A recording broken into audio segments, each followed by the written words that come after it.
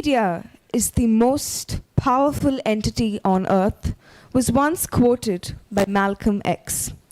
A very good morning to one and all gathered here. The Citadel is filled with Catholic journalists from Chennai and ICPA delegates from different parts of India for the National Convention and Award function. On behalf of the Indian Catholic Press Association, we deem it a privilege to welcome all of our esteemed guests and participants to the 27th National Convention of Christian Journalists 2022. The theme that has been chosen for this year is Journalists, called to be prophetic communicators.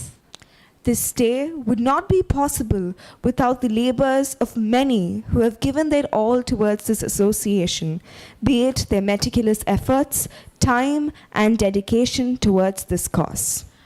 Kindly turn your mobile phones and electronic gadgets to silence. Now I invite Father Suresh Matthew to read the obituary.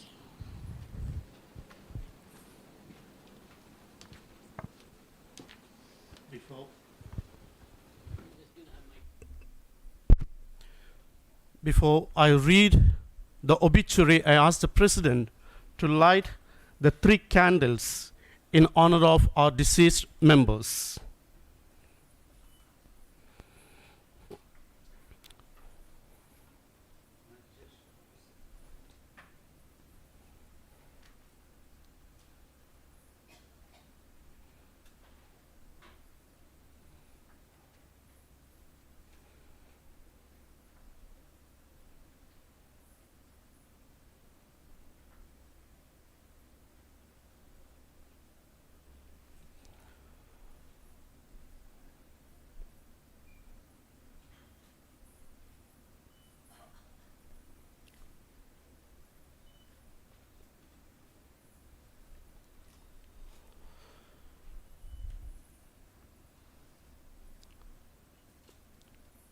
Respected dignitaries, resource persons, guests, delegates, the past 1 year, that is, between our last GBM held in Mumbai and this one here in Chennai, ICPA suffered bereavements thrice.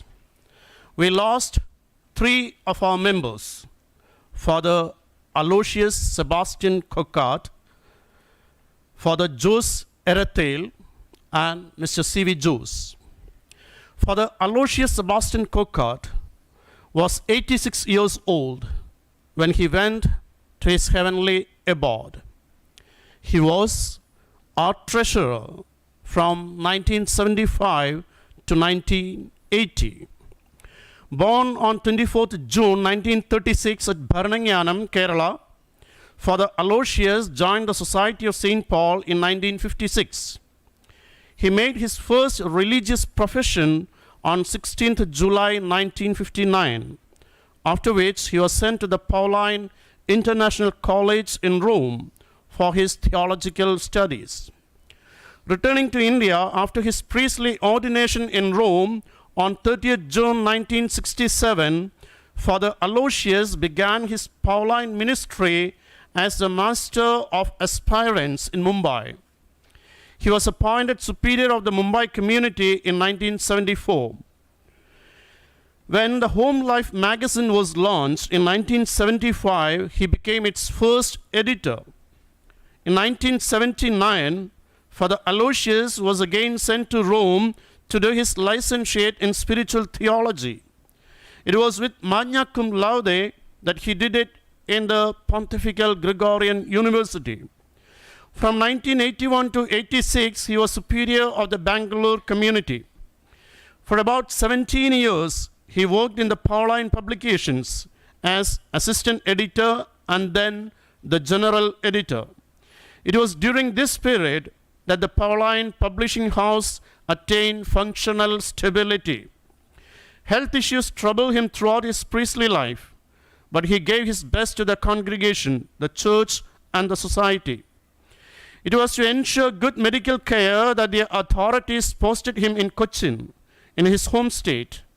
On 21st April 2022, He had to undergo amputation of his right leg. He was recovering well. But on 5th May, he suffered a massive heart attack and succumbed to it. Father Aloysius Sebastian Cockart, SSP, 63 years a religious and 55 years a priest. Now, a brief sketch of Father Jose Erathale. Father Jose Erathale was just 61 years old when he was called to eternity on 9th June 2022. It was a congestive heart failure that ended his life here on earth. Father Jose was always a man in a hurry and a man of action. He was a dedicated divine word missionary for 33 years. Father Jose was born on 10th September 1961 at Pudi, a village in central Kerala. He professed his final vows in the SVD congregation on. He was then elected superior delegate, a post he held from 1999 to 2004, to the satisfaction and admiration of all concerned. Other positions wherein he excelled include Superior of Savedia House, Administrator of All India Savardiya Sangam Antheri, Editor of Word India, and Publisher of the Province magazine Frontiers, Director of UCDC Bandra, Rector SVD Provincial House. His pastoral service extended to many parishes in the Mumbai suburbs.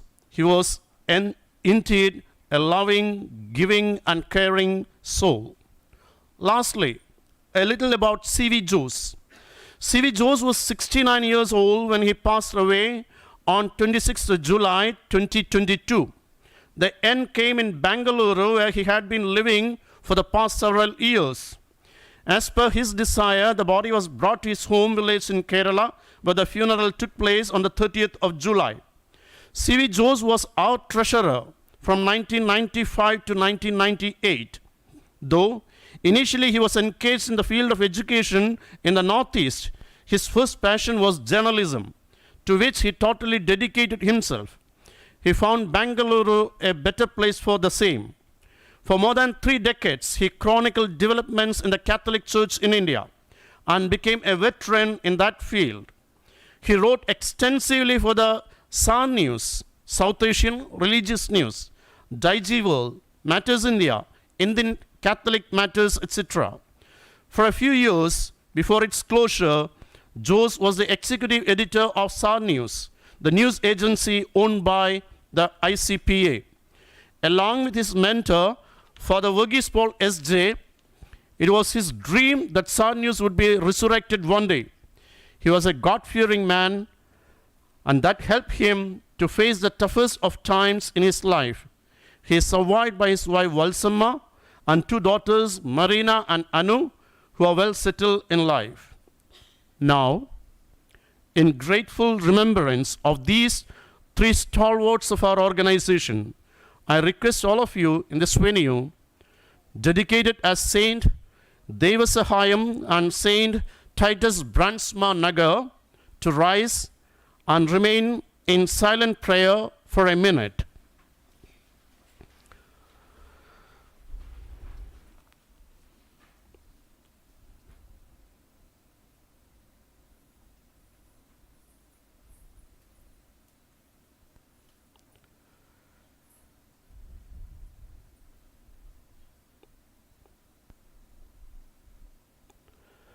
I request the dignitaries to pay floral tributes to the 3 deceased members of the ICPA.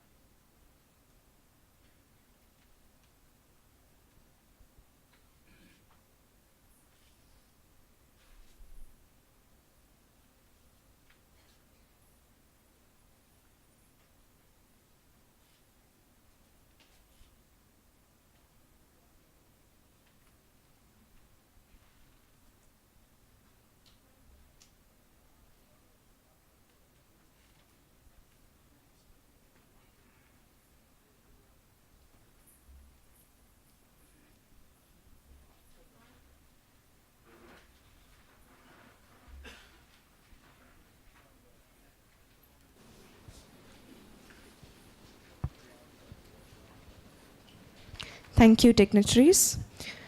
Before we commence further, it is only fair to mention a few of the many splendors undertaken by the ICPA. Founded in the year 1963, the Indian Catholic Press Association is an association of Catholic newspapers, periodicals, news agencies, publishing houses, journalists, and teachers of journalism. The ICPA is one of the oldest and most active Catholic press organizations in Asia, whose work accomplishes its many objectives, such as providing news that is authentic, with no scope for miscommunication, manipulation, bias, and prejudice, communicating the voices that are otherwise neglected in the fringes of the society with passion, zeal, and vision as that of a prophet. As Psalm 149, 3 verse 4 says, "Let them praise his name with dancing and make music to him with timbrel and harp," we now invite students of Isabel College of Nursing, Mylapore, to lead us into the divine presence through their invocation dance.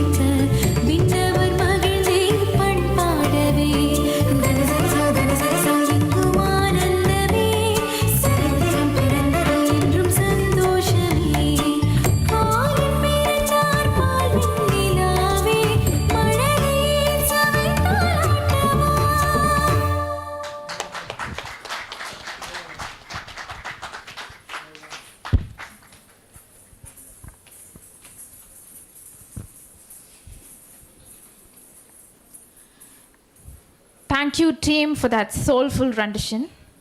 Light is hope, wisdom, and goodness, a gift from God brought to us that will never fade away.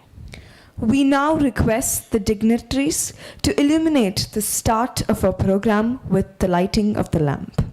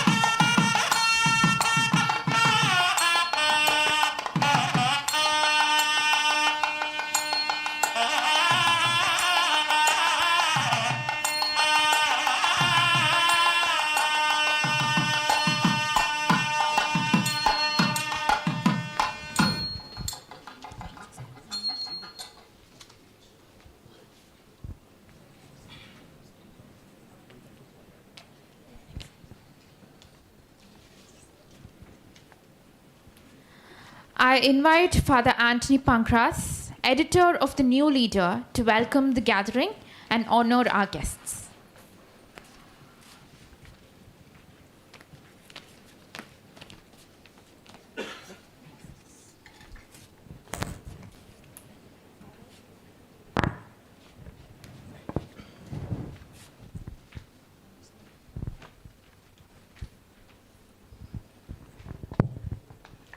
Dear brothers and sisters in Christ, good morning to you all. Yeah. With all rain and cyclone, welcome to Citadel and welcome to Chennai.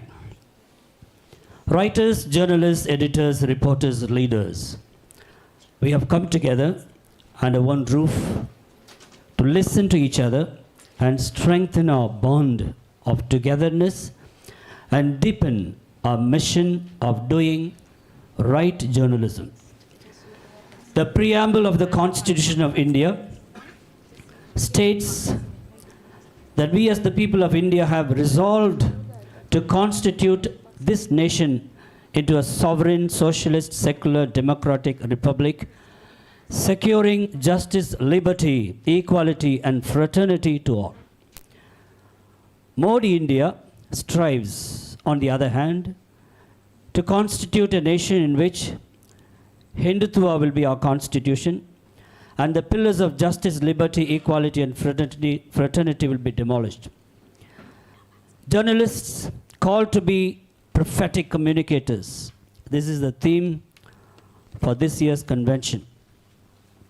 India needs fair, non-hyphenated, and questioning journalism packed with ongoing on-ground reporting. In this process, we will be lighting many more candles amidst the dark moments of tyranny and fear. Our mission has to go on. May I welcome, in the name of the Assembly, Mr. Ignatius Gonsalves, the President of the ICPA, who is the heartbeat of this association, to preside over the proceedings of the inaugural session. He takes boundless initiatives to strengthen the ICPA. He has a vision driven by values and faith. Welcome, sir.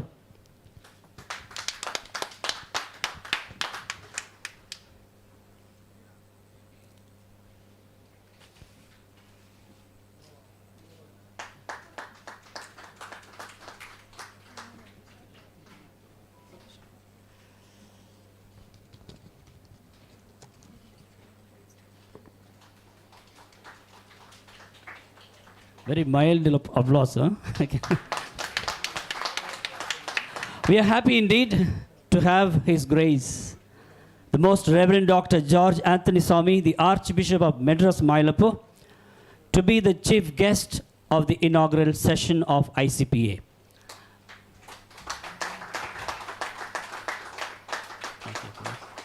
Yeah.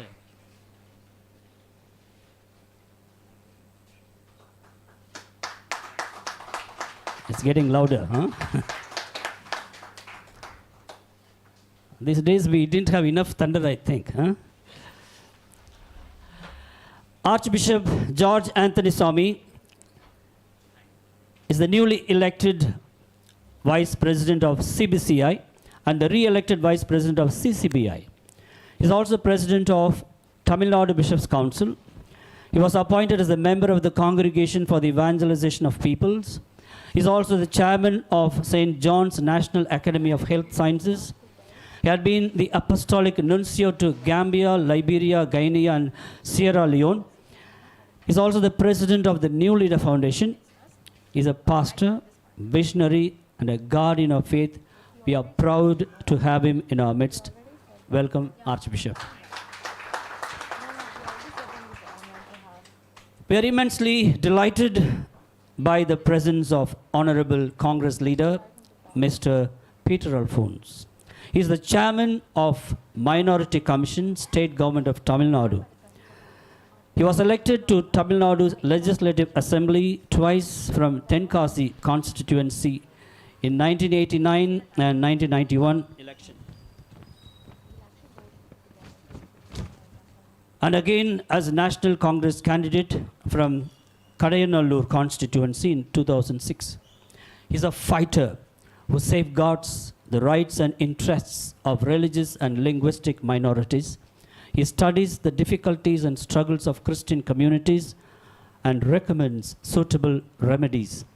A deeply faith-based, committed Christian, social reformist, a powerful speaker of truth, a great humanist. We welcome you, sir, to our convention.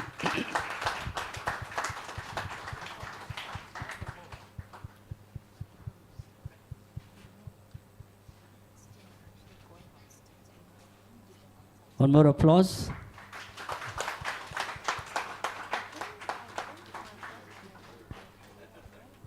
He knows, I think, most of the Tirukkural by heart. Huh? With honor and pride, I extend a warm welcome to Bishop Salvador Lobo, who has been walking along with ICPA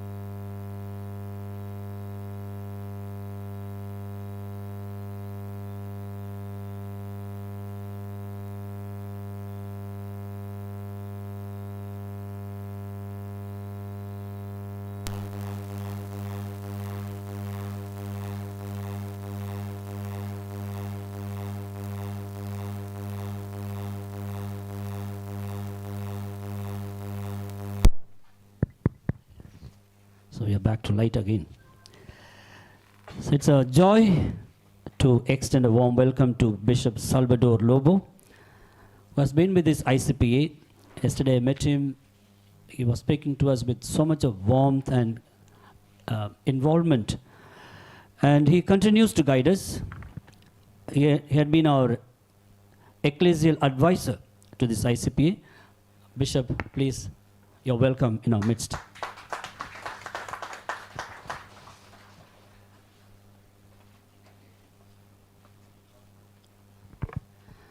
It's a joy to welcome Bishop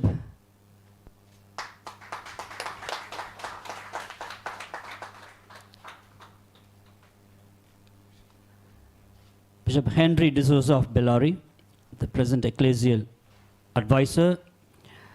Your presence adds joy to all of us. With your vibrant presence, you will add more strength to this ICPA and take us a little more higher. Welcome, Bishop, to our convention.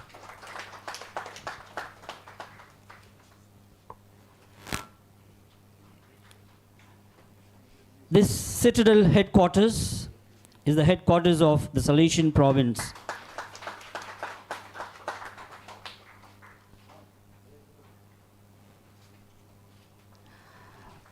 Province of Chennai. Father K.M. Jose is the Provincial. His graciousness and goodness facilitated our stay here. With gratitude, we welcome them all. And Father Don Bosco is the Vice Provincial of Salesian Province of Chennai. His courageous leadership has contributed much to the growth of the province. Had been the driving force for Varigati, an organization for empowering the youth of Chennai. He has in his fingertips the top political leaders of Tamil Nadu. We welcome Father Bosco and Father K.M. Jose. They'll be joining us soon. It's my privilege to welcome Father Suresh Matthew, Editor, Indian Currents, the Secretary of ICPA, and Father Joby, the Treasurer of ICPA, who is appointed the new Provincial of St. Paul's. So give a round of applause to our Secretary. And Father Joby, please.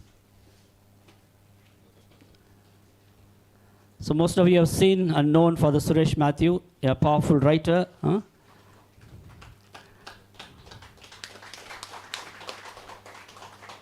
And here comes our Joby, the treasurer, main cause for making this ICPA self-sufficient and strong in finance. Anybody wants any contribution, please approach him. I also welcome the participants from JD Academy of the Archdiocese of Madras, Mylapore, especially Father A.L. Sebastian, who will be joining us in the panel discussion. Please, yes, please stand so that others may see. He is the director for JD Academy, empowering the young people for IAS and IPS administration offices and other job opportunities, newly started. And we have brothers from Brothers of Holy Cross congregation and Junior Seminary Vellavedu, and representatives from Sathinilayam and Arutkadal. Hearty welcome to all you participants. Thank you. Dear writers, journalists, participants, we are the prophets of our time. We have come from different parts of India. Our convergence will certainly lead us to an emergence of a new era. Welcome all of you, all the writers, editors, and just you can give an applause to yourself. We are called to uproot and tear down, to overthrow and to bring light the truth, to bring the good news to the poor, to comfort the brokenhearted, to proclaim liberty to the captives, to uphold our constitution and the principles of journalism. May this convention open up a new chapter. Welcome all of you, and thank you very much.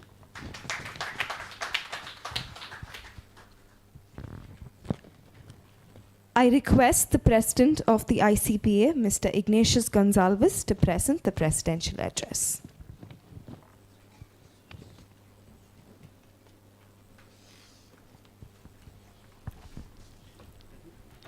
After the President comes, Your Grace, the Most Reverend Dr. George Anthony Swami, Archbishop, Madras Mylapore, and the first Vice President of the CBCI, Mr. S. Peter Alphonse, Chairman, State Minorities Commission, Tamil Nadu, Your Excellency Bishop Salvatore Lobo, former ecclesiastical advisor to the ICPA, Your Excellency Bishop Henry D'Souza, our new ecclesiastical advisor, Father K.M. Jose STB, the Provincial, Father Don Bosco, the Vice Provincial, Father Gnani Raj Lasar, and Father Anthony Pankras, our local organizers,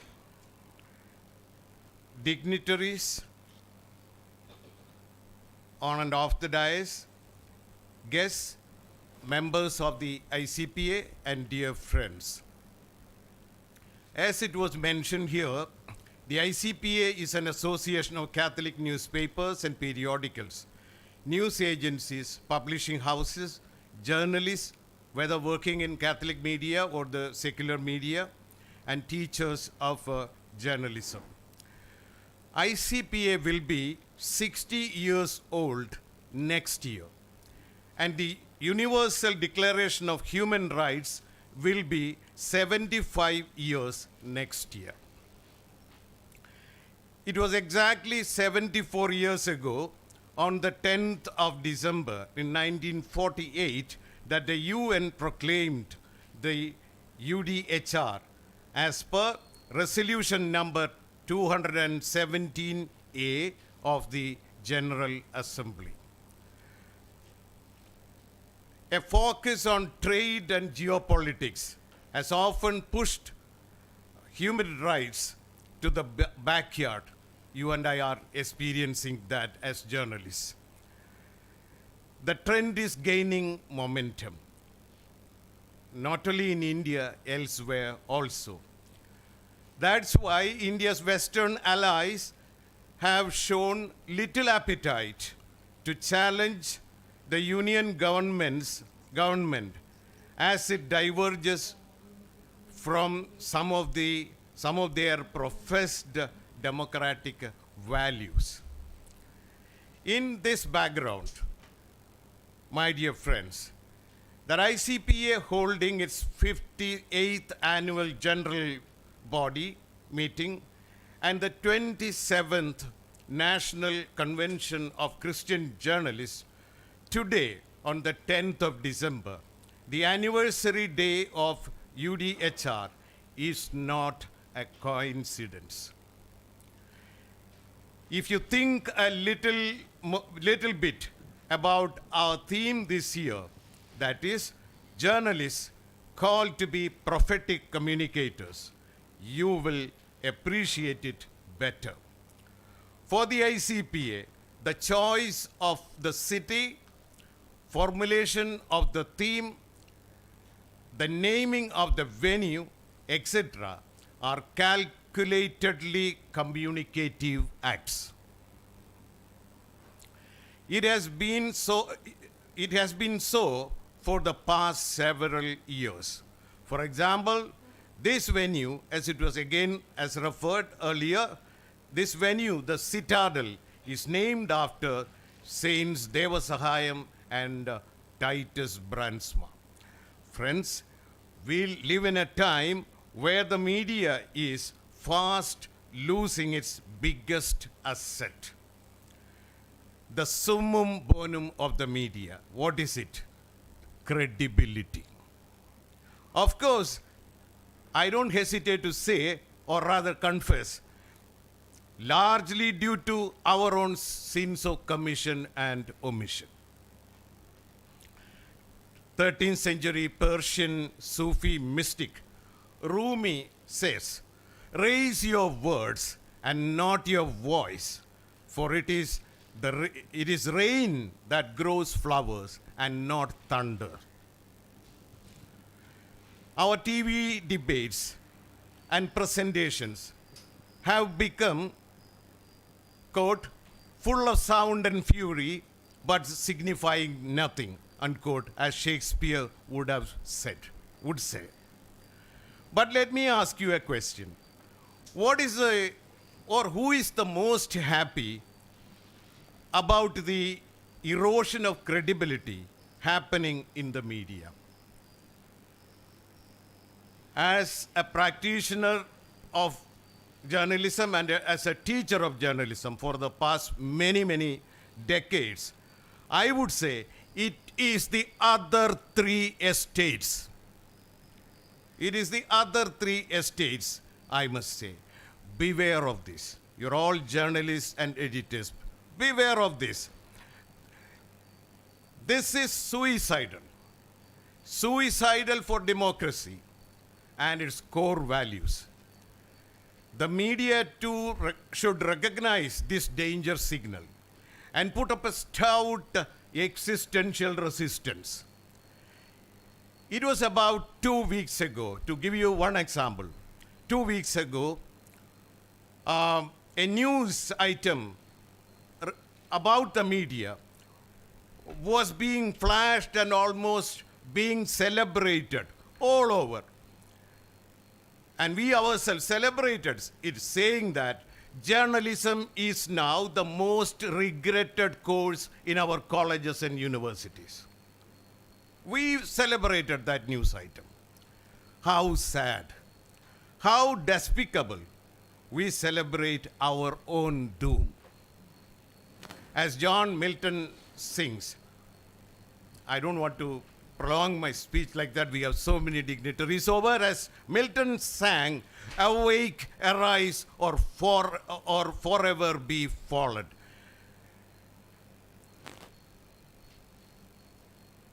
The media in this background, in this context, has become more relevant, if not crucial, I would say. Viva media, viva journalism. Thank you very much.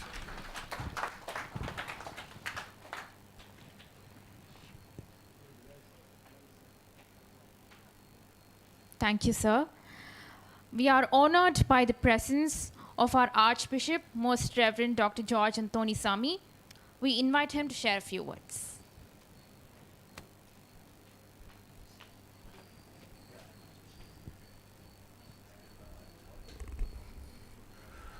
Good morning to all of you.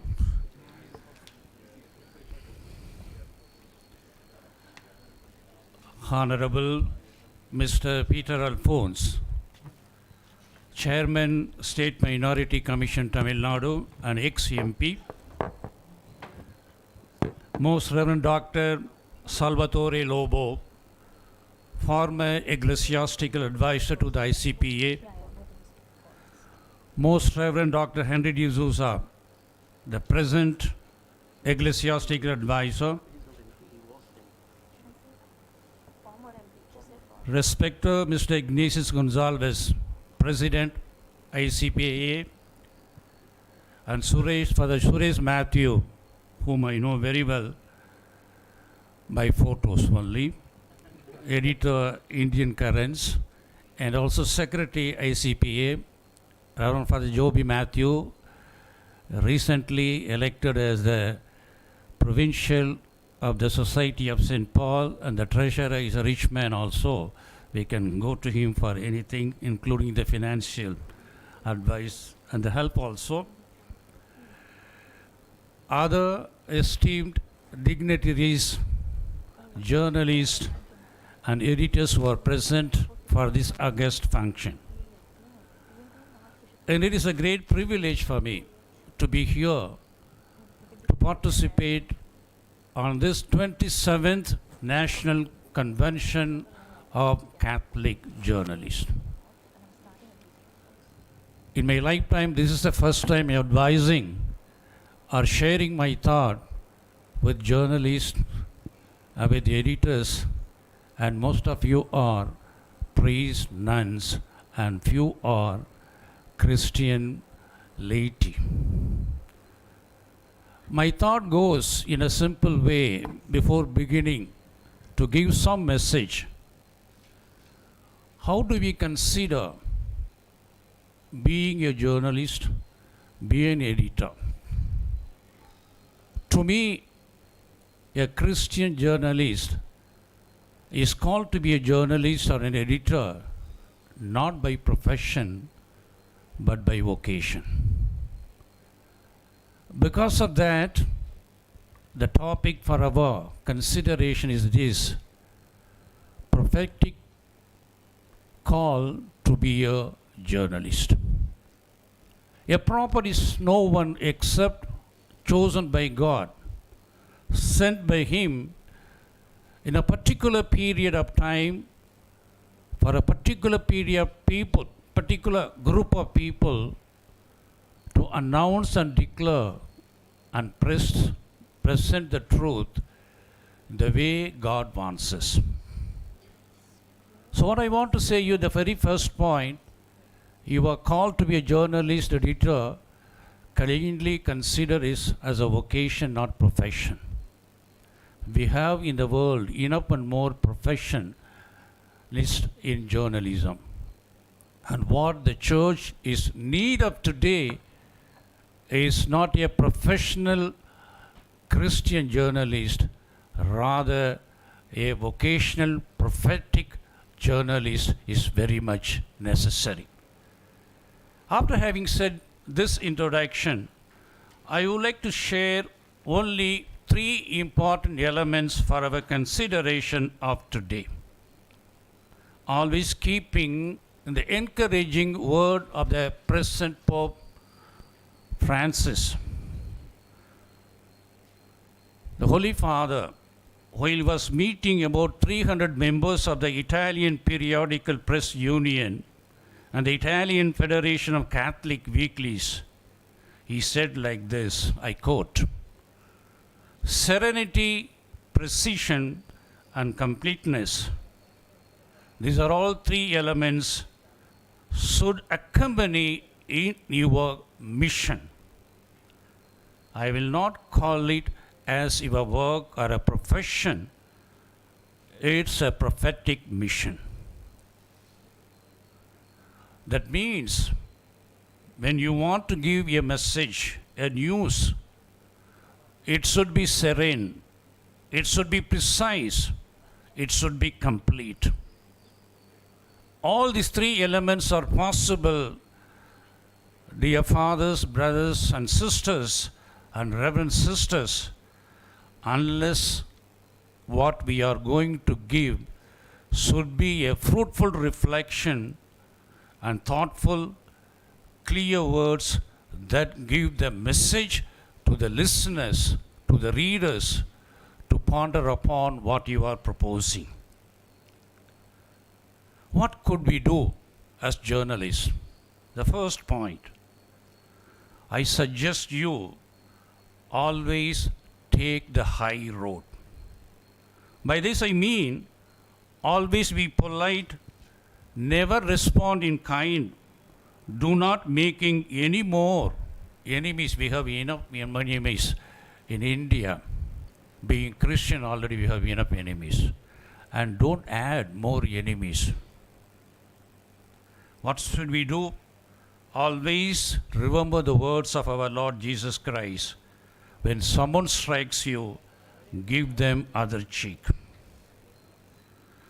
What we are going to say should be high above the petty interests of the society, the petty popularism for which so many are aiming at.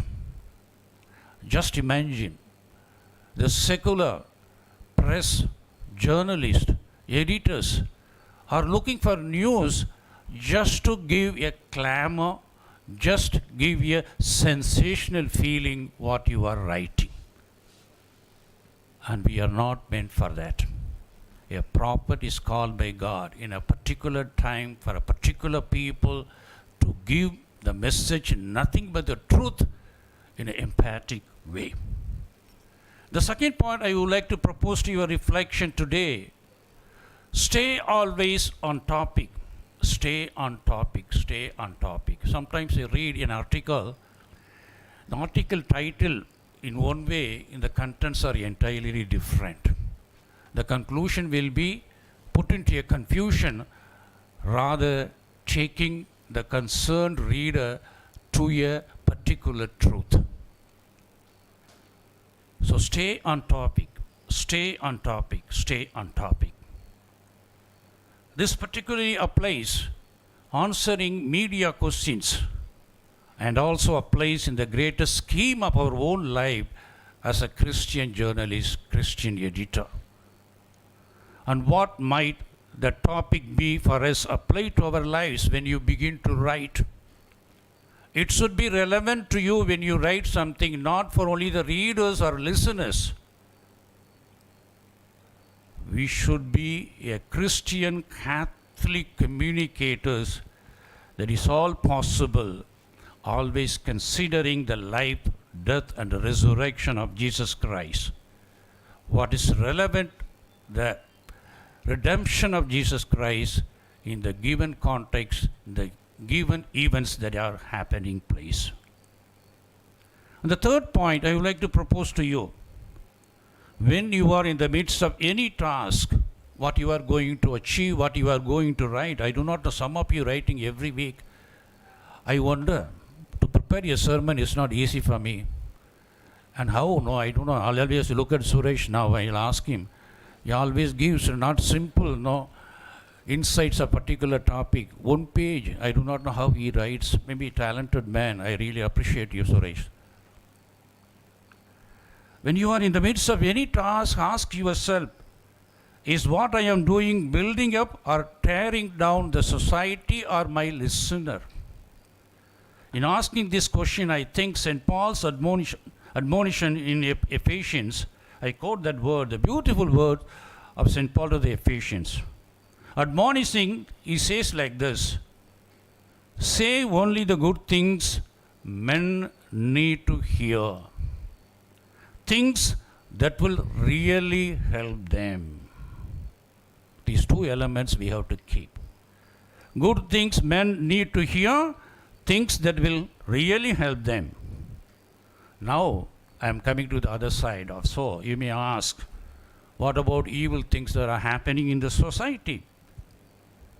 So what I said does not mean that we should not speak the truth against evil or sin. I am not telling that. Jesus himself was quite outspoken in his attacks on hypocrisy and sin.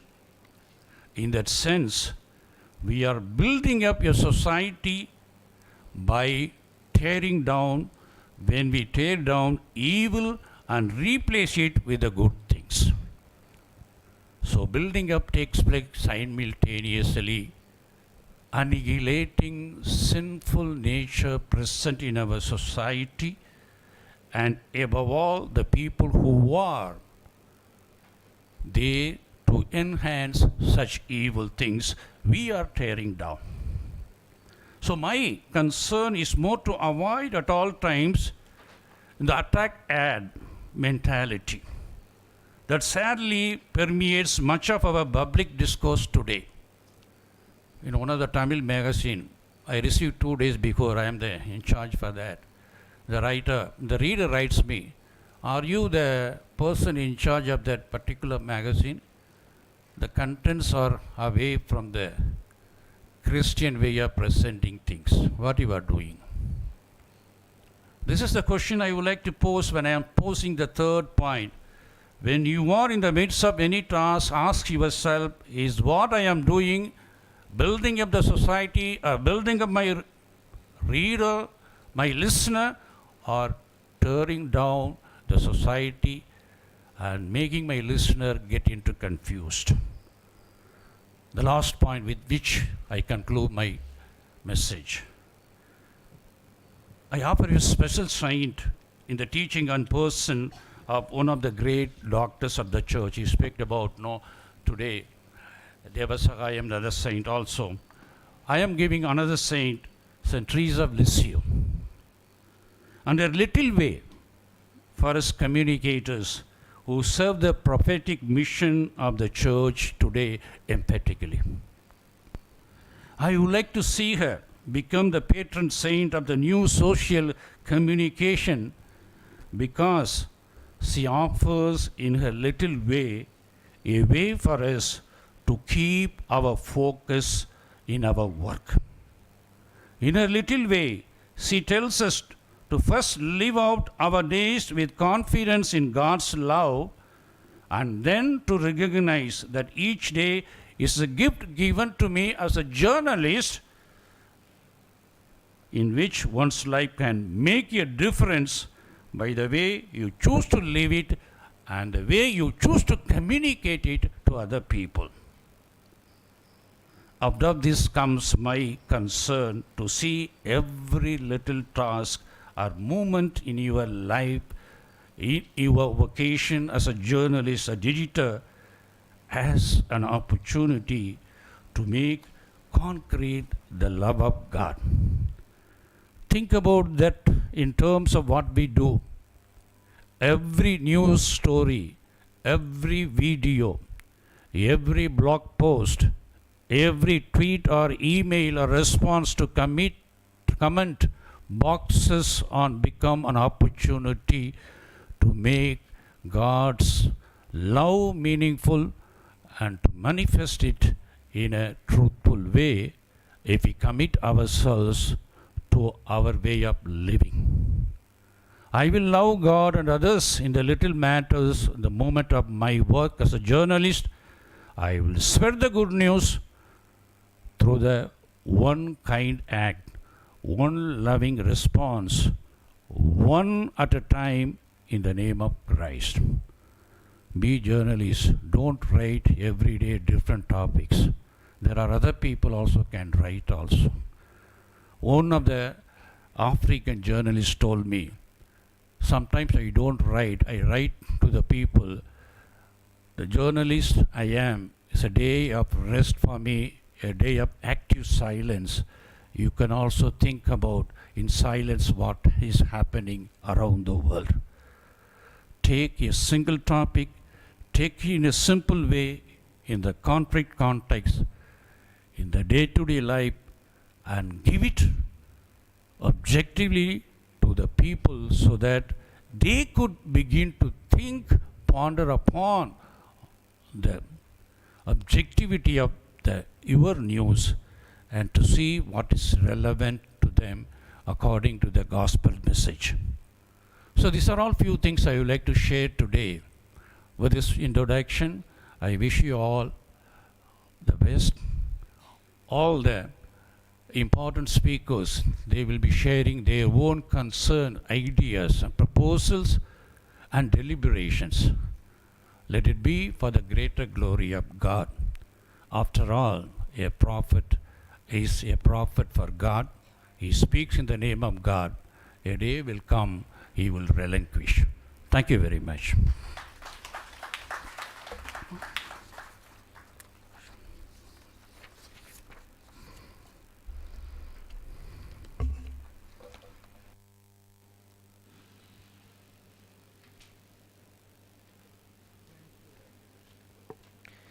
As Proverbs 25 verse 11 compares the words spoken at the right time to the elegance of an apple on a silver platter, the wonderful message on the vocation of journalism by our Archbishop is definitely the words that are much needed in today's popularist world. We thank you, His Grace, for the inspiring words. We are delighted to have Mr. Peter Alphonse, former MP and chairman of the Tamil Nadu State Minorities Commission. Mr. Alphonse is a phenomenal leader whose work in the political sphere has promoted harmony, provided justice and inclusivity. We invite you, sir, the guest of honor, to this inaugural program and to present the inaugural speech.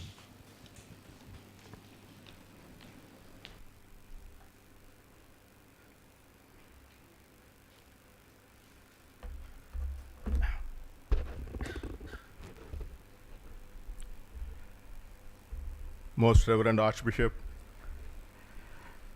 Bishop Salvador, Bishop D. Sousa, Mr. Ignatius Gonsalves, President, for Suresh Matthew, Secretary, for John Matthew, Treasurer, and Father Anthony Pancreas and Yanni, who were instrumental in bringing me here, and journalists, editors, and media personnel. Good morning to everyone.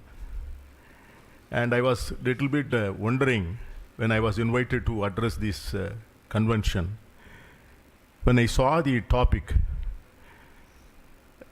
a prophetic journalism. That means we have to speak with no fear and with no favorite. And what is the relevance for a working politician to this noble team when you are expected to speak without fear and without any favor? I have been and I am a working politician for more than half a century. And I had the rare privilege of writing columns also in the papers. And I was also the official spokesperson of the Congress Party for a long time. And I was also a media panelist. And I had the experience of facing lot of troublesome questions when we chose to write the facts through a different angle. When I was in the assembly, there is a popular weekly in Tamil Nadu, Junior Vigadan, and I was asked to write about the assembly proceedings every week. Every week I used to write for Junior Vigadan the happenings inside the assembly through the prism of a sitting legislator. And the article was welcomed very well, and we had a substantial readership volume. And some members of the assembly got irritated. Then they moved a privilege motion against me. Then it was Kalaignar the Great, who was there in the assembly as the chief minister, who himself was a journalist, who himself was a media person, and he only saved me. And Mr. John Dayal is here. And you may not know how he is relevant to me. And I was in the parliament in 1996. And I happened to read an article of Sir John Dayal. He was writing about the RSS, and he gave some valuable inputs to establish that RSS was the biggest recipient of foreign donations. So when I got that article, I thought I should raise the issue in the parliament. So I took the article in my hand, I went to the parliament. Vajpayee was sitting as the prime minister. Lal Krishan Advani was sitting by his side as the deputy prime minister. And I started addressing the parliament, and I quoted extensively from the article as written by Mr. John Dayal. And the whole house was looking at me in surprise, in awe. And immediately after my speech was over, Mr. Ahmed Patel was there. He was the treasurer of the All India Congress Committee. He just called me. Are, you bring the article to me. I have to send it to Madam Gandhi. So, what journalism can do? And journalism is all the more important for the leaders of political parties and the people who run the government. And most of the leaders have had the habit of reading the morning newspapers, and there are very few leaders who read articles and editorials. And I wrote one article in Denamani about the Right to Information Act. So I wrote the article and I forgot about it. And one fine morning I got up for my morning scrolls. I had a phone call ringing. I just took the receiver. I was able to recognize the voice of the Chief Minister. Mr. Kalaignar was on the other line. It was 5:30 in the morning. He asked me, have you written an article in Denamani today? I said, yes. It was good. That was the first sentence. Then he said, you have looked at an important aspect about the Right to Information Act. It was the Tamil Nadu government which passed an earlier act about right to information prior to the Central Act, and you have not mentioned it.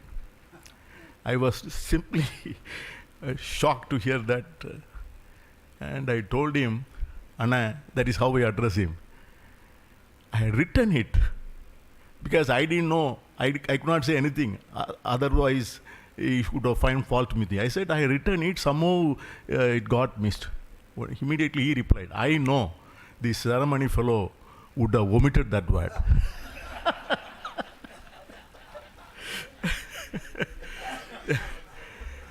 Then he asked me, have you got the manuscript? See, I lied. Yes, I have. Then he told me, send it across. I have to publish it in Morsoli. So I thought that I have to prepare a manuscript, somehow include Tamil Nadu's name also. And I'll finish it after my walk. So I went for walking, came back home. I was shocked to see the superintendent of police waiting at my doors, sent me the chief minister to get the copy of the manuscript. So somehow I found the manuscript, but fortunately I had mentioned about Tamil Nadu and said Tamil Nadu and other few states have already enacted the laws regarding to the right to information. So Kalaignar was all smiles and he said, wonderful, I am going to publish it in Morsoli. See, when Nehru was asked a question, what would you prefer? A country without a government or a country without a newspaper? He said, I would prefer the second. I would prefer a country with a newspaper rather than a country without a government. And somebody asked me, who is a journalist? And the man replied, that is the most idiotic question that can be asked, because anyone can be a journalist. Anyone who has got a paper and pencil, who has got an inclination to write. And the main theme is, as our Archbishop said, it should be written with a purpose. It should be written for public consumption to bring out the good on earth. And we have been telling so much about storytelling. And journalism is about storytelling. We need the most beautiful stories now. And towards the Second World War, there were three important stories before the world. The fascist story, the communist story, and the liberal story. The fascist story was knocked down by the Second World War. The communist story was out of the box when the Soviet Russia fell. And there was only one story was available. There was a liberal story, there is a liberal democracy. And most of us thought that this is the final story. Liberal democracy means not only an adult franchise, it is a democracy that guarantees the rights of minorities, a democracy that guarantees the right of freedom to speak, to practice, to profess whatever religion, the right to take what food we want, the right the way to dress. So we thought the liberal democracy has opened the gates for social harmony and communal peace. It would bring great minds together across the borders. It would bring talents, it would bring investments. It will allow the labor force to migrate freely so that wherever there is employment, the people can travel. But the Great Recession, when the economy collapsed in the 2000s, there was a lot of discontent among the masses. And people thought, they still believe that globalization and liberalization is a great fraud committed on them. It is a way to cheat the masses to rob what little they have, and to enrich a selected few. And everywhere there is discontent. And the entire history of humankind, there was never a time where there was so much of disparity between the haves and the have-nots. Extreme societies with unbridgeable gaps. And you might have, most of you know, I need not tell you what it is on the financial or economic side of the country, where 1 to 3% of the population holds nearly 80% of the nation's wealth. And along with this economic disparity, there is technological disruption. And the new technologies, we don't know what they are capable of and how they are going to be developed. And yesterday I read a small article in Times of India which said Elon Musk has announced that they would be planting a chip in the brain of human beings very shortly, within another 6 months. They have already started the trials. So a man with a chip in the brain, monitored, guided by a force of energy, by somebody who has got an ulterior motive, and how it would develop itself and what will be the consequences. And my son was with me a week back. He is working he's a senior professional in the telecom industry. He showed me an app. Dad, you say that you are a great thinker, you are a great speaker, you are a great writer. Just, look at this app. He showed me. When I had it in my hand, he just put the words, write about your rose. Within 2 seconds, the app delivered a beautiful article about the rose. And my son sent a reply, I am not satisfied with this article, so send me another. Within another 3 seconds, it sent another beautiful article about rose. And again, he asked me whether you want articles in Tamil. I said yes. Then he said, write an article about Tirukkural, the book you have presented to all the dignitaries today. Immediately, the app delivered an article about Tirukkural, mentioning about all its contents, the beautiful literature. So, how we are going to compete with these cognitive machines?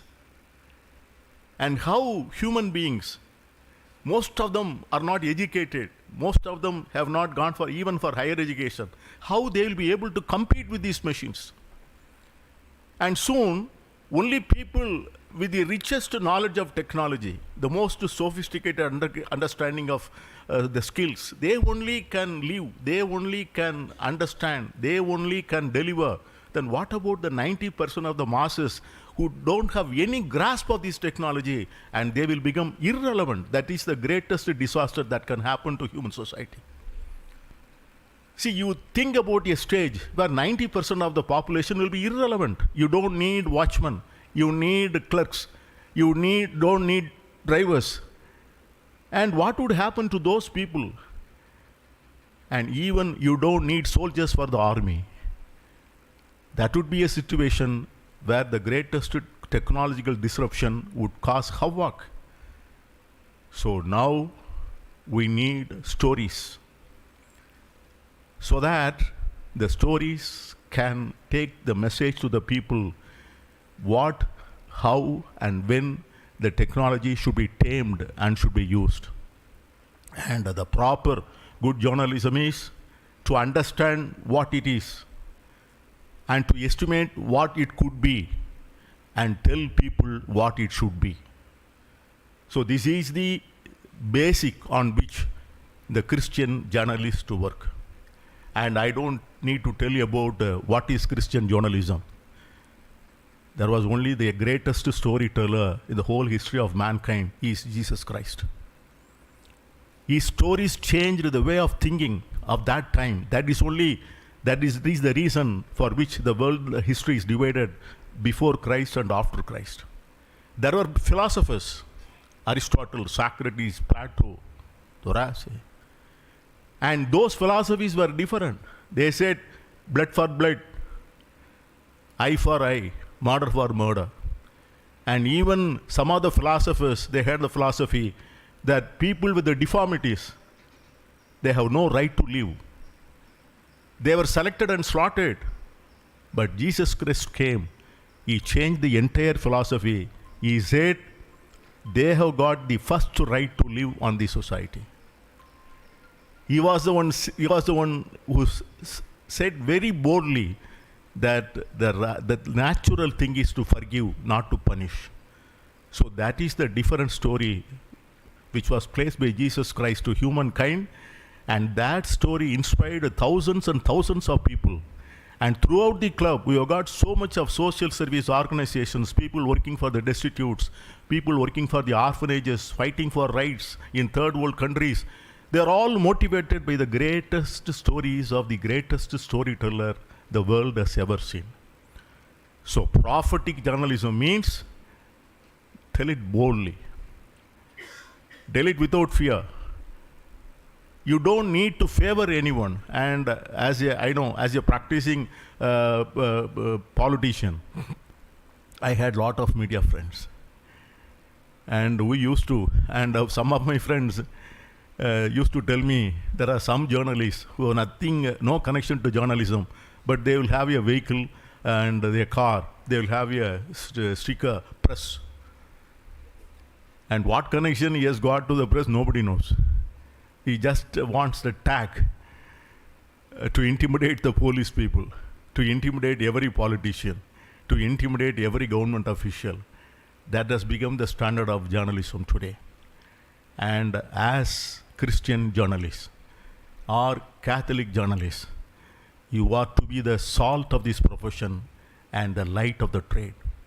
And days ahead, we have to face the majoritarian agenda of the present government and also the successive governments, I fear. No political party is willing and dare enough to oppose the majoritarian agenda of the present regime. And recently, I don't want to be lengthy. Last week, the government cancelled all the pre-matric scholarships given to the students. Entire country, one stroke, no. From first standard to ninth standard, the minority students were given small scholarship. It was a very long way to help them. And yesterday, they have cancelled all the scholarships for higher education for minority students. And every political party is thinking twice to issue a statement for that. They think that any such statement would antagonize the majority. So, it is high time.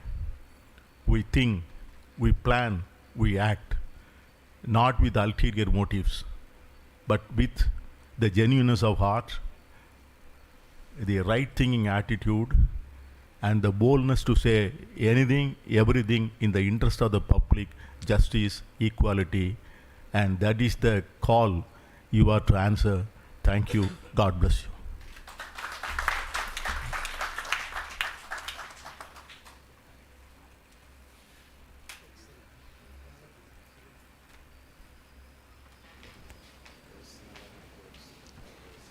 Thank you, sir, for your wonderful sharing.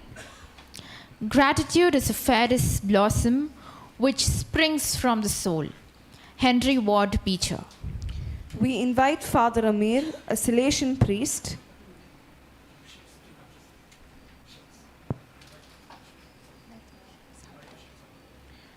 We invite Bishop Salvatore Lobo to deliver the vote of thanks.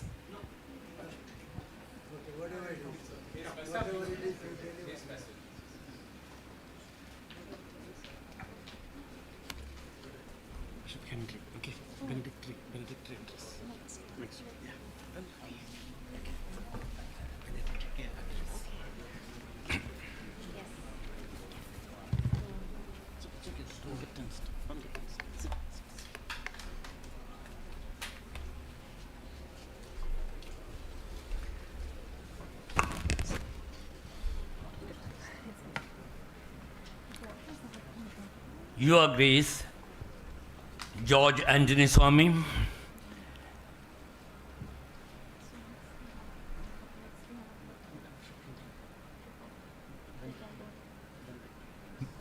the chairman of the Chairman of the Minority Commission, Mr. Bernard, Peter Bernard, Bishop Henry, Mr. Ignatius, the invited guests, journalists. In the first place, I want to give thanks to the ICPA for inviting me here today to say a few words. This is the age of the communication or millennium of communication. And the theme that is chosen by the members is very, very apt. That tells us, call to be prophetic communicators. Yesterday morning I started from Bishop's house, Darjeeling, and he celebrated his 25 years of ministry. And one of the paintings that he had received some days back for this was a painting on silver platter. During the season of Advent, we are talking a lot about Saint John the Baptist. The silver platter painting had something very, very attractive. The princess, her face and the crown was very, very spectacular. But for me, the face of Saint John the Baptist, almost with a smile, radiating the glory of God, was more attractive. And very especially, the church today is on that line, that is, we as the church remains very prophetic, and we become almost like the candles that are burnt for the glory of God. And this meeting of the journalists, very especially Christian Catholic journalists, calls us to be prophetic. Prophetic, like John the Baptist, to proclaim the truth, to stand for the truth, and if need be a true witness to the life, gospel, and death of Christ. Today, journalist is a man who tells the truth. But we are in an age when we are going for compromisation of different things. Compromise is the hallmark of the day. But Jesus tells us that as we preach the gospel, we proclaim the truth, only the truth, and nothing but the truth. And for this, we need courage, we need the inspiration. And as Christian journalists, in the era of the journalism and communication, you and we have a very great part to play.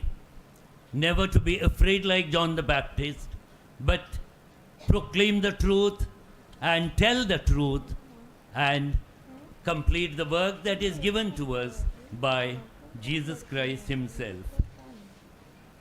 We are invited very specially through the Holy Spirit in this age of hope based on good news, which is Jesus Christ himself, to make a change in the society, change for better. Lord may now appear more distant to, and the horizons of hope expand all the more.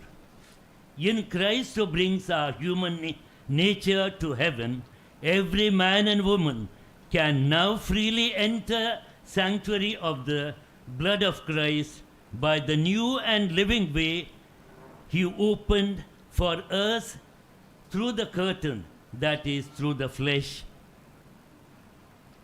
Letter to Hebrews chapter 10.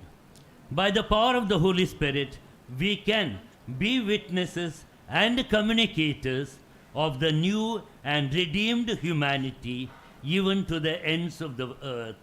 Acts of the Apostles, chapter 1.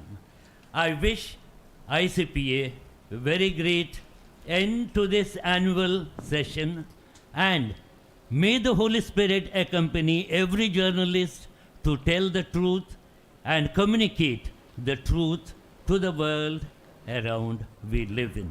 May God bless each one of us.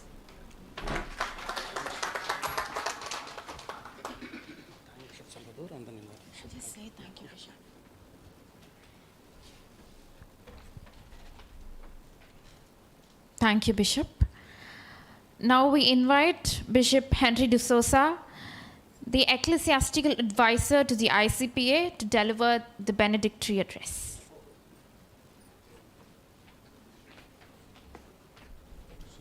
Dear Archbishop George, Mr. Peter Alphonse, Bishop Salvador, Ignatius, our President, ICPA members, fathers, brothers, and sisters. It gives me immense joy to be with you all and to be reconnected with the ICPA. You have chosen a wonderful theme called to be Prophetic Communicators. When you talk about communicators, I'm reminded of an anecdote. A beggar went round begging early in the morning, and you know where he went to first? He went to a presbytery. The two priests, senior and junior, just finished their holy mass, and they were in the portico of the presbytery reading newspapers, waiting for the breakfast to be ready. And this beggar, young beggar, went and asked for some help. The senior priest got wild. You come so early in the morning? We did not even have our breakfast. You come so early in the morning. He gave him a bit of his mind. Then he told him, after all, we are poor priests here. What can we give you? Can you see a palatial house across the street? That street? Yes, that is our bishop's house. Can you go and ask him? He can give you something good. The beggar believed. He crossed the road, went into the big gate, went to the house, and he was with the bishop for about 1 hour. Then at the end of the hour, he came back. He was coming out of the bishop's house gate. And the two priests again were continuing their ritual of reading the newspaper. And they saw this gentleman walking out of the bishop's house looking happy. They were curious. They clapped for him, asked him to come across, and then the senior priest asked him, "What did our bishop give you, man? You're looking happy. What did he give you?" You know what he said? "Yes, bishop gave me what? He spoke to me for about 1 hour. And he told me how hopeless the economic condition of the diocese is. And having heard him, I contributed 100 rupees to the diocesan funds." I think that was a great bishop, don't you think so? He was a good communicator. Good communicator not because he made the diocese richer by 100 rupees, but because he made the beggar to give. He was happy whenever he received. For the first time, he had the joy of giving. God loves a cheerful giver, says St. Paul, isn't it? There is more joy in giving than in receiving, Acts of the Apostles. That is the communication. Dear friends, we are called to be prophetic communicators, not focusing on ourselves, but focusing on people. A prophet is called, and his quality should be one that of faith, courage, fidelity to his calling, and also he gives hope. He is called to pull down and to plant, to break and to heal, above all to give hope to the society. Many men and women have described the situation of journalism or press of their time. You know, Benito Mussolini, the great Italian dictator, you know what he had to say? Italian journalism is free because it serves one cause and one purpose. One cause, one purpose. And what is that? Mine. I don't have to say more. Napoleon Bonaparte. Never awake me when you have good news to announce. Because with good news, nothing presses. But when you have bad news, arouse me immediately. For then there is not an instant to be lost. Not that I fully agree with that. The noted journalist, and also there is a award given in his name, Joseph Pulitzer. Money is the great power today. Men sell their souls for it. Women sell their bodies for it. Others worship it. The money power has grown so great that the issue of all these issues is whether the corporation shall rule the country or the country shall again rule the corporations. The situation is depressing, dejecting, and even oppressing. I don't have to say more about what we are going through in India. That's why it is said, our liberty depends on the freedom of the press, and that cannot be limited without being lost. It cannot be limited. Unlimited freedom, but that goes with responsibility. And the responsibility is the prophetic responsibility to be faithful to people. Jesus said, I am the way, life, and the truth. And what is the truth? 1 plus 1 is 2 is the truth. Truth is person. Truth is community. Truth is God. And truth is Christ. If that can be uncovered and manifested, made visible, I think we are true to our calling. Dear friends, we are called to be prophetic. You know what is happening in the Catholic Church today? We are talking about the synodality. I had the happy opportunity and the privilege to participate in the last synod, once lifetime opportunity, and I know what it is. Now the church is preparing for the synod for next year and the following in 2 phases.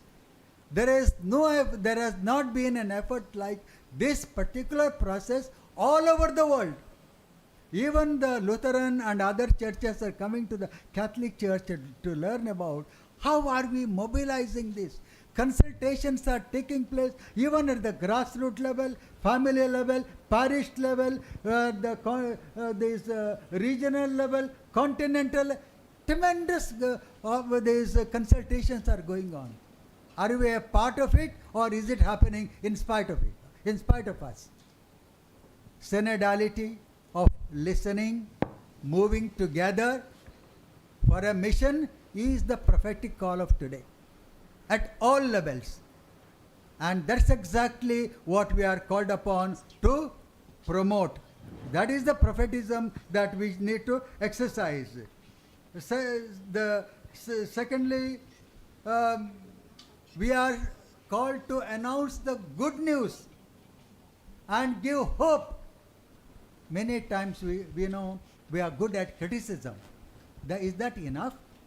We should build. We are here to give good news and to build up.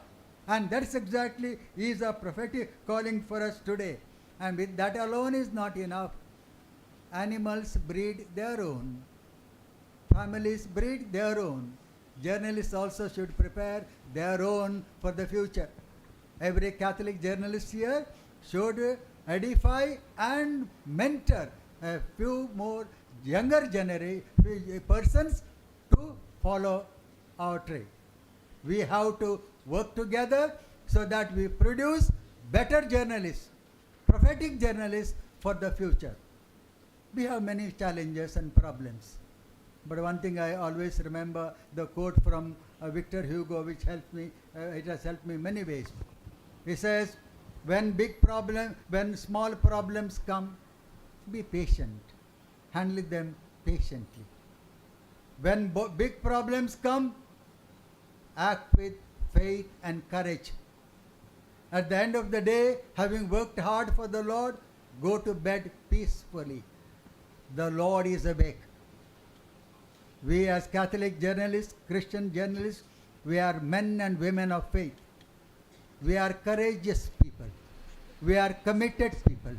We are here to bring good news and hope to the society. May God bless us. Thank God. Thank you so much.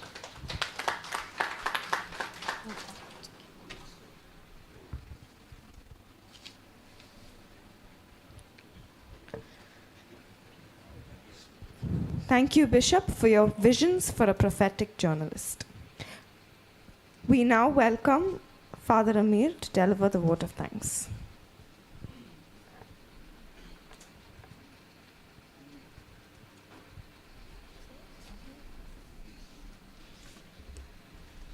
Dear friends, now we have reached the concluding part of the inaugural session.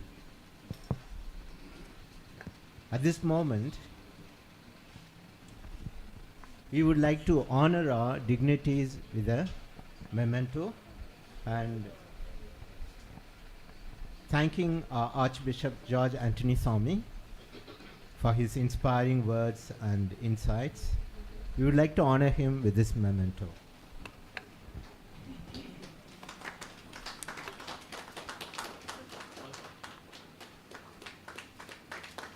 Thank you so much.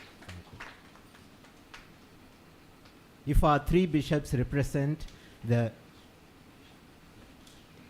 ecclesial sphere, now we honor Mr. Peter Alphonse, the representative from the public sphere. Now we also honor Bishop Salvador Lobo and Bishop Henry D'Souza.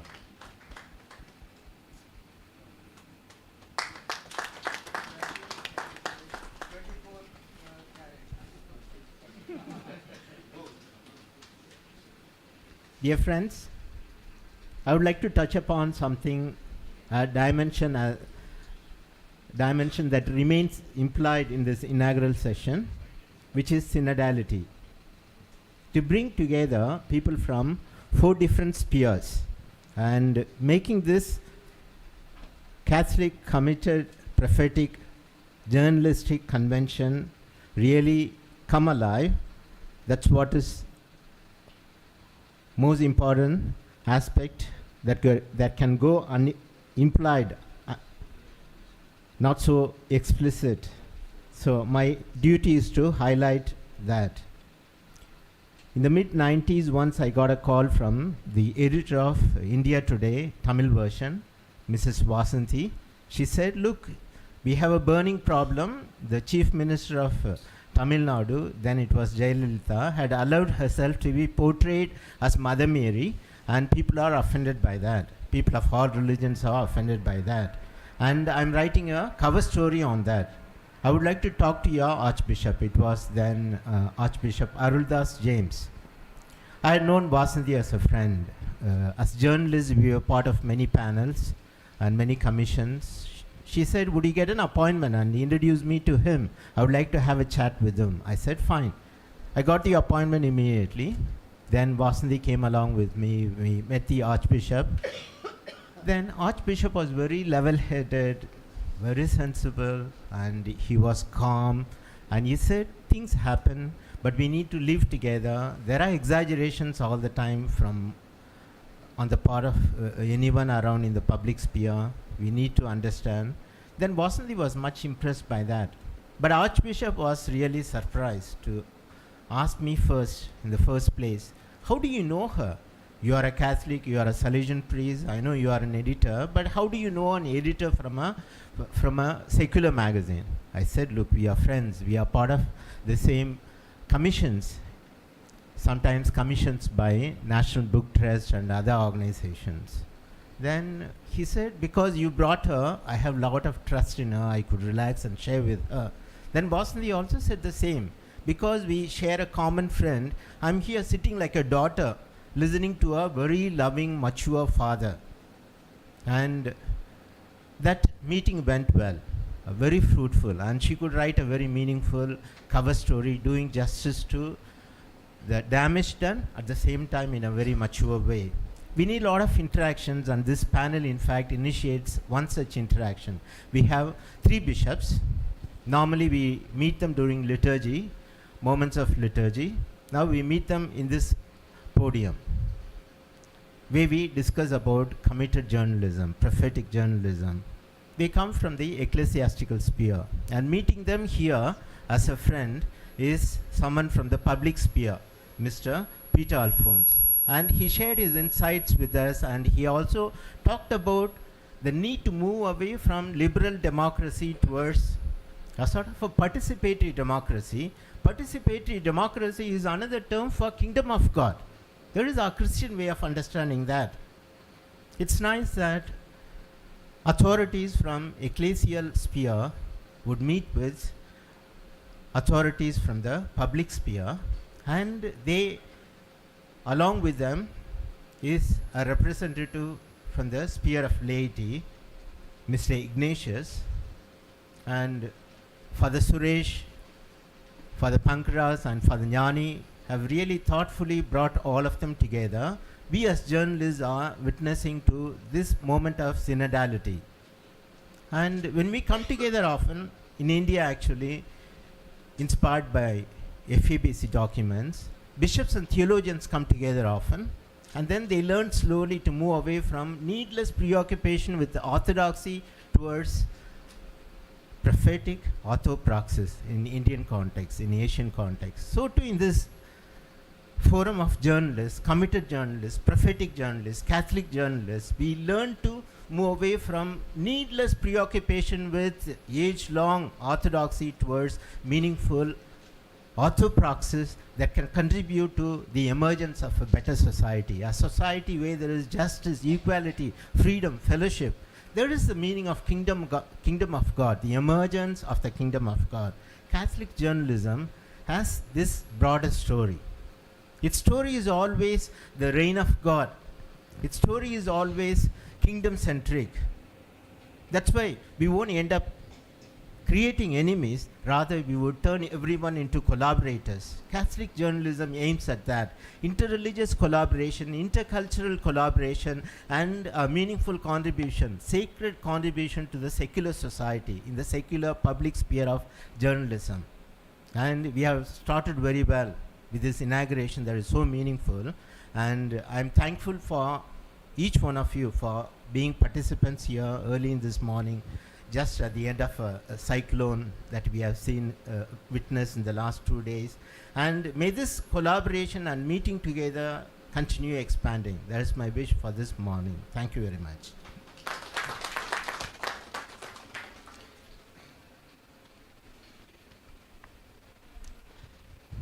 Thank you, Father.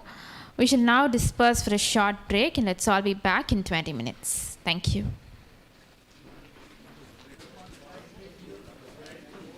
We'll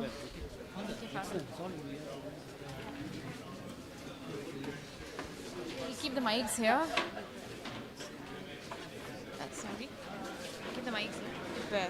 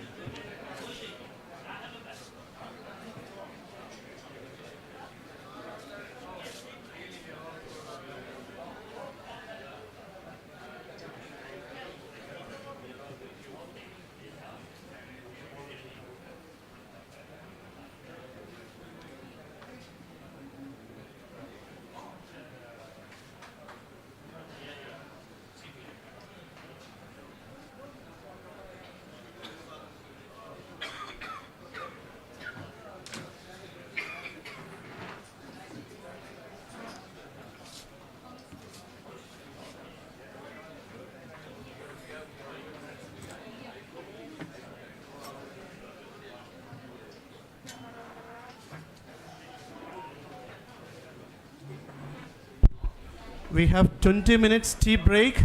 After tea, we come back for the panel discussion.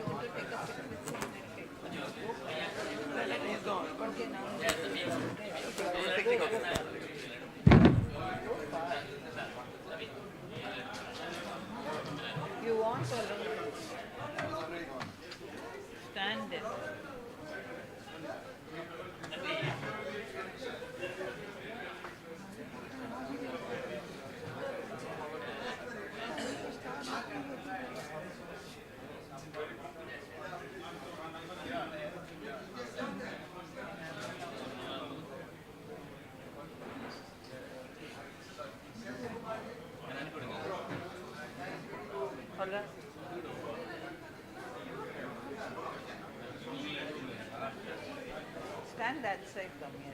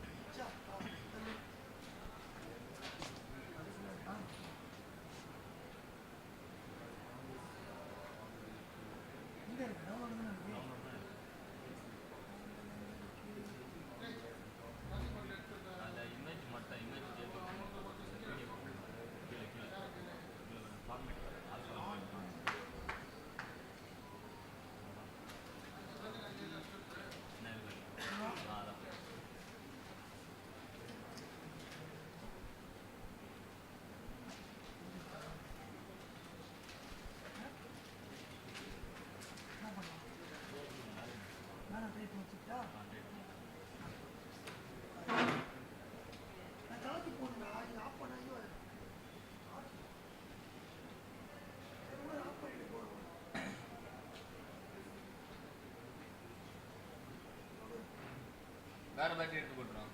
அது உருவுங்க.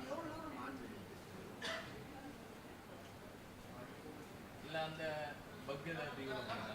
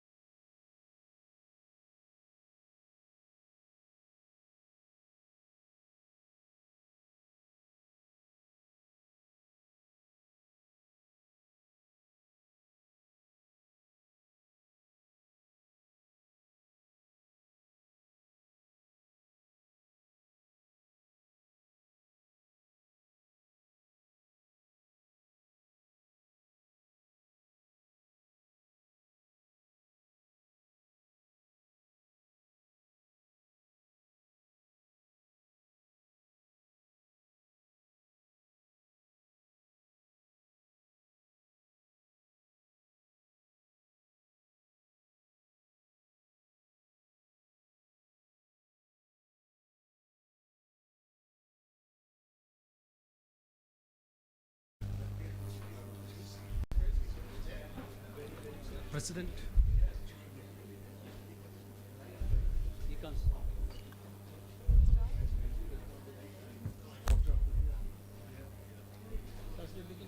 Yeah. Go on top.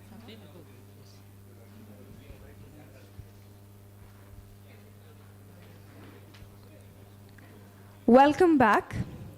There is an old Kenyan proverb that says, having a good discussion is like having riches. History has time and again reminded us that a society is not only driven but also dictated by discourse. We now enter into the next event, the panel discussion based on the theme Journalists called to be prophetic communicators. Today we have with us Dr. Bernardi Sami, Professor, Loyola College, Chennai, who will be the moderator for this session. Keynote speaker, Dr. Sashi Kumar, Chairman, Asian College of Journalism. Reverend Dr. A.L. Anthony Sebastian, Director of JD Academy. Mr. Aloysius Lopez, reporter, The Hindu, who is not available right now. And Ms. Rian Maria Clitus, student from Don Bosco's School of Excellence, Egmore.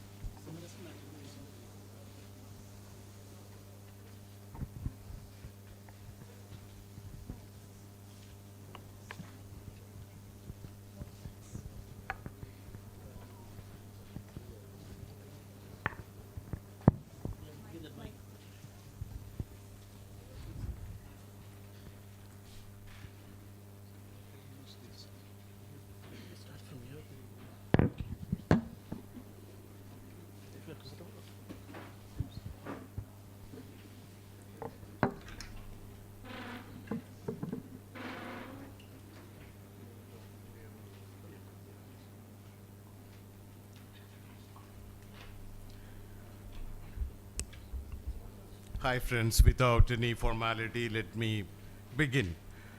Within the past quarter of a century, the National Convention of Christian Journalists has emerged as one of the noted important events in the socio-cultural and academic calendar of the country. Text, context affinity, and complementarity is perhaps its biggest forte. Every year, themes evolve in response to specific contexts. This year's theme, journalists called to be prophetic communicators, is not an exception either. The filth and decay filling the mediascape, shrinking of spaces of inclusiveness at an alarming speed, the tyranny of relativism that numbs and silently kill our conscience, the synod on synodality, the canonization of India's first married layman martyr Devasahayam, and Titus Brandsma, the journalist Carmelite priest who was martyred in the Nazi concentration camp at Dachau, Germany, etc., are the contextual ingredients that went into the formulation of this year's theme. We have a wonderful panel here to explore it further and enable an apt moderator. My job is to introduce the moderator. Dr. Bernard Sami, who happens to be an old friend. We met for the first time in this very city some 3 decades ago in a training session in advanced journalism conducted by Bob Astorino of UCAN. Okay? Yes. Dr. Swami served as head and associate professor in the Department of History at Loyola College, Chennai.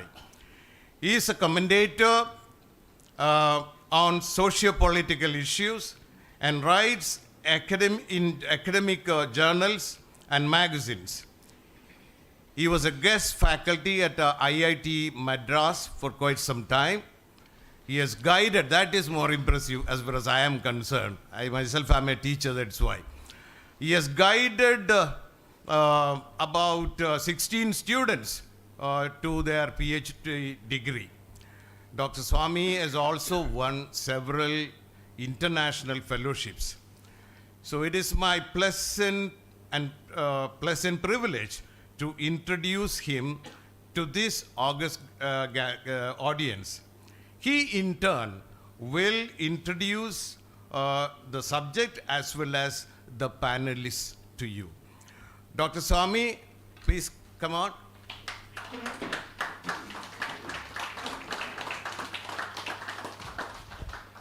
So I hand over the mic to him. Sir, please take charge. Thank you. Take control of the proceedings. Thank you.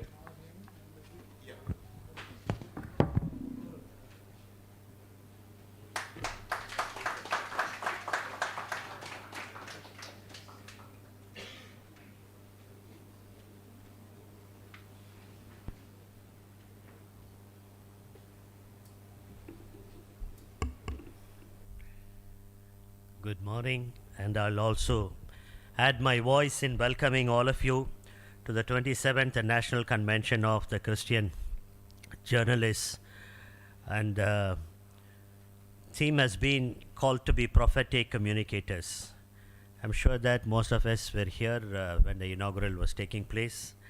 And now we have assembled here for the first panel discussion. And we have the keynote speaker, very distinguished speaker, Mr. Shashi Kumar with us. Please come and give a big hand and welcome Mr. Shashi Kumar. I also invite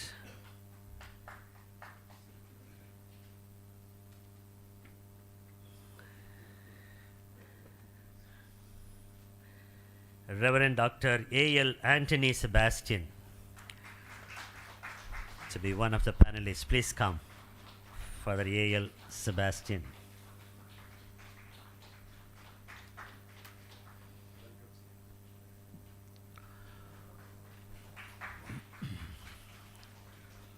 Also invite Rian Maria Cletus.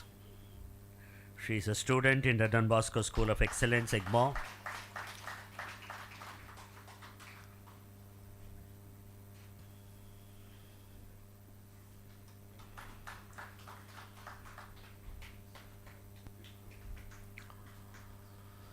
So in this panel discussion, we are going to have this panel on the theme of the 27th ICPA, namely National Convention of Christian, namely the call to be prophetic communicators. Very difficult theme to practice and to speak. I'm sure that all of us can speak a lot about call to be a prophetic communicators. If you have listened or read Holy Father's Communication Day message, this time, year before last year, it was all about fake news. And last year it was on hearing with your heart. Let your ears be in your heart. So this was the running theme of the Holy Father for the Communication Day. And yesterday, myself and my Loyola College principal, Father Thomas Amudam, we were there yesterday evening in the Music Academy for the launch of the book of Shashi Kumar, The Lost Heroes. They were he released his book after 26 years, P. Sainath. And we studied together, and Dr. Shashi was senior to us. And myself, Sainath, we were all 10 years younger to him, 1 decade younger to him. And Mr. Yendram and Dr. Shashi Kumar, they all studied in the same department where I studied, worked, headed for the last 40 years.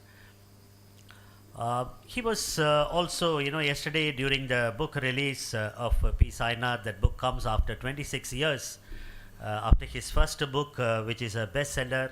I'm sure that you are, all of you are aware of that book. Everybody loves a good drought, right? Penguin. And he has identified about 15 people, who fought for the independence. And the youngest being 94 years, and the oldest being 104. These are all on the verge of, dying. They fought for the independence of this country. And when they interviewed Shankaraya, who is now 101, and he said that, what is that which motivated you for independence? And even after, being, imprisoned and, all that, all the agony you underwent, you have not been rewarded anything. You don't even get the state pension. Then he said that we did not fight for pension. We fought for freedom. Right? So that was a running thing, theme for yesterday's book release, and all those who fought for the independence. These were tribal women, Dalit women, men, all of whom we think that, did not fight for the independence, were the heroes and heroines in that book. And I'm sure that you will get an opportunity to read that. And one thing which I wanted to tell you at the beginning of the panel discussion, very difficult. We are living in difficult times. Particularly the time in which we are living in India is the most difficult time, I believe, where you see the unholy alliance between the corporate-controlled media and then the religious and the caste fundamentalists. This combination is the bad combination, worst combination that can happen in a country, right?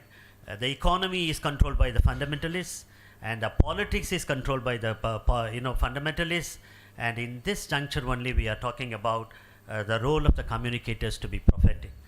And we have very, very distinguished journalist, outstanding Dr. Sasi Kumar with us. Dr. Sasi Kumar studied BA History in Loyola College, and the MA he went to Madras Christian College, and after that he started the Media Development Foundation, and he was one of the earliest to start the regional satellite channel Asianet, right? And then he was also the Doordarshan English news news reader, all that. And with the Media Development Foundation, he has started the Asian College of Journalism, and the Asian College of Journalism is producing some of the finest journalists today in this country. And I am sure, and you all can be sure, that the ones whom they are producing are the ones who are becoming called to be prophetic communicators. They are the ones who are facing the challenges of today in covering the news. And this is the background of Dr. Sasi Kumar. He is also a filmmaker.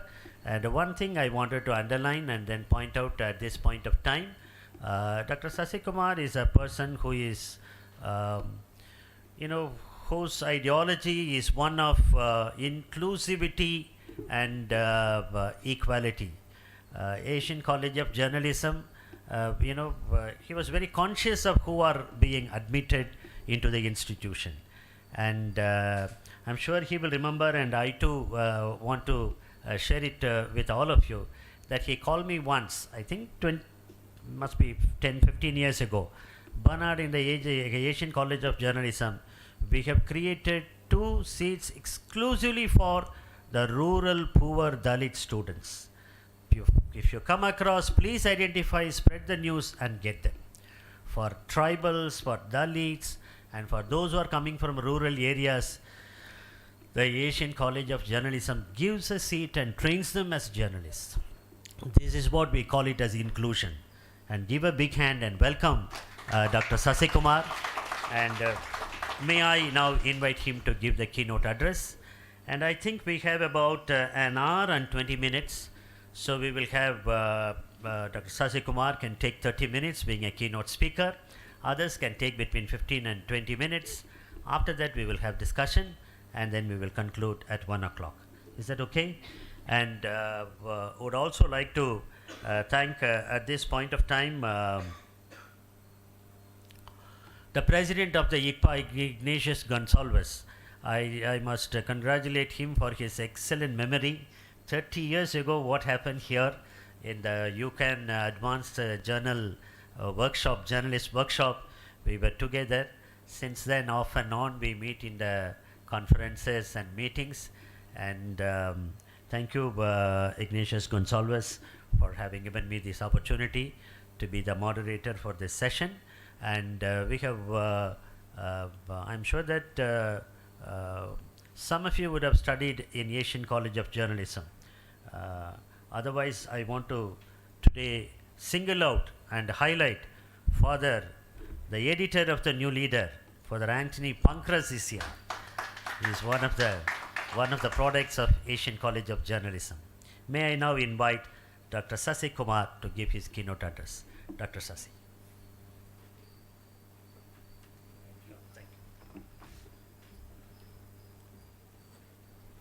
Thank you very much, Dr. Bernard Desami, other very distinguished gentlemen on the dais, and very distinguished bishops and others here, including my good old friend of several decades from Delhi. I'm meeting him after many years, and I envy him for the way he continues to look the way he did in Delhi in those days. A very good friend there. That is John Dayal, I mean, for those who don't know. It's indeed always a pleasure. I've been to this venue, to this forum on different occasions, in different contexts, and it's always a pleasure to come back. The reason why I am chosen, I think, to come back again and again is partly because I am a Salesian student of the Don Bosco School in Chennai, in Egmore. And today, it's a rare conjuncture of people that I know, apart from John Dayal, Dr. Bernard Desami, who is from the history department, as he said, in Loyola College, where I did my history BA. Of course, we are all very senior to him. And I'm very happy to have this young scholar here with us, who, Rian Maria Clitis, from the Don Bosco School of Excellence, with which I have an association, because when the school was being contemplated, I was involved in, along with Father Alexander and others who were there then, in determining how it can be distinctive and different from other schools. And I continue to be on the advisory board along with Vijay Amritraj for quite a while after the school was launched. So it's several memories are being triggered when I come here, and I'm grateful for that occasion, for that opportunity. The theme of this convention, or of this seminar, shall we say, about journalists called to be prophetic communicators, is as profound as it is timely. Because what is journalism is a bit up in the air now. I suspect even journalists don't quite know why they're doing what they're doing. And I'm very happy that in the invitation that was sent to me, in the back of the invitation, there is this quote by none other than Pope Francis, where he succinctly describes, I think, the core value and cardinal principle of journalism. He says, it's not an easy mission, and that's a message for lazy journalists. John and I were just speaking about lazy journalism, which seems to be the order of the day. Journalism is not an easy mission. It is an uphill task. It is going sometimes against the grain of the popular. It is standing by your conviction. It is about reporting truth. It is about speaking truth to power. It is about comforting the afflicted and afflicting the comfortable. That is the innate job of journalism, to be adversarial to those in power, not to be cozy with them, not to be crony, in a crony relationship with those in power, not to be propaganda arms of those in power, not to amplify poisonous, divisive, polarizing messages coming from those in power. Unfortunately, we don't have journalism, at least across the board. There are honorable exceptions, no doubt, today of that nature. So it's not an easy mission. Information without transformation is sheer gossip. What we get in the name of journalism today is voyeurism for a good part, is keyhole journalism. It's looking at the private lives of stars or those who are in the limelight. It's fashion, it's gossip, it's rumor. That's the least dangerous part of it. The more dangerous part, the underbelly of journalism today is disinformation, misinformation, hate speech, planting hate, poison on a regular basis out there. So the contexts are being vitiated. The contexts are not, you're not actually amplifying or explicating a context. You're not describing the world to your constituency of viewers or readers or listeners, because journalism isn't only about the written word, as we know. We have moved into a digital multimedia realm of regime of journalism, where what you speak, what you see, what you hear, what you write, what is read, is all the composite of communication and journalism. And what is the context? You're supposed to describe the world to your constituency. Instead, for a good part, journalism is prescribing the world to the world. If you look at the news hour on television in any language, of course in English, the anchor is invariably telling you what to do and what not to do, not telling you what's happening out there.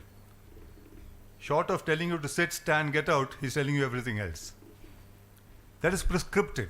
And he has no moral authority. He doesn't even have the credibility or the wherewithal to say it.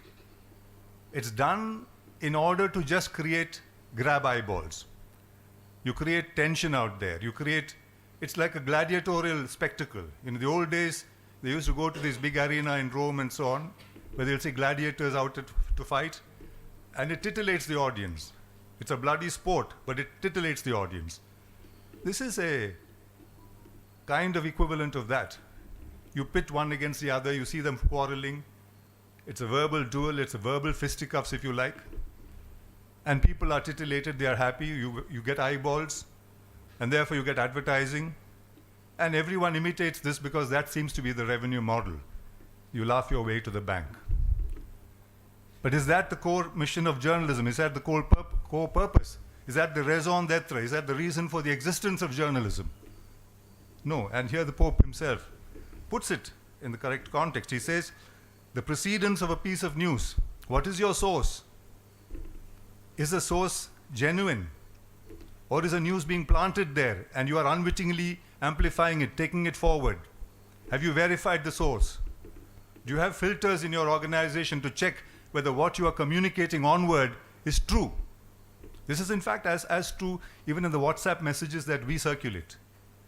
We should, I think, at least after today, be careful about forwarding WhatsApp messages without checking whether they are credible, without checking whether they are likely to be true. Of course, we may not have the wherewithal as lay people to do that. But in most cases, you know that this sounds incredible, and yet you forward it. And you think if you forwarded it without your comment, you're not responsible. You're just getting rid of it. But that's the way these things amplify. That's the way false news amplifies. That's the way rumor amplifies. So he says, the risk, as you well know, the next part, is to be overwhelmed by the news instead of being able to make sense of it. Absolutely true. The idea of news today is to overwhelm you, not to set you thinking about it, because the moment you start thinking about it, the moment you start interrogating it, the moment you start analyzing or parsing it, that piece of news is in deep trouble, because you realize that it's not worth the paper it's written on or the time that's spent in spouting it on television or on radio, wherever it is. You'll realize it's false, it's superficial, it's dilettantist, it's not even news in many cases. So, not to be overwhelmed just because it comes from a particular context, just because it comes from a screen, don't assume it's news. It could be a piece of propaganda, it could be a piece of opinion, it could be a piece of, in most cases it is that, it is trash. So we as sovereign individuals must recognize that we have the mental equipment, we have the intellectual capability to recognize what could be credible and what is not credible. It's not without reason that, we shouldn't get carried away by this, just because it's given in a particular style, in a particular format. It's, you know, it's actually ritualistic. The whole media behavior, the way the media controls its constituency of consumers has a lot of ritualism into it, because the mode, the way it's presented, the way it's set up. And you begin to think that this must be true because it's all presented so formally. You know, there are so many people, there are anchors, there are reporters, but you have to cut through that clutter. You have to cut through that whole ritualistic part of it and ask whether does it make sense? Does it make sense in terms of what I know to be true? One of the issues about journalism and communication in that sense is that you're playing a representative function. And I think those who are involved with the church, clergy for instance, because what is the church after all? It plays a representative function. It is representing God to people. It is representing God to man. In any language, the priests are doing that. The ulema, arguably in Islam, are doing that, you know. You represent the text or God, the holy word, to the people. It's a representative function. Similarly, in the realm of communication, of secular communication, of what matters to us in politics, in economics, in biology, in ecology, in our lives, in society, social relations, the role of communication and journalism is to represent. But representation must be a mediation. The represented, you know, what we have instead is a representative tyranny. The representer cannot become or pretend to be the origin, to be the oracle. Cannot pretend to say what people should just gulp down glibly. Which is why you have to describe the world, not prescribe the world. You know, that's a very important distinction. So you shouldn't be overwhelmed, and you must be able to make sense of it. You must be able to make sense of what is happening around you and communicate that. A good part of the problem with communication today is the communicator hasn't understood what he or she is supposed to communicate. In journalism, this is very true. And in a college, I know this. You get a bit of news. It may be about the stock market, for instance. You have not even understood the terminologies. But you'll just vomit it. You'll just, you know, reconvey it. If you haven't understood something, it's 100% that the viewer or the listener will not understand what you're trying to communicate. And you'll be caught out as someone who is naive, who hasn't understood what you're supposed to communicate. This is why Pope Francis goes on to say, I encourage you to preserve and cultivate the sense of mission that is at the origin of your choice. Journalism is a mission. Being a journalist, being a communicator as a journalist is not a profession in the strict sense of the term. It is a vocation, it is a calling, it is a mission. And people do say, when young people come to a college of journalism, for instance, we say, we feel driven to do this. We want to make a change in society. We want to make a difference to the people's lives out there. That is the sense of mission. So the core drive, the core motivation is of course very, very strong and very, very correct in that sense. But can you hold on to it later on in your life, when you move out into the big bad world, so to speak, when you move out of the campus and see the realities out there? You must have developed the sense of your context. You must have developed the skill sets. You must have developed the understanding through reading and speaking and talking to others to have your own individual idea of what's happening around there. You shouldn't just be a representative, a mindless representative of what is happening out there. You shouldn't be the equivalent of what you call a press handout journalist, you know, this handout journalism, which is what corporates and governments like to do. They'll give you a press handout, and they're happy if you just take it and put it out there. What are you doing there? You have no role there. You have to interrogate, you have to question, you have to interpret, you have to contextualize. That's when the communicator comes into play. And he says, I will do so. So he says 3 verbs that I believe characterize good journalism: listen, investigate, report. This is, I think, very, very well put. Journalists don't listen, they speak. They write. They don't listen. You know, listening is such a great virtue, is such a great ability. It's a great ability, and it's through listening that you understand the world. It's through seeing and listening that you understand the world at first hand. Otherwise, you just become a mindless representative, just representing something out there. So there's this danger of the tyranny of representation and the danger of mindless, vacuous representation. And between these two, journalism kind of falls between these two stools, so to speak. You're not able to really understand and grasp and make a difference and communicate something that people will understand. There's in the Indian epic, Kalidasa's Shakuntalam, the story of Shakuntalam, if you're not aware, is about a king who wanders into a forest and sees a beautiful maiden. And in those days, you had instant marriages. It's called Gandharva marriages. And then he rides away back to his forest, to his palace. And then what happens is he gives her a ring and then he forgets all about her. There's I won't go into the details. It's like in these Bollywood movies you'll see. The hero is going around and something hits on his head and he loses his consciousness. It's called kind of amnesia. And towards the end of the film, something else hits his head and comes back, a bit like that. And then he's in the palace, but he says, somewhere along the line, Kalidasa says, he used to get strange flashes of what might have happened. So he says, my mind takes, I'm paraphrasing this, A.K. Ramanujan has wonderfully I'm borrowing from that, paraphrasing. My mind takes strange turns. I see an elephant pass before me, but I cannot recognize it as an elephant. Of course, he's calling it, I see something pass before me, I cannot recognize it. But after the elephant is passed, I see the footprints of the elephant and say, these are the footprints of an elephant, and therefore that which passed before me must have been an elephant.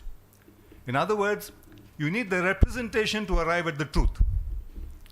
If there's the elephant in the room, you cannot recognize the elephant because you don't have the representative wherewithal. You need you're so accustomed to representation, you're so accustomed to being told what, by somebody else, that your capacity of understanding the manifest truth out there has been eroded over time. And so you will not recognize the elephant in the room, and you have to reconstruct the elephant from the footprints. Or like the blind man and the elephant. You will say the tail is the elephant, the trunk is the elephant, the foot is the elephant, each of them.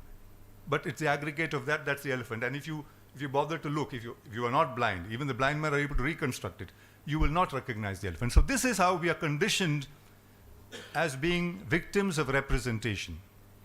So this is another big problem of the media. So these are the problems of communication and the media. Communication, of course, has been, the Laswell has the classic definition of communication in Laswell is who says what to whom, how, with what effect, and for what purpose. This is the definition, classic definition of communication. Who says what to whom, how, with what effect, and for what purpose. And each of these is an important part. And if you keep each of these components, each of these aspects of definition in mind, you will know whether you are being a total communicator in the strict technical sense of it. But for what purpose is what I think you should underline. Because that is what actually brings the motive into play. That's what brings in the purpose of why you are communicating what you're communicating into play. With this as a background, if you look at the realm of communication today, we need people who will not just continue in the same mode of communication, because we are products of communication. We are products of the media. When you moved from the Industrial Revolution to the Information Revolution, you've moved from a paradigm shift where information and receiving information, producing information, monetizing information is the major function in all realms of the information revolution era, of the ICT revolution era, the information and communication technology revolution era, as they call it. But in order to be players with a difference, players who make a meaning to the lives of people, we need to actually look at this and say, I am not going to just replicate what's out there. I am going to question, I am going to develop my own voice. To develop your own voice as a communicator. And when you develop that voice, it's more than likely that you will be going against the grain of the popular. It's more than likely that you will not be able to, many people may not accept you, initially at least. Because there's a habit that has been set, a habit that has been so set and accreted and become so staunch and so unshakable that it takes many, shall we say, pioneers, many people with the guts, with boldness, with the independent thinking capacity to become communicators, to question this scheme of things. It's not as if people are consuming all this communication glibly.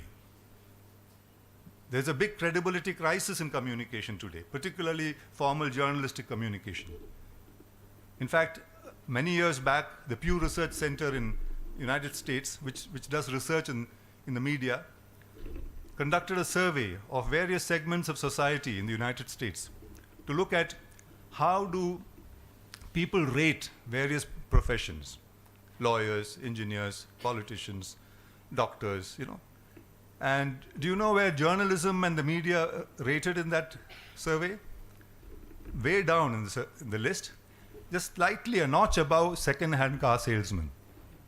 Because a second-hand car salesman will tell you anything to sell the car, and journalism was just one notch above that. This is not a myth. This is an actual survey done by the Pew Research Center. This was done about 7 or 8 years back. I suspect the condition now is even worse. So people are not believing what you write and what you put out there glibly. They will believe it if it begins to make meaning, as Pope Francis says, if it begins to make sense to them. Because people are thinking. People are, you know, they are organic thinking people with a sense of discrimination, with a sense of, able to remove the chaff from the grain. So the credibility crisis of communication also needs to be addressed by a reversal in the role of communication itself. We have to disrupt the current mode of communication, which has settled in and which is, taking us, unawares and leading us astray, leading us up the garden path, and create a new paradigm of communication. And I'm sure, I was very moved, I was very interested by the terminology used by, in the previous session, I came a little late, but the last bishop who spoke, he spoke about synodalism, if I got the term right. Synodalism. So I heard about synods, of course, but synodalism, it's the first time I was telling him at tea that I was hearing the term, but it's, what you need is the equivalent of synodalism in the journalistic, in the communication community. Right now, there is a kind of, shall we say, getting together there. There's a kind of solidarity, if the right word, but for the wrong reasons. Journalists are thick as thieves, you know. That's not the kind of synodality I'm sure we are speaking about. We are speaking about a synodality where we are able to exchange views, an open-ended, free exchange, where we are able to constantly introspect. One of the problems with this realm of communication and journalism is you do not call out the bad apple in your midst. You'll talk about it in private parties among each other. I have not seen any channel or any newspaper saying, this channel or this paper wrote this is paid news, or this is hate speech, or this is disinformation. Why not? That's why I said thick as thieves. Because your commitment is not to the profession in a vacuous sense. Your commitment is not to the others who are working in the profession. Your commitment is to your listener, to the viewer, to the people.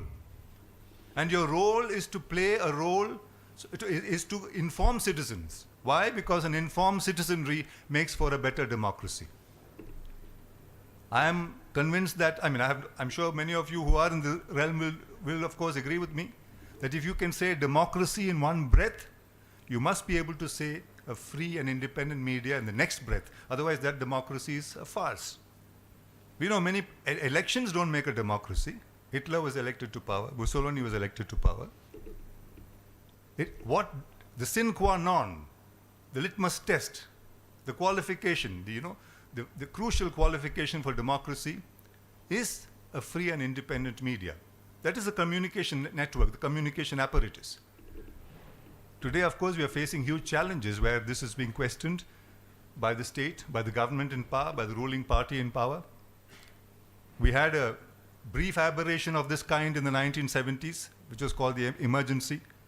But that was a formal emergency where, for a brief period of time, the executive at that time tried to appropriate, the rule of law itself, tried to, shall we say, pack judiciary, made sure that nothing against the government could be published, because the argument was because for development you can't have criticism which distracts or subverts or derails the developmental mission of a government, and the government is representative of the people, and therefore we don't need others to tell us what to do.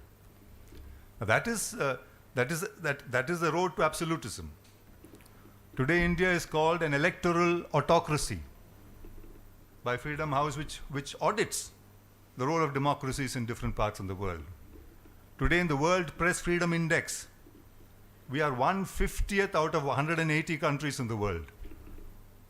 And the 30 countries below us are banana republics or tyrannies, where you wouldn't even have heard some of them, and some of them are places you wouldn't want to go to.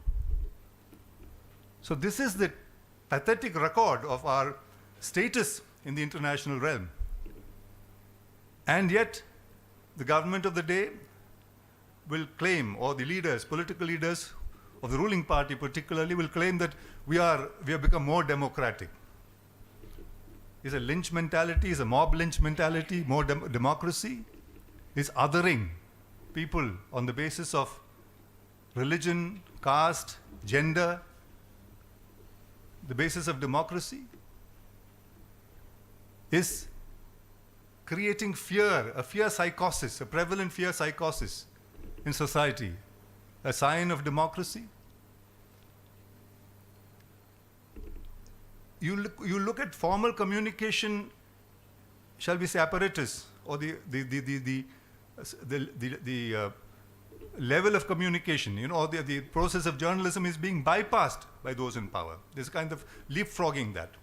The Prime Minister of India, for instance, hasn't held a press conference.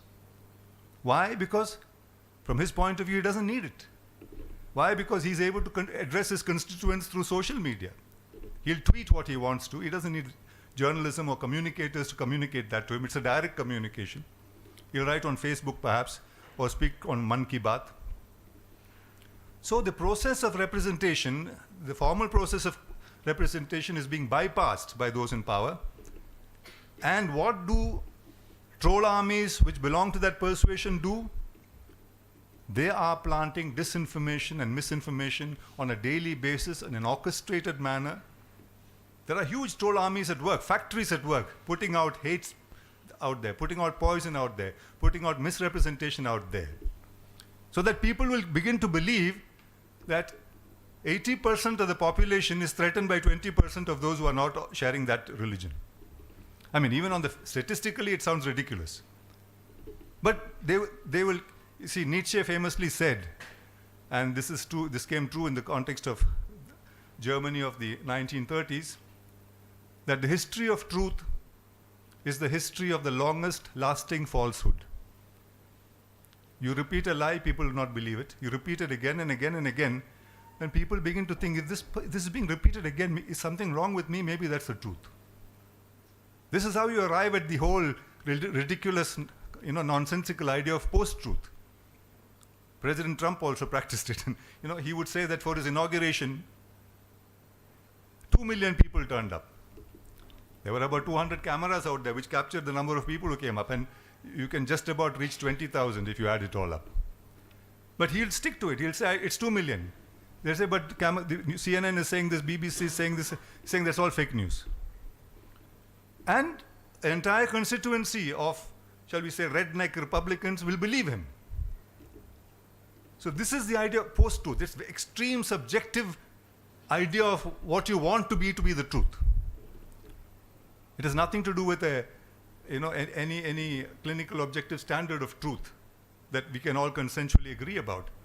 So we are living in very peculiar times when value systems which we took for granted are being questioned, are being challenged. And such a role, that's why I say the role of the communicator today is not to replicate what is going. You have to create new models of how you question this and bring this to the notice of the people. Because the only way this dispensation, this regime, this way of thinking, this dangerous way of poisoning a society at a massive scale and creating enemies within, creating a polarization as a stock in trade of governance, polarization as a stock in trade of governance. The only way to effectively challenge it is to conscientize and make the people aware of it. I believe the people are, by and large, commonsensical. They know, they see when something unjust, something wrong, something ethically indefensible is happening, but they need to be it needs to get across to them. I don't think the majority of the people in any country in the world will act only on the basis of identity politics, of narrow identity politics. So this is, I think, the important role of the communicator, because everything else is weighed against the communicator in that sense. And that, I think, is therefore the essential challenge before us in order to become prophetic communicators. The prophecy comes in terms of pointing out where we should be going. We are going exactly the opposite way. And what is it that the future of our civilization, the future of our society, the future of our living together, the future of our constitution? We have a fine document. The Indian Constitution, I think, is an exceptionally wonderful document. Very few written constitutions in the world can parallel that in terms of the foresight, the prophetic nature of it in many ways, in terms of what India should be. But the constitution is being eroded, is being challenged, is being attacked on a daily basis. And it's left to, unfortunately, the courts of the land to try and the courts there's a mixed record as far as the courts are concerned. Sometimes some judges and courts do exceptionally well, but you can't say that across the board. And journalism too. There are some exceptional journalists. I personally think the new digital media portals are doing far better than the traditional legacy media, who are kind of, stuck in their old, warped, understanding of reflecting what, by and large, what those in power should be saying. So I think it's time to question these, because the operative word of the digital realm is disruption. And disruption is not a negative word when you use it in the technological sense. Those who you have dealt with digital media know to be disruptive means to correct course, to stop careening on a slope of disaster and correct course, and perhaps go back, reverse. So these, I think, are the important challenges before us. And being communicators, being journalists who can make a difference, who can put a vision of what that difference will be before the world. We are living in such times that the opportunity for journalism, for communicators, is perhaps the greatest today than it has ever been in our post-independent history.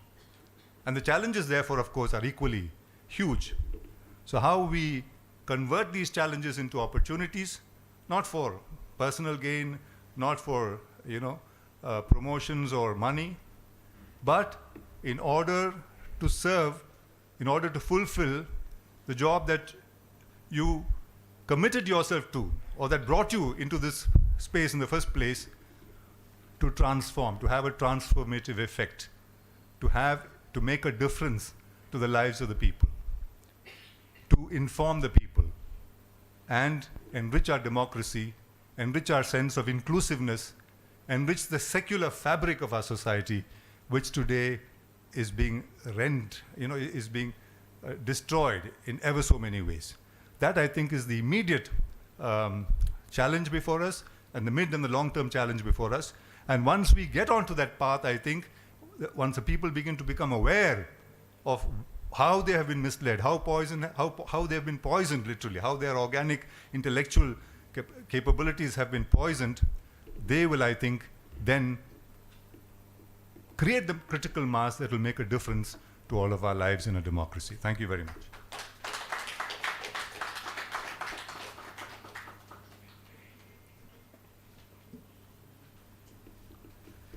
I'm sure you will agree with me that's an excellent keynote address. And Dr. Sasi was able to tell us to start with what is journalism, and he was able to take us through the guidelines, challenges, and he pointed out very clearly that most difficult job today is to be a journalist. It is not only to inform, to entertain, but to educate is the most important duty of a journalist, and that is being outlined by Dr. Sasi Kumar. And he mentioned one thing which I am sure that all of us have to think and rethink and act: post-truth society. Today we are living in a post-truth society. We were discussing 10, 20 years ago post-modernism, but now it is post-truth society where emotions matter, not truth. So in that way, how to communicate this truth is the major challenge of the journalist today, and that has been very well pointed out by Dr. Sasi Kumar. And he also pointed out about the leaders, why they are afraid of convening a press conference and speak.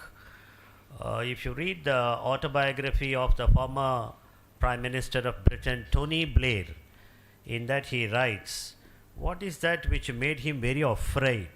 He says every week in Britain, in the British Parliament, there is something called the Prime Minister Question Hour. So he said that is what, it was bowel moving, afraid.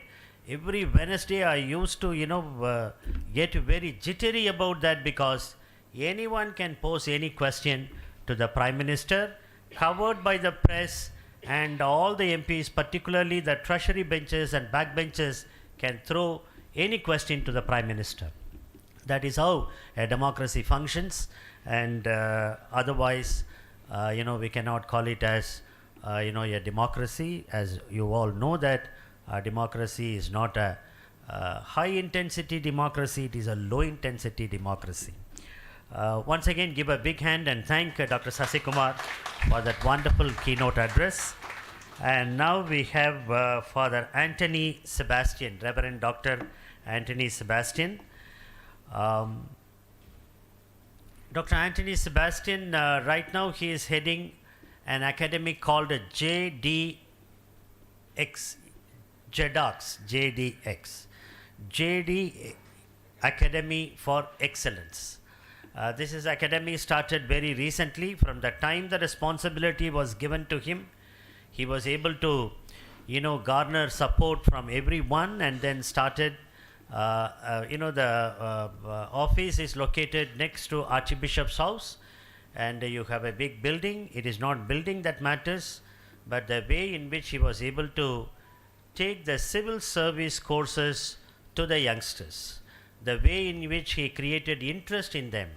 And about 36 students are doing full-time training program there, and nearly 40-45 students have cleared the Tamil Nadu Public Service Commission Group 2 Gazetted Officer post.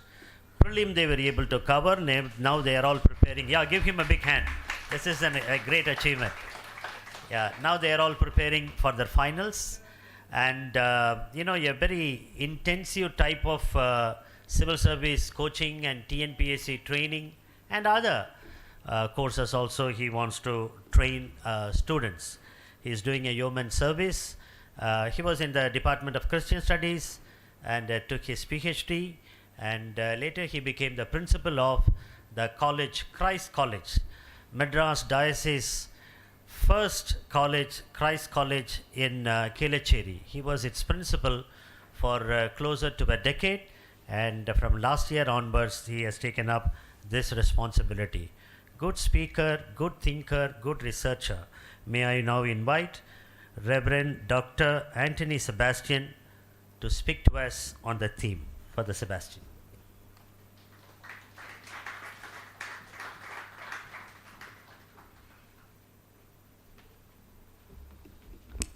I'm a bit nervous to talk to the gathering here, and after a very fiery and enriching keynote address, of Dr. Shashi Kumar, I'm humbled to stand here. It's very difficult to be a panelist among all the august people. Like my external guide for my PhD, Dr. Bernardi Sami was my external guide, and he started history in the beginning, and he's the mentor for JEDAX. So the clap which you gave to me has to belong to Dr. Bernardi Sami. Give a clap for Dr. Bernardi Sami. Okay, having said that, I was thinking about why Father Pankras, my good friend, asked me to be a panelist. I think that he knows that I did my master's in journalism in the Madras University in the year 1996 to 1998. And the story goes like this. Why I chose to do this course of journalism in Madras University. That time, the journalism was an inspiring area where we can speak the truth. And many were doing that. And they were really being an inspiring personalities. And they were able to bring a lot of new thinking into the world. And I was one person who was attracted to that. So I was ordained in the year 1992. And it was going on in my mind that I must be a journalist. It's not because I loved that, but I was inspired by the journalists. That time journalists, they were very much really bringing the news as Dr. Shashi was bringing out, that they were interpreting it. And that is how we are able to learn. And I did my studies, and then I did my PhD, all that. But later, from that angle, if anything happens, anything is seen, for example, if I am able to read something, a news, or hear something like Dr. Shashi Kumar's speech, I'm able to see the things in a different way. So journalism is helping us to see always the news in a different way. So if at all we are wanting to be the journalists, or we are journalists, we can see that we all experience, that we can see the news in a different way. This is the magic which the journalism can create. And secondly, the people who are able to speak and write without fear and sincerity makes us also to do the same. We become one among them, and they become our voice, and we become their voice. And this is the magic again, where when we are able to think that we are the journalists, we are able to see that we can speak and also we can write in the way that we are brought up, and we are able to interpret. And also the third important thing is to see the meaning and identify when someone invites or writes what we think, what we are looking for, what we are thinking that or lamenting in ourselves, why it is like this, why it is going bad. And when someone writes in a different way, we just jump in and think that, aha, somebody is there to write for us. And the journalists are able to bring that term. And we are able to stand along with a voice raised or the challenge, any stand who are able to do that. In the sense that whenever we are able to talk, for example, to anybody, or when we are giving a sermon, or when we are writing something, we are able to see that our tone is different because we are journalists. And we are seeing the things in a different way. And we are able to stand and speak without any fear and with sincerity. Whoever they may be, a politician, a religious leader, or anyone who is doing something wrong, or that the person is not up to the mark, we are able to stand up and speak. That is what I have experienced, and we are all able to experience that. So, and also I am thinking, after my journalism, I started narrating the stories in a different way. Not like similar way or in a half-assed way, but in a different way. So this is what I would like to tell you is how the journalism helps us to be a prophetic communicator. So, as a subjective person, if I am able to see and perceive and live, whenever I am able to talk, my journalism background speaks to me or tells me or challenges me, are you right? Are you able to give the right thing? Are you able to speak the right way? Are you giving the right news to others? Are you really interpreting it right way? So journalism, the subject of journalism is helping us to question and also to think about how we are able to do. Having said that, my subjective understanding and the effect of journalism on me, let me share journalists how they are called to be the prophetic communicators. Throughout history, journalism in general has struggled in pursuit of a character which would include compassionate, accurate, objective, and hence of a prophetic communication. Instead, the profession has been burdened with bias, first for the crown, the government, then for the crowd, then between the two, and now with a basic truthfulness. As Dr. Shashi was pointing out, during the 5 stages of journalism, evolution of the communication method began as a governmental mouthpiece in 1600s. Then the voice of the public in the 1700s. On to an instrument of liberal reform in 1800s. Then as both voice and the criticism in 1900s. To its current state of conflicted purpose as media has blurred the lines of truthful reporting and prophetic communication. We are struggling with this today. And hence, what will be the reporting as Christians, especially through the Gospel of Luke? We know God denoted collection of facts and truthful recording of events. We also see that maintaining a high moral ground when collecting information and reporting on events and on members of a community is an absolute that we see from Luke. The Bible endorses telling the truth without bias. So does journalism. The Bible commands honesty and integrity. So does journalism. Proverbs talks about how hearing only one side of a story can be misleading. It says, the first to speak in court sounds right until the cross-examination begins. Therefore, having put away falsehood, let each one of you speak the truth with his neighbor, for we are members one of another. Ephesians 4:25. Let no corrupting talk come out of your mouths, but only such as is good for building up, as fits the occasion, that it may give grace to those who hear. Ephesians 4:29. And secondly, journalists are called to be the moral conscience. God did not direct the writers of the Bible to avoid controversy.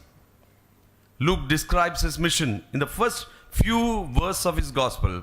I myself have carefully investigated everything from the beginning, he wrote, so that you may know the certainty of the things you have been taught. Luke's goal was to tell truth about the Jesus, which upset many people. Luke did not conceal or cover up the early Christians. He named names. Luke told the story of Judas betraying Jesus. He exposed Peter denying Jesus 3 times. He verified the facts and then told the truth. The biblical prophets were the moral conscience of God's people. Today, in a non-religious sense, journalists are the moral conscience of the wider culture. Christian journalists have intrinsic responsibilities not only to the truth but to own what they have seen and its impact. Journalism is a biblical tenet. All scripture is breathed out by God and profitable for teaching, for reproof, for recorrection, and for training in righteousness, that the man may be competent, equipped for every good work. 2 Timothy 3:16 and 17. And we are called to be the prophetic communicators. Of late in India, as Dr. Shashi and Dr. Bernardi Sami was pointing out what is happening in India, of late in India, economic development has brought about increasing inequities and ever-widening gap between the rich and the poor, with consequent tensions spilling out over into violence. We see around us a betrayal of the poor and marginalized, the tribals, Dalits, and other backward classes, women and other groups who live in dehumanizing and oppressive poverty. We witness rampant exploitation of children. We are alarmed at the impact of the religious fundamentalism and poisonous nationalism. There is disappointment with those in public life for whom ethical concerns matter little. Jesus took sides with the poor, the marginalized, and the excluded. He invited all to embrace his vision and mission. However, he was not afraid to stand against the Herods and Pilates, the scribes and Pharisees of his time. They represented an unjust and unholy system and all that was wrong in society.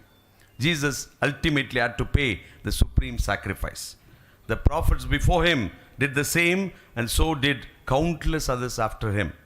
Yet, the church in India, I'm sorry to quote, is clearly non-prophetic and desperately needs prophets today, endowed with the vision and mission of Jesus, who get out of their comfort zones and are not afraid to speak or to write truth to power and against power. Every disciple of Jesus is not only invited but also challenged to do so. More so, the Christian journalist. Do we have the faith and courage to respond to that prophetic challenge today? Proverbs says, 31, 8-9, open your mouth for the mute, for the rights of all who are destitute. Open your mouth, judge righteously, defend the rights of the poor and the needy. I would like to conclude, no matter what field of journalism, for either print or broadcast platforms, it is critically important that journalists maintain throughout their professional journey strong ethical and prophetic principles from the receipt of every assignment to their completed delivery and after. Christian prophetic communication has an essential place in the delivery of and interpretation of news.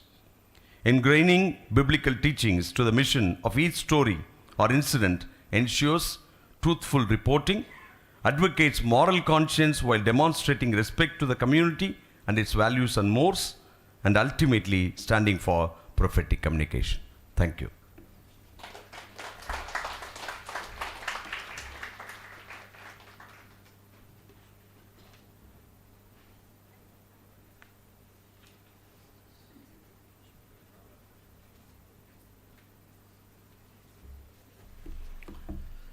Thank you, Reverend Dr. Anthony Sebastian, for that wonderful presentation where you have outlined very clearly the role of a Christian journalist, and one of the roles which I did not mention, he was also the secretary for some time, I think for a longer time, Bible Commission. So he is also a scripture scholar. So in that way he was able to point out very clearly the role of a journalist from the biblical point of view.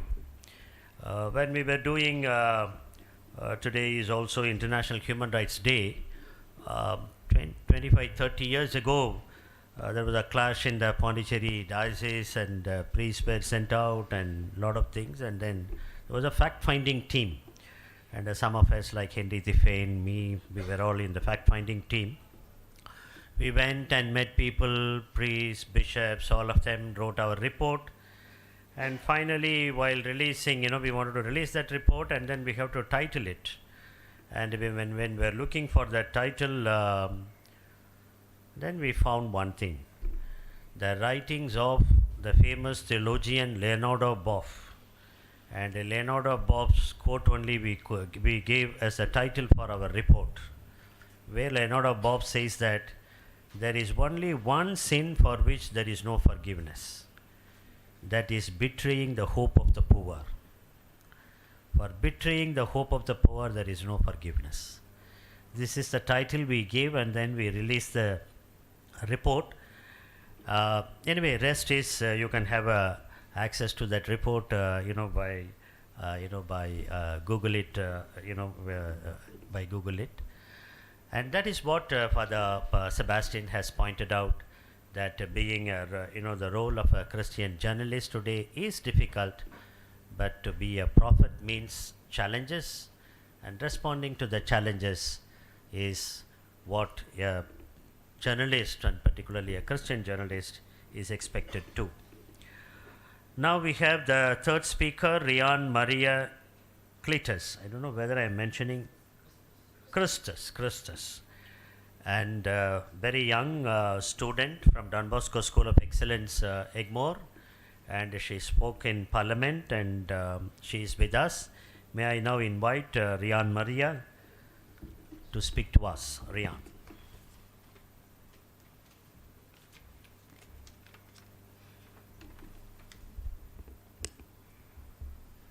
Most Reverend Dr. Salvador Lobo, Most Reverend Dr. Henry de Souza, respected dignitaries, distinguished speakers, dynamic members of the ICPA, ladies and gentlemen, good afternoon to one and all. Let me begin by praising and thanking God Almighty for giving me this wonderful opportunity. I also wish to thank the ICPA office bearers, Reverend Father Anthony Pankras, and Reverend Father Tony Robert, Principal, Don Bosco School of Excellence, Egmore, for their kind invitation, encouragement, and support. 75 long years have passed since India got its independence. We are now celebrating with pride Azadi Ka Amrit Mahotsav. But the big question is, are we really free? Do we have the freedom of speech? Or should I put it as, do we have freedom after speech, as once said by Fali Nariman?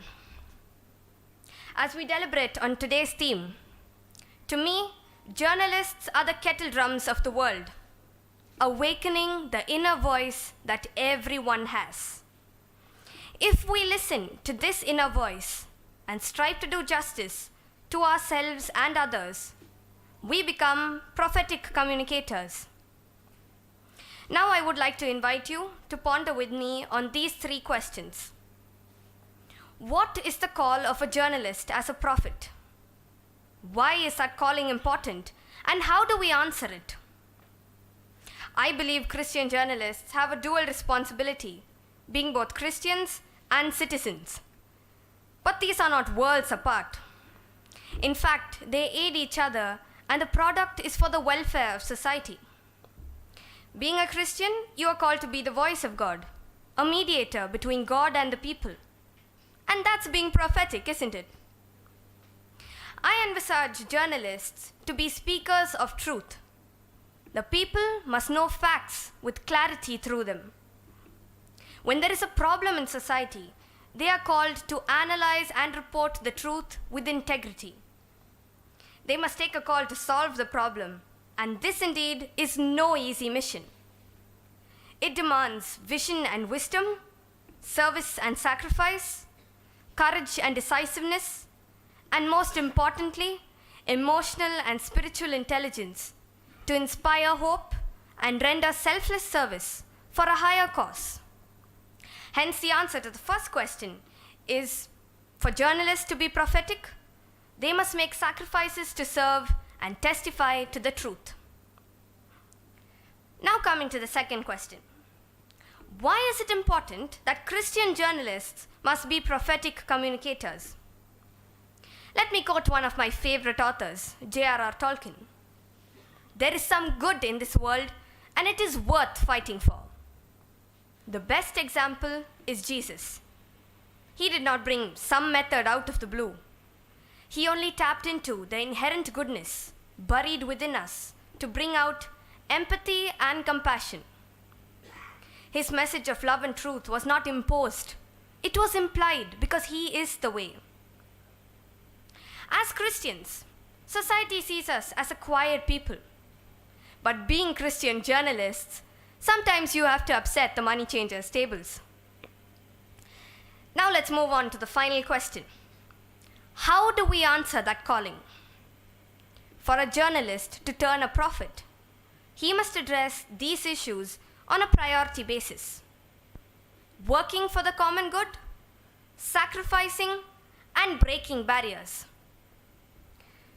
During the Nazi rule, Pastor Niemöller wrote about the peculiar unquiet amongst those who found that the times were harsh, but never opened up. His notable poem, First They Came, describes the polarization of the time.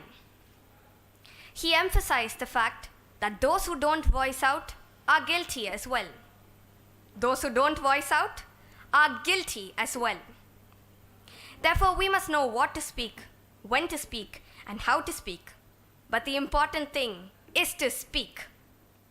For the benefit of society, a spade must be called a spade. Fact must be fact.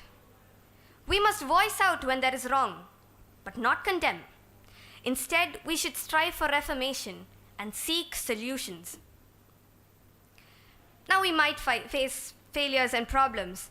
Many a times we would face oppositions, but we must remember that if God has put us to it, He can bring us through it. Besides, Jesus himself was condemned, tortured, and was crucified for bearing witness to the truth. We must also be able to sacrifice and keep in mind that we are contributing our might to the welfare of all. And this should be because of love. Love for God grounds us to the right path, and the passion for the work we do is our driving force. Our country is not yet free from the clutches of divisions. Barriers continue to exist. As Christian journalists, just as Jesus did, we need to break them. One way is to speak up for the truth fearlessly, and that is being a prophetic communicator. I would like to conclude by dedicating this small poem of mine to all journalists. May the good Lord give guidance to all journalists on their road, that they have the courage to trust He'd share their load. Let them bear witness to the truth, making rugged paths they trod smooth. Let their faith not dim, though the task be grim. Give them the strength to sacrifice and forever be our pride. Hats off to all you brave journalists here for risking tirelessly without favor and fear. Thank you once again.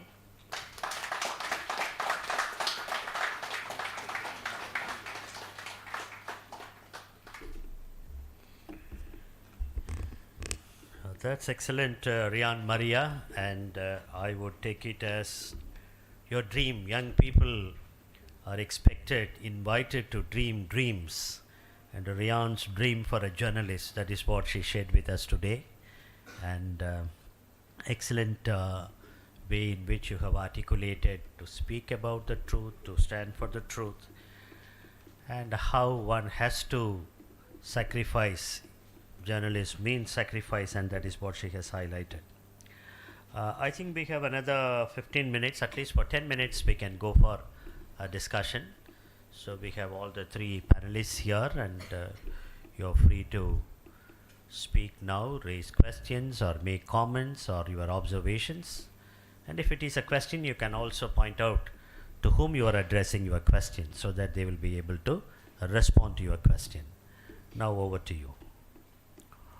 Yeah, please go ahead. Introduce yourself and then ask the question.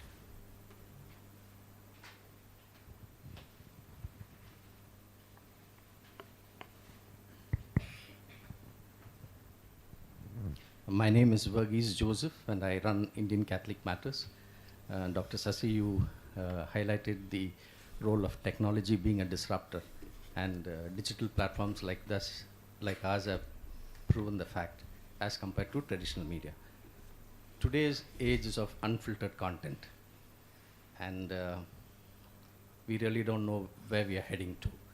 My question is, I can only sum up our position now is, as Idi Amin said, I can guarantee freedom of expression, but I cannot guarantee freedom after expression. So I think today we are living in that context. I'd like you to address this.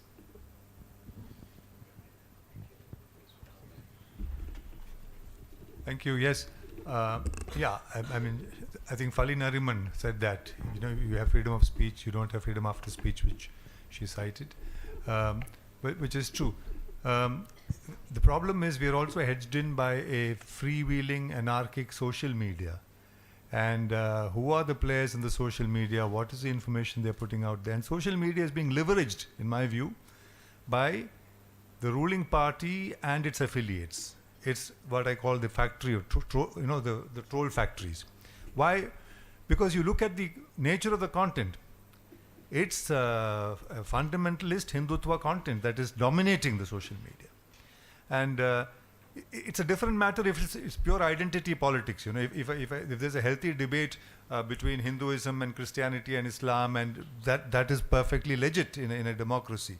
But here, what you're doing is you're polarizing because you can only stay on top politically if it's polarized. If it's not a polarized society, you have nothing to hold on to, because your development record is pathetic. You have nothing to show for so many years of rule. So that is the peculiar nature of social media.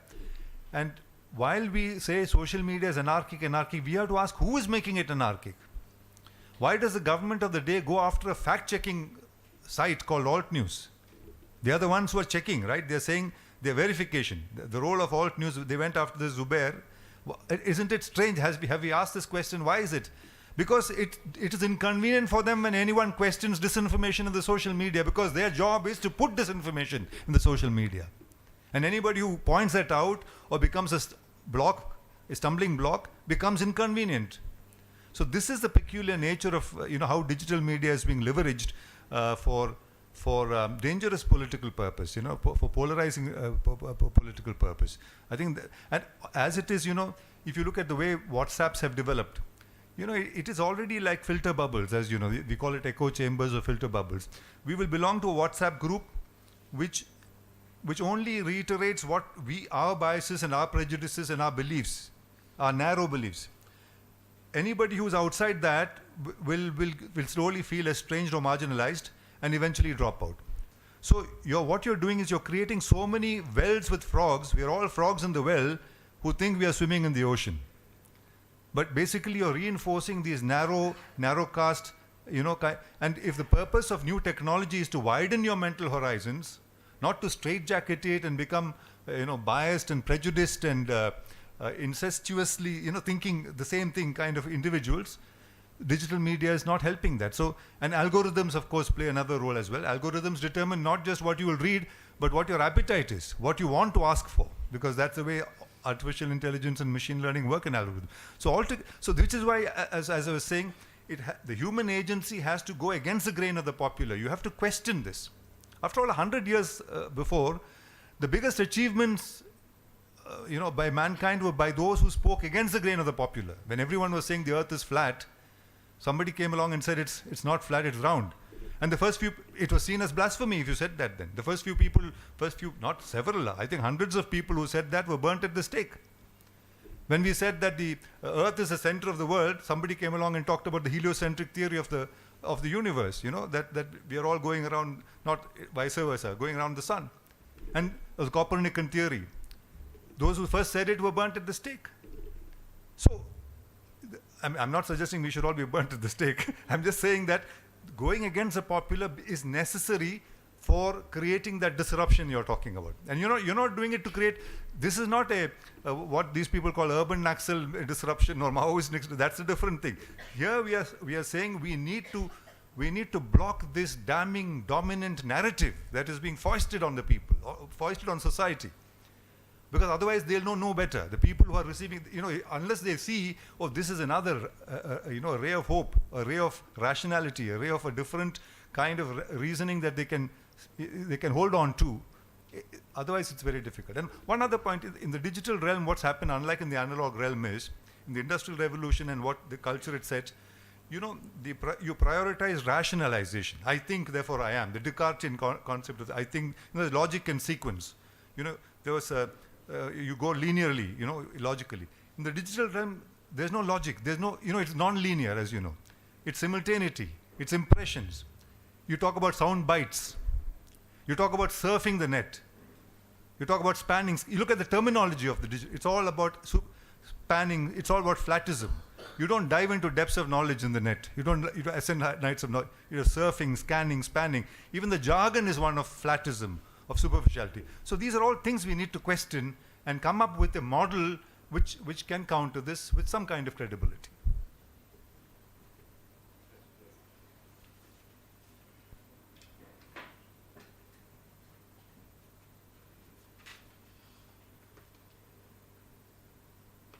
My question is to the panel, and I'm Elizabeth from Stella Maris College. My question is, there was a lot of talk about media being a representation of truth, and also how we should quash it from the dominant narrative and so on. But according to Arundhati Roy in her book, Doctor and the Saint, she says that most of the mainstream media, be it the Hindu group, the Times group, or even the Roys, they all of the owners and the publications belong to an upper class and upper caste section of the society. So how can we say that, is there a chance that truth itself, the truth that we've been hearing so long, is slightly altered because we are always hearing it from one particular section of the society?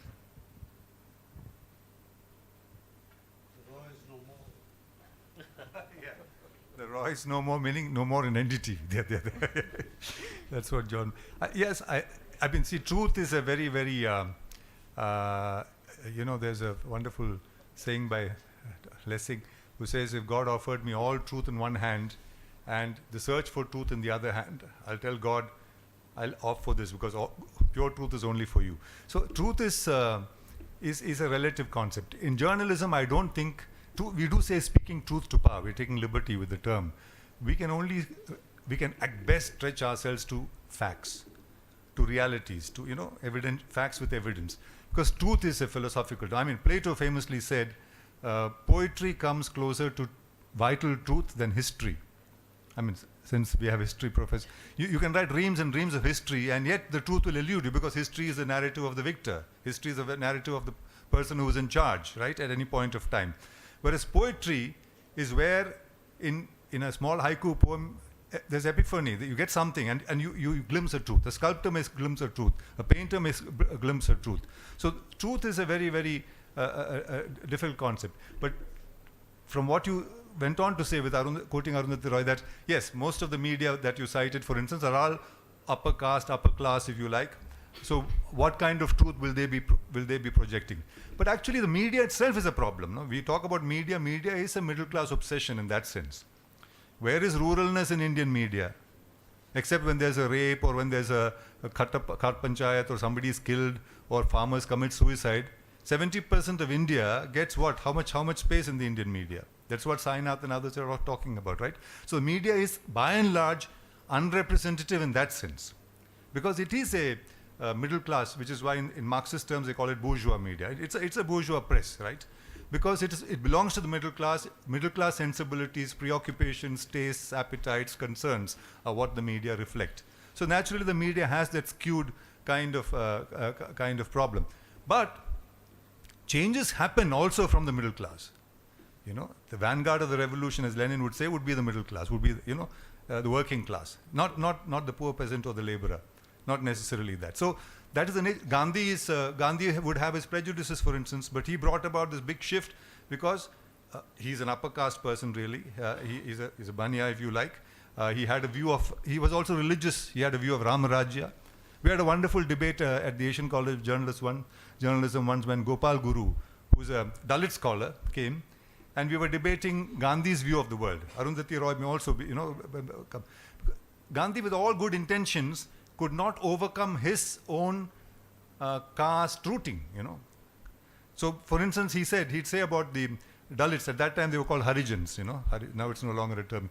He said, if I am born again, I want to be born a Harijan. So Gopal Guru says, what it implies is he knows that there's no liberation for Harijans for the next several centuries. So he thinks there's going to be that, but he wants to be born one. So you see these mindsets come with particular caste kind of moorings and so on. But that need not necessarily mean that they don't show the way. They don't create a situation which then others take over and it could pan out into something else. So, but it's true that the media is skewed. It has got its own innate prejudices. Unlike the new digital media, where the advantage is that anybody can start a website, anybody can start a portal. It's relatively inexpensive. And so I think a lot of young people will, I think, move there in the next few years. We encourage our students, for instance, not to think only about joining the big media organizations, but becoming entrepreneurs themselves. Because that's the way, when you know, in the digital realm, as you know, there's a concept of the big digital capital is the 5 big people who control, you know, all that we see here and read, Google, Facebook, Amazon, Microsoft, and all that. And there's a long tail, as you call it, in digital. It's a long tail, and that long tail is infinitesimal. It's terra incognita, but infinitesimal. If there are 100, 200, 300, 3,000, 5,000 such sites, which the aggregate power of that will be able to, the tail will be able to wag the dog then, right? My question to Rian. Really happy and proud that you stood in the parliament and spoke, giving the voice for the people. Also coming from Don Bosco School of Excellence and Father Tony Robert, when I spoke to Father, he was very happy to send you here to this panel. I thought this voice of a student will help all of us to see the fact in a different way. And you have done well. Huh? So that what is the one good thing that you found in the educational system that helps you to be in search of truth or fact? That's one thing as a student. Second is, what is the obstacle that you find in your studies? Some dump information only doesn't make you really to go in search of a star or with a vision. So what is one thing that supports you or encourages you, and what is another thing that suppresses you?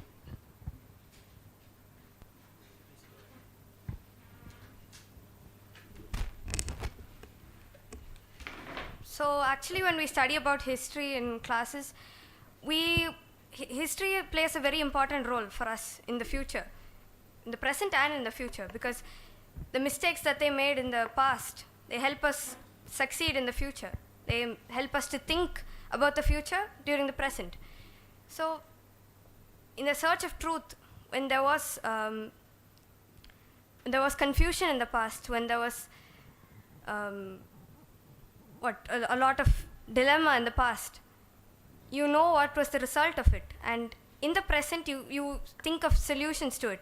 You think of what could have been a possible solution to the problems in the past, and that helps you think for the future. So I would say history has played a very important role. Learning history in education has played a very important role for me. Obstacles, I wouldn't see any obstacle in education that pushes us to look for truth. But when you get out into the world, then there are many obstacles for you which actually make you want the truth, which actually push you to find the truth. So in education, no such thing yet. Thank you. Last question. Good afternoon, everyone. I am Rajesh from Ahmedabad, Gujarat. We are living almost in a regime of dictatorship. And when we are saying the prophetic communicators or journalists, is it safe to write what is truth? I'll give you 2 concrete examples. Just about 3 months back, I wrote an article because this conversion issue is going around. And at the last moment, in fact, the final proof was checked also, and then I was advised or forced from my wife also to withdraw the article. Just 3 months back. And about 2 years back, my son, he wrote something on his Facebook page, and he got so many threatening messages on his Facebook page. So people like minorities like us, is it safe to write what is truth? My question is to Dr. Shashi Tharoor or Dr. Anthony Sebastian. Shashi Kumar, sorry. Or Dr. Anthony Sebastian, please. Any of you. Yeah, we will take the next question.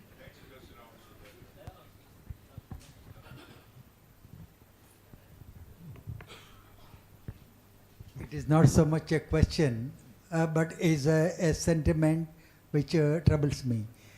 There was a time our journalists, media persons were trained in the universities which were giving a broader world view, an inclusive view, more objective view. But today, everybody is getting into this profession now. They are trying to train their own people and plant them into the media. And the most powerful are buying the media. Where are we heading to? I think that's a very disturbing position.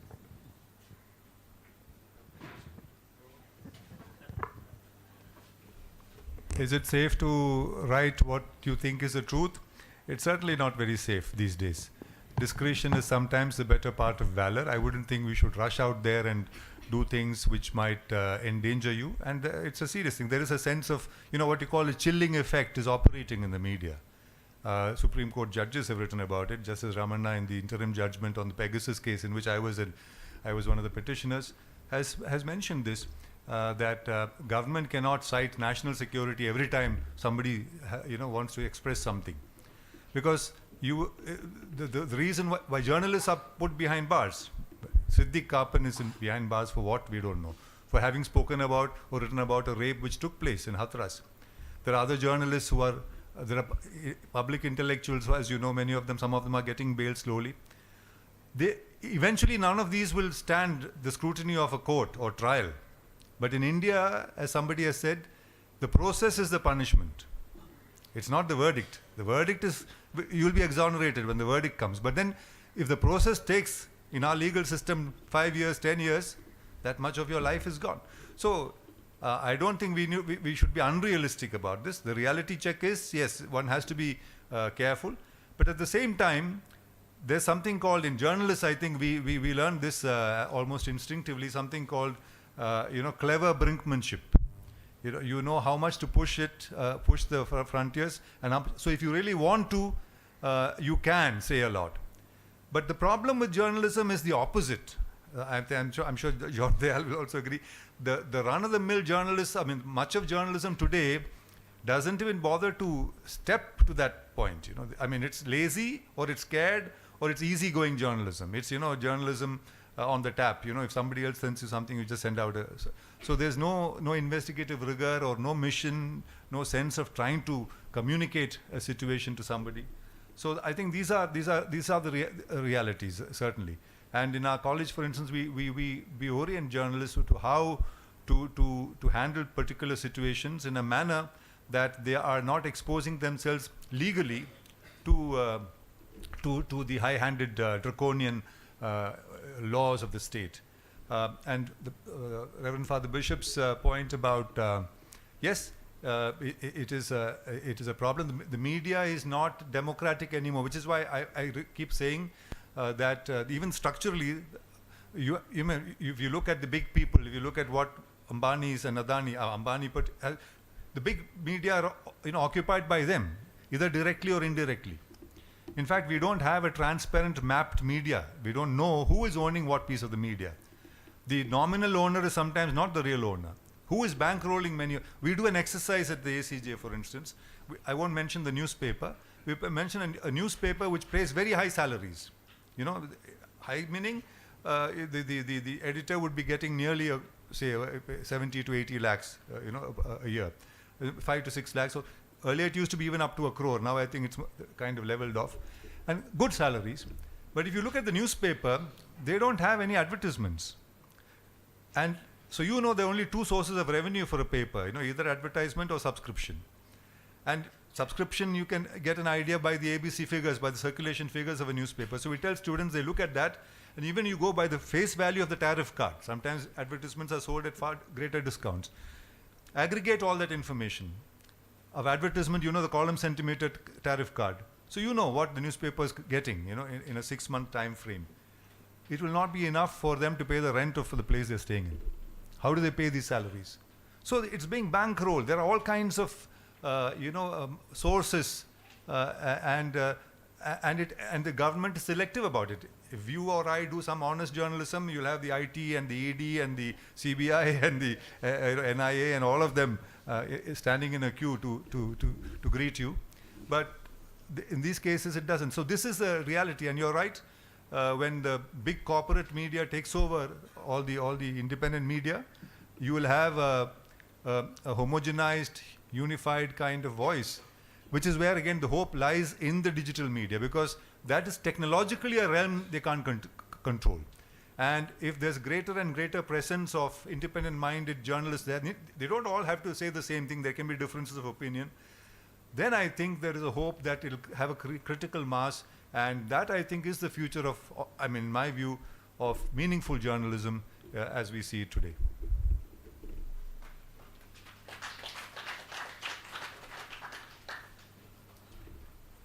Friends, with that, we are coming to an end of our panel discussion. And if you have listened to all the panelists and then carefully observed, I think to be a prophetic voice today in India, particularly at this point of time, is most difficult. And the two narratives, the national narratives, they have elevated is a term with a good connotation. I would say that they have raised it. They have raised it to the national level, the two narratives. If you are a Christian, then immediately they will say you are converting people. If you are a Muslim, they will say you are a terrorist. This has become the national narrative now. I think this is the challenge for minorities, particularly for Christians and for Muslims. This has to be destabilized through our writing, through our speeches, through our writing, broadcast media, print media, with all this, to destabilize, to destroy, and to give an alternative. Otherwise, this is becoming very, very strong today. If you sit in any studio for a discussion, if you are a minority, the anchor would say that you are getting many money from outside and you are for conversion. You are converting people. So the state laws are going to become a national law for conversion. Right? And if you are a Muslim, the easy thing, you would have seen a small clipping in the recent times. In the Karnataka Manipal University, a student in a classroom confronting the teacher. The student, his name is a Muslim name, and the teacher says that you are so and so, connecting him with the terrorist. He said that, how can you say this? So this has become the national narrative now. I think to be a prophetic journalist today is to destabilize, to destroy, and to give an alternative to this. In democracy, we also teach something called consortional democracy. There is something called consortional democracy, which means every opinion, every shade of opinion is represented. This is a question this girl asked, wonderful question, whether every shade of opinion is represented in the media and in the democracy, in our parliament and in our assemblies. In that way, our answer would be no. We have to move towards this consortional democracy. So thank you for giving me this opportunity to moderate this session and this panel discussion. And I thank the ICPA organizers, and particularly Ignatius Gonsalves, Anthony Pankras, and Father Gnani for having given me this opportunity. And would like to thank immensely the panelists. So good, and Dr. Sashi was excellent in telling us the present day challenges of the journalists. Also Father Sebastian and Maria Cletus. So give a big hand and thank all the panelists, and thank you all.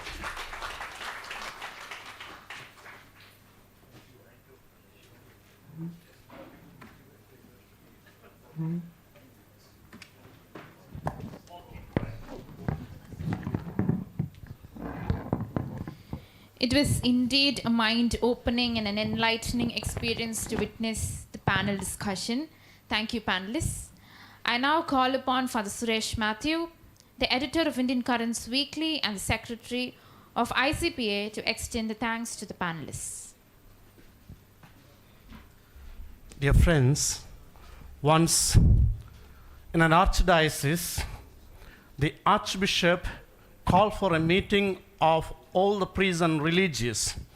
It was a thorough, boring session, and the priest who was entrusted with the responsibility to propose a vote of thanks came to the stage at the end of the program, and then he asked a question to the audience: should I be short or should I be lengthy in my vote of thanks?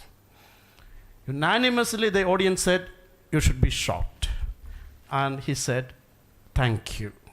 And then he just walked down. When they went to the dining hall, one of his friends asked him, if we were to ask you to give a lengthy vote of thanks, how or what you would have spoken? He said, thank you very much. Dear friends, I won't be doing justice if I stop with thank you or thank you very much. We need to properly acknowledge the contributions of our panelists. I stand here as the Secretary of Indian Catholic Press Association and also as the editor of Indian Currents Weekly. Let me be frank, all of you revived my drooping spirit. The reason is, I've been taking on the fundamentalist fascist regime as the editor of Indian Currents for the last 9 years. I've been going around addressing priests, religious, bishops, provincials, major superiors, and even the secular people, speaking about the RSS agenda, fascist agenda. And then at the end of 9 years, now I feel, what's the use of speaking? What's the use of writing? No one is responding. No one feels impressed by the content of my writing. No one is influenced by my thoughts. But today, all of you unanimously have revived my drooping spirit. The reason is, our president spoke a sentence quoting Rumi. It's not the thunder, but it's a rain that helps plants to grow. And therefore, raise your words and not your voices. And sir, thanks for the inspiration. We will continue to raise our words. And then a word of thanks to our moderator, Bernard Desami. He has on many occasions written in Indian Currents Weekly on current topics.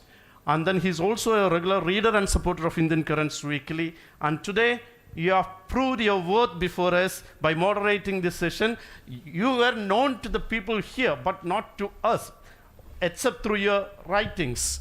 Now, today you have proved your mettle, and then you spoke about the blender's pride. You know, most of you are aware of what is blender's pride. The blender's pride is the cocktail of corporate media and then fundamentalist regime. The unholy alliance. That's a blender's pride we taste today in our Indian context. And then coming to Dr. Shashi Kumar, we knew you as the founder of Asianet, and then your contributions to the world of journalism. But today, I would like to thank and appreciate you for reincarnating John the Baptist amidst us. And you were really like John the Baptist, speaking truth to power. And you inspired us to continue our mission with passion, to continue our responsibility to be true prophetic journalists in the context of journalism being reduced into voyeurism. And then your elaboration about post-truth paralysis. We had carried a story in 2017 and people asked, what is post-truth paralysis or what is post-truth? And today we are witnessing it. Goebbelsian techniques are being used to propose or to communicate what they consider to be the truth. And the example of Zubair from alt news. How many of us regularly access alt news? We have degrees from WhatsApp University because we are masters in forwarding messages. But do we refer to alt news to find out the truth? And thank you for reminding us about the relevance of alt news and the situation of the country. And then special thanks to Father Anthony Sebastian. You said your journalistic training helped you is helping you in your sermons. Now, Bishop Henry, you have produced a document when you were the executive secretary of the CBCI. And there very clearly he has written, or he has proposed to the CBCI, and the CBCI has proposed to all the priests and religious to learn communication. And then now your challenge, the challenge before you is to implement what you had drawn out. As the chairman of the executive, as the chairman of the OSC, now you need to implement. We need to train our candidates, priests, journalists, priests and nuns in communication. Thank you. And then presentation of Luke as a journalist. It's an eye-opener. Okay, thank you. Yes, thank you. And then, Rayan, you began with a question. Do we have freedom of speech? Or quoting Fali Nariman, she said, do we have freedom after speech? We speak a lot about freedom of speech. None of us speak about, we do not have strength to speak about freedom after speech, be it in the church or be it outside. We have no freedom after we have spoken. And then she, a child studying in 9th standard, inspired us, motivated us with her comment, statement, testify the truth. And then she has invited us to upset the money changers table. Thank you for inspiring us.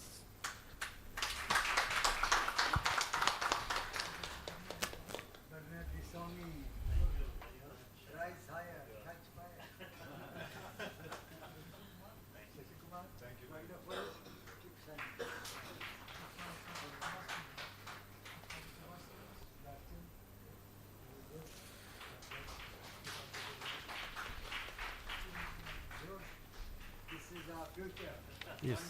Congratulations.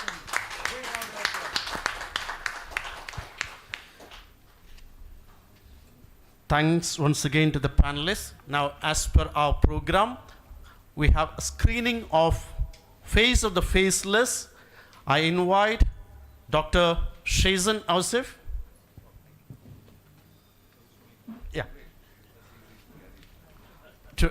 We sit here for another 20-25 minutes and then we go for lunch. We will be watching a documentary Face of the Faceless. That's part of our program. He will speak about the Face of the Faceless. He's the director of the Bollywood movie Face of the Faceless.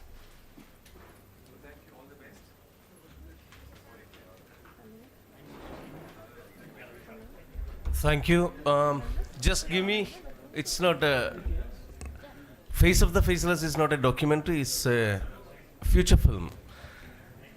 Respected ICPA members, I won't take much time. I will be very quick and fast to make these things to happen now. I'm so happy to be here with you all.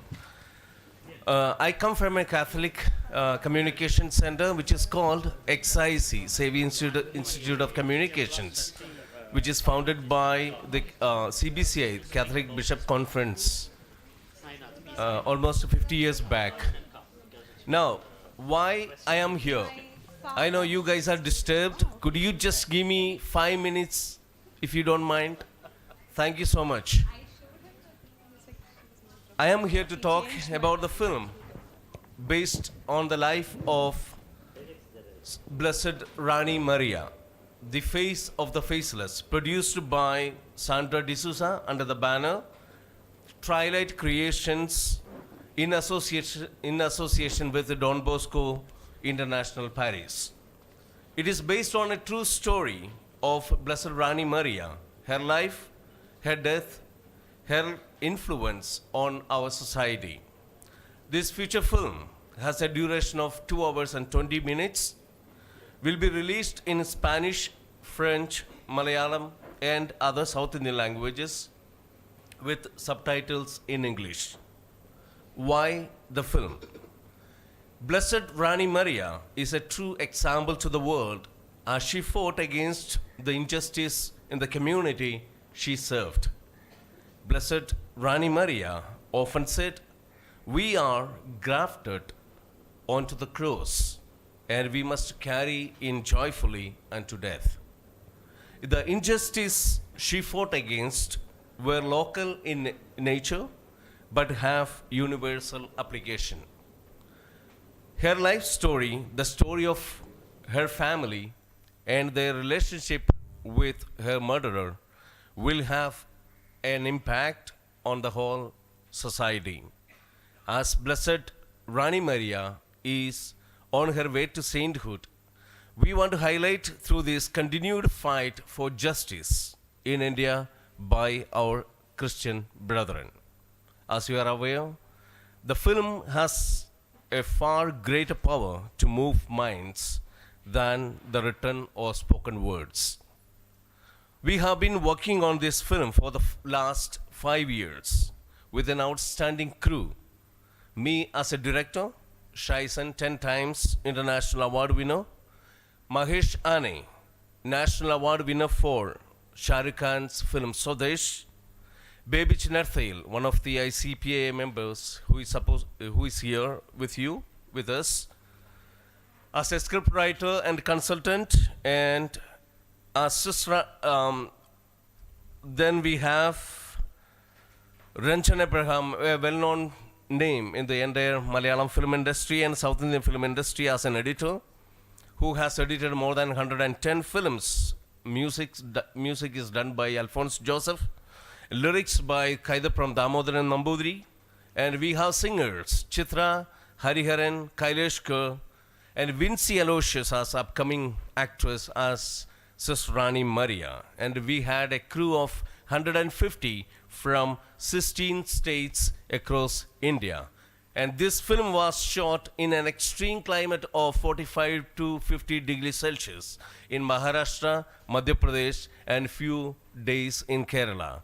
As one of the crew members clearly stated, for many days I was unable to sleep, eat properly, as I was highly moved by the struggle and sufferings shown in the film. Now the film is ready. The dubbing for other languages like Spanish, French is happening in Paris. Blessed Rani Maria's story deserves to be told as we have a wide audience around the world. We will greatly appreciate your support to bring this dream project to a successful one. Now, in what way? If you can let me use one page of your periodicals, magazines, newspapers, weekly, etc., to write about this film. While the film is being released worldwide in theaters on 25th February 2023, the same day when Sister Rani Maria was assassinated almost 27 years back.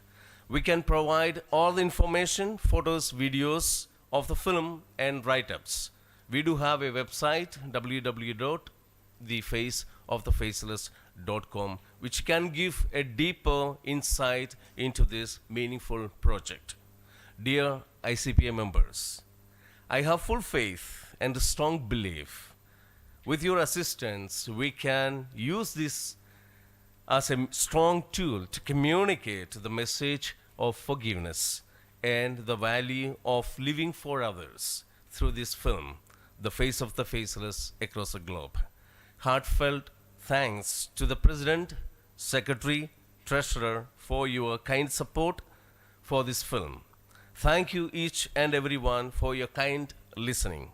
May God bless each one of us and make this film, The Face of the Faceless, a grand success. Now, what I'm going to show you is just 3 minutes of making of this film, The Face of the Faceless.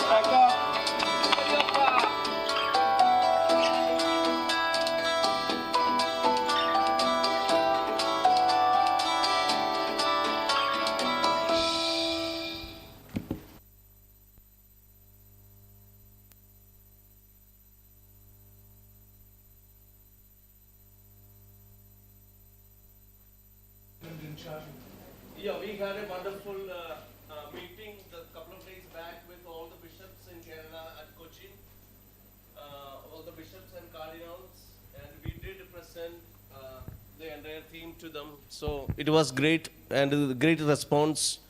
And this is what they said: let us know when it's going to be in theaters. We will come and watch the film along with the parishioners.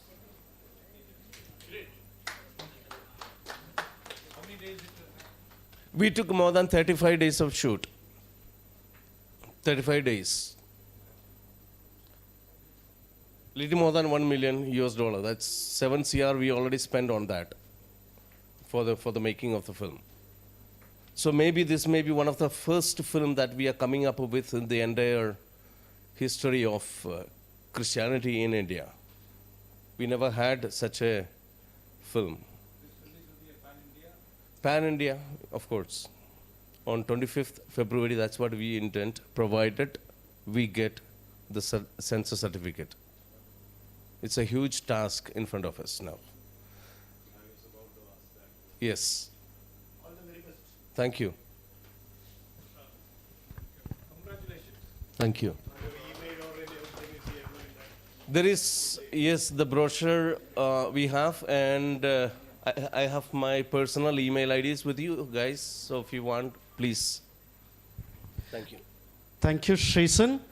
Now we go down for lunch. We come back by 2:15, 45 minutes. Break. We come back at 2:15 for the award function.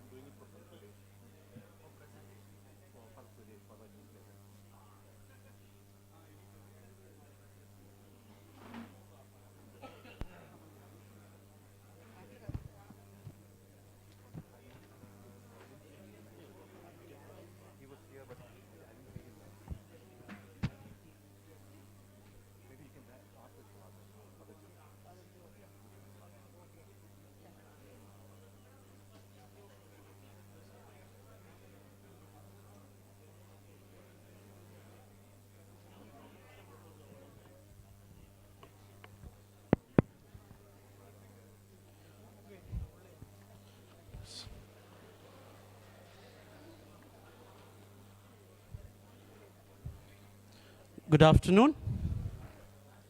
Shall we begin? Okay.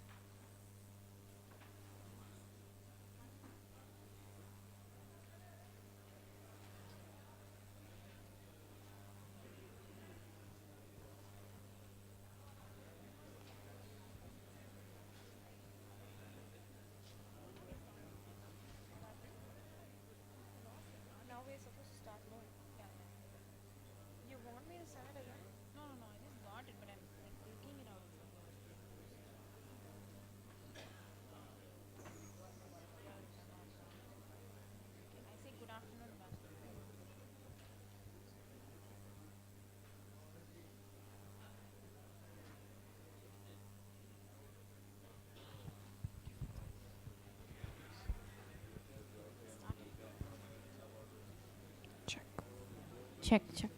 Check. Check. Good afternoon and welcome back. I'm sure all of us here would have had our lunch, but dessert is yet to be served. Emerson once beautifully quoted, "Every achievement is the victory of a flaming heart." We have come to the most exciting segment of the day, the ICPA Awards 2022, where the association celebrates the commendable journalistic work of Christian individuals and institutions.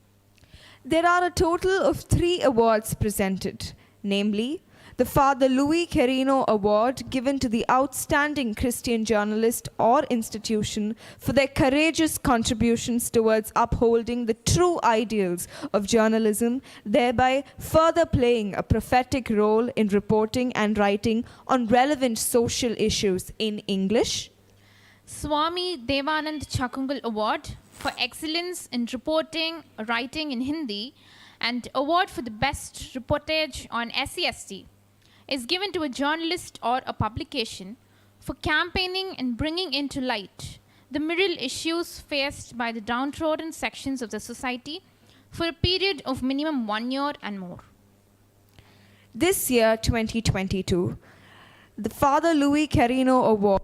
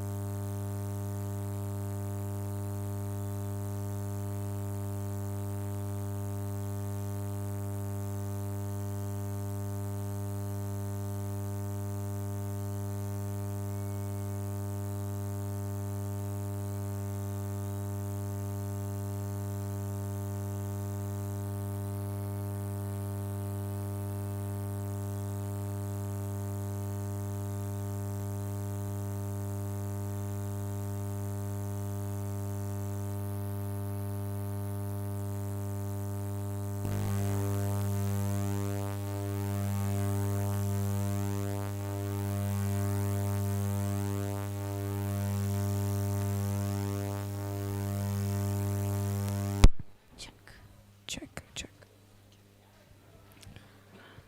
I think the electricity really likes to add to the suspense. Okay. So, this year, 2022, the ICPA presents Father Louis Carino Award to Dr. John Dial. The ICPA Award for the Best Reportage on SCST is presented to Father Irudaya Jodi SJ, and the ICPA Award, Swami Devanand Chakungal Award 2022, is conferred on Sister Ganga Rawat SSPS. Before we commence with the announcement of the winners, we will now witness the marvels of Tamil culture and heritage through a specially curated Thirukural dance performed by the students of Good Shepherd Matriculation Higher Secondary School, Chennai.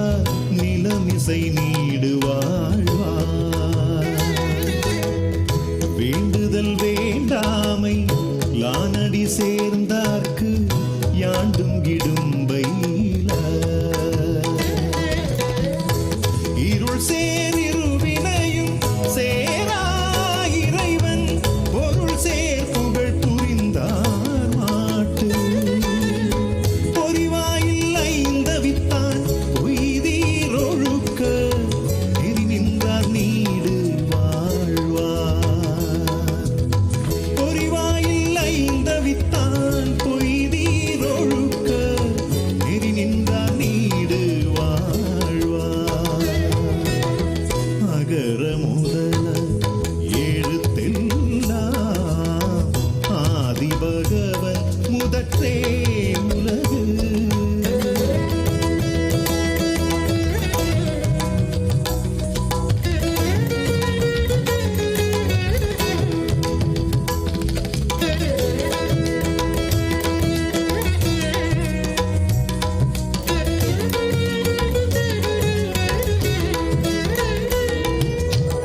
தனக்குவமை இல்லாதார் தாழ் சேர்ந்தார் கல்லால் மனக்கவலை மாற்றல் அரிது. அறவாழி அந்தணன் தாழ் சேர்ந்தார் கல்லால் பிறவாழி நீந்தல் அரிது. கோழி பொறியில் குணமிலவே என் குணத்தான் தாளை வணங்காத்தலை. கோழி பொறியில் குணமிலவே என் குணத்தான் தாளை வணங்காத்தலை. பிறவி பெருங்கடல் நீந்துவர் நீந்தார் இறைவனடி சேராதார். பிறவி பெருங்கடல் நீந்துவர் நீந்தார் இறைவன் அடி சேராதார். அகர முதல எழுத்தெல்லாம் ஆதிபகவன் முதற்றே உலகு. கற்றதனாலாய பயனின் கொள்வால் அறிவன் நற்றால் தொழார் எனின். கற்றதனாலாய பயனின் கொள்வால் அறிவன் நற்றால் தொழார் எனின். அகர முதல எழுத்தெல்லாம் ஆதிபகவன் முதற்றே உலகு.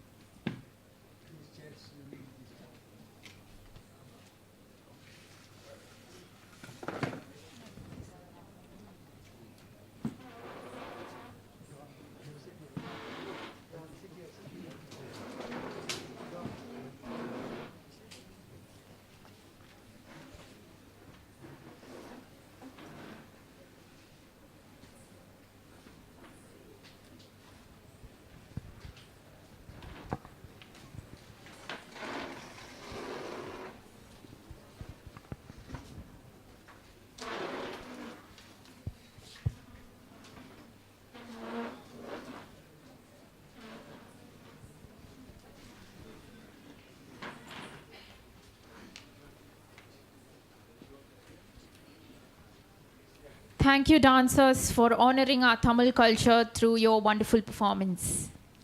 Now I invite Father Joby Matthew, Treasurer of the ICPA, to give a welcome address.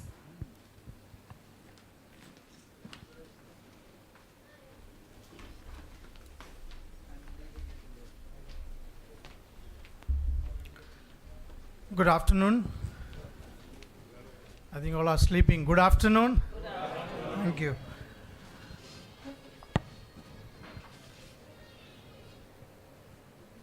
After a thought-provoking session in the second part of the morning, now we move to another significant part of today's event. In the morning, we heard about how we as Christian journalists should be prophetic. We heard about what is true journalism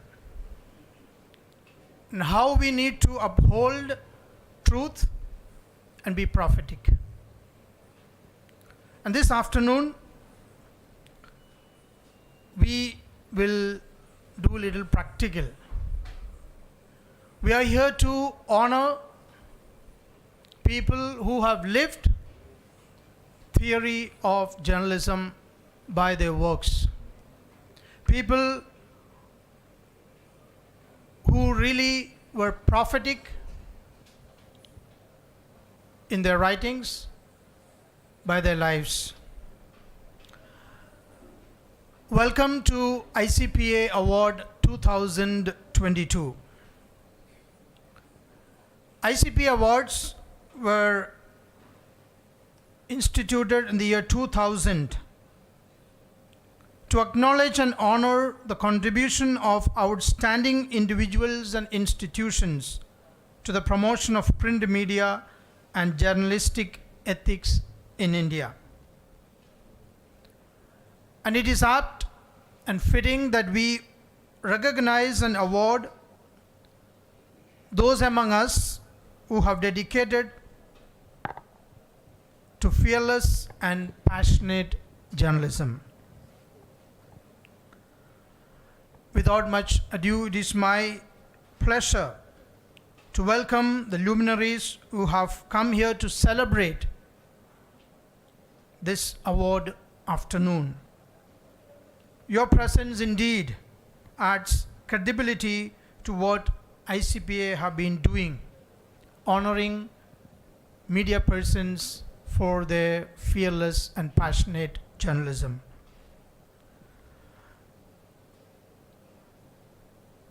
I'm indeed happy to welcome Mr. Ignatius Gonzalez, the President of Indian Catholic Press Association, who has steered this association for the past 4 years by his passion and by his vision. Let's give him a big round of applause.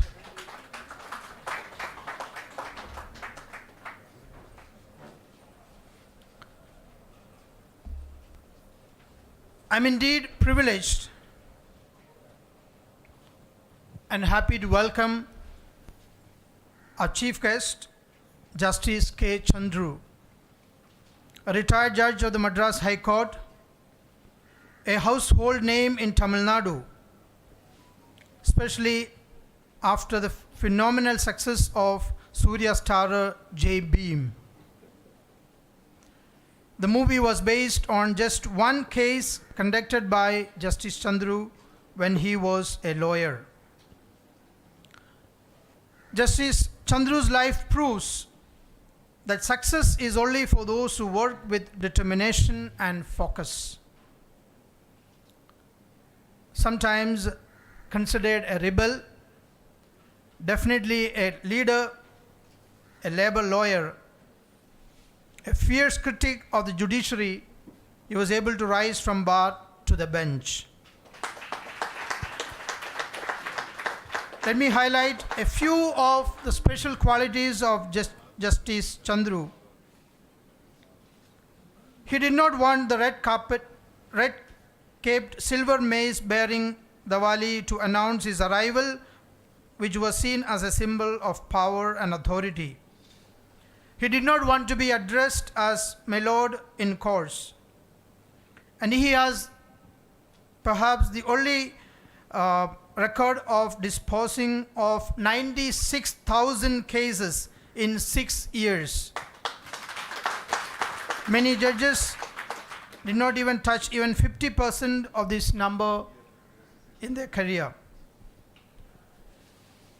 He surrendered his official car in the morning of retirement and traveled in suburban train for going back home. He did not accept any post-retirement jobs such as Supreme Court judge, tribunals, commissions, etc. At the entrance of his official chamber, a notice was seen: no deities, so no flowers. No one is hungry, so no fruits. No one is shivering, no shawls. Sir, we are indeed privileged to have you with us for the ICPA Award 2022. Hearty welcome. I welcome with pleasure a guest of honor, Dr. A. Thomas, Principal of Loyola College, Chennai. Hearty welcome, Father. I invite our President to honor him.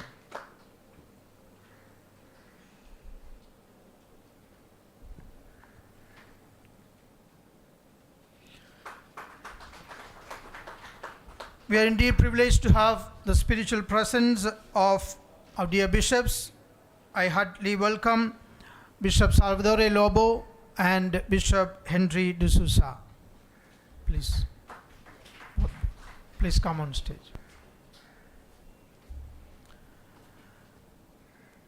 ICPA is indeed privileged to have the presence of Father K.M. Jose, the Provincial of Salesians, Chennai. Hearty welcome, Father. Also, Father Don Bosco, the Vice Provincial of Salesians, Chennai.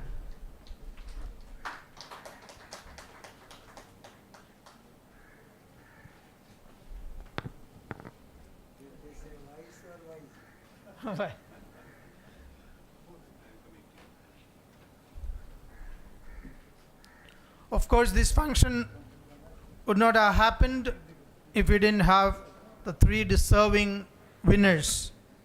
We will introduce them in detail later. I welcome all three of them to this award function. Let's give them a big round of applause. Welcome to all our friends from the media, local media, and to all of you, the friends and families of the award winners, to this special ICPA Award 2022. Hearty welcome and enjoy the day. Thank you.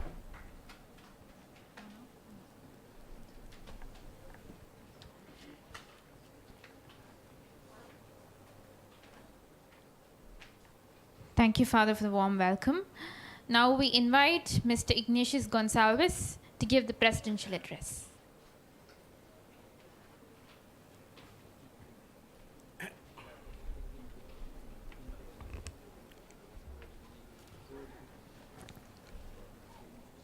Mr. Justice K. Chandru,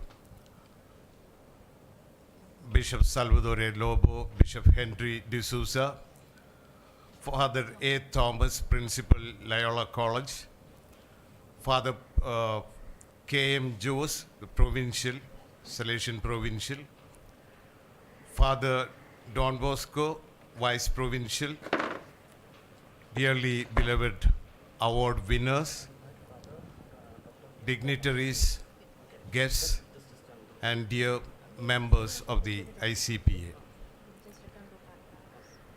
Sharing the dais with Justice Chandru brings to my mind the title of a book authored by noted philosopher Soren Kierkegaard. It is titled Fear and Trembling. And I would, a journalist of 5 decades, I would confess that that exactly is my predicament now. The Bible says, fear of the Lord is the beginning of wisdom. It's not fear as you understand. The fear, I mean, it's ennobling kind of fear. So, yes, what to say now? A lot has been already said about Justice Chandru. I don't want to add more into that. I was just thinking, how could, how best I would explain him, describe him. A congenital rebel, perhaps that is it. An icon and an iconoclast. Yes, he is an icon, but he had been doing just the opposite. Somebody who always stood by the marginalized, the last, least, and the lost. I mean, it is in retreat preachers in the Catholic Church always tell us, the ordinary folk, you just, while you venerate the saints, you should ask yourself, if he and she could do, why not I? I think this whole assembly is asking that question. If a person like Chandru could do all these things, 96,000 cases and all those things, I don't want to mention. So it is such an enriching, such an ennobling presence as it is. And when we are presenting 3 role models of true journalism, of uprightness, I think it is our fortune that, sir, a person like you are with us. We sometimes, very much amazed, and it's so difficult to put into words the times in which we are living. But we can always draw parallels. I am reminded of T.S. Eliot's play, first staged in 1934, titled The Rock. The Rock. And the play begins, the chorus singing this: where is life we have lost in living? Where is life that we have lost in living? Where is the wisdom we have lost in knowledge? Where is the wisdom we have lost in knowledge? And where is the knowledge we have lost in information? We journalists are supposed to be information providers, fact finders, and fact givers, not necessarily the truth.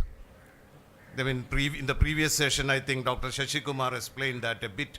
Always say always people say that we have to witness truth, give truth. No, we give information and facts. Through that, you, the readers or the viewer or the audience, they come to their own truths.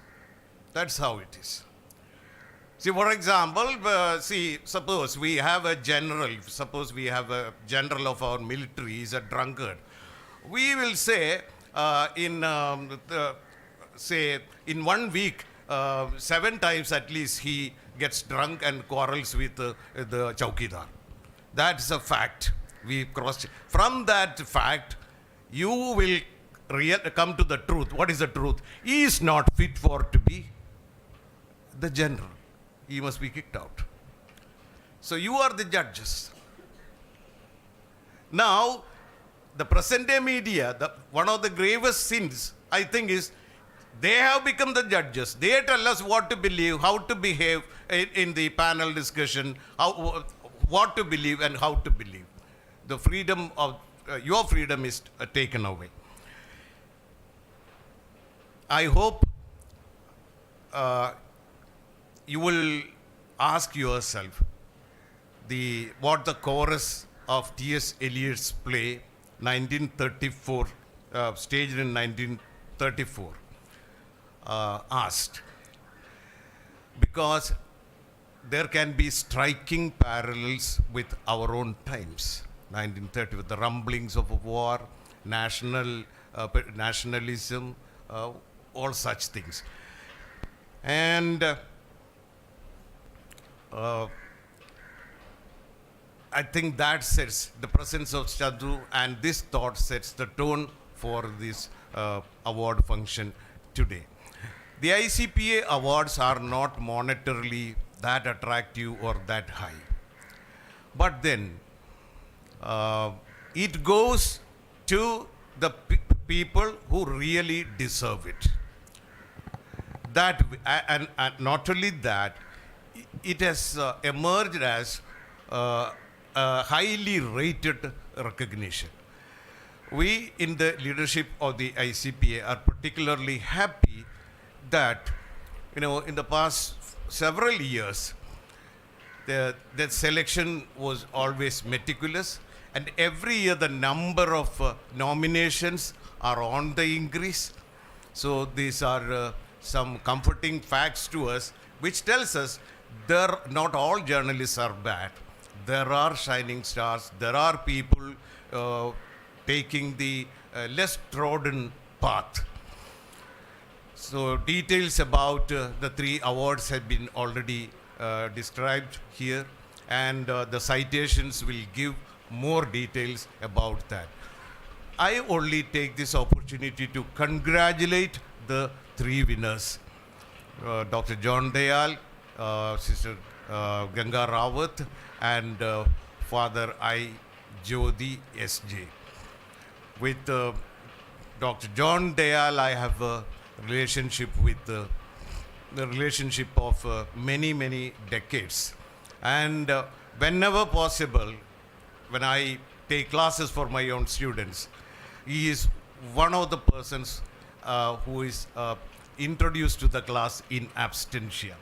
There are only 3 or 4. I always keep track of them. So that's why I say we have shining examples.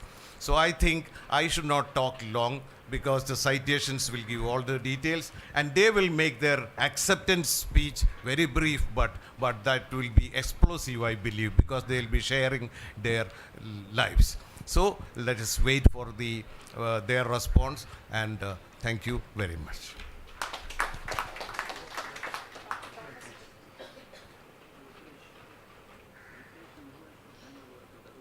Thank you, Mr. Gonzalez, for your eye-opening thoughts.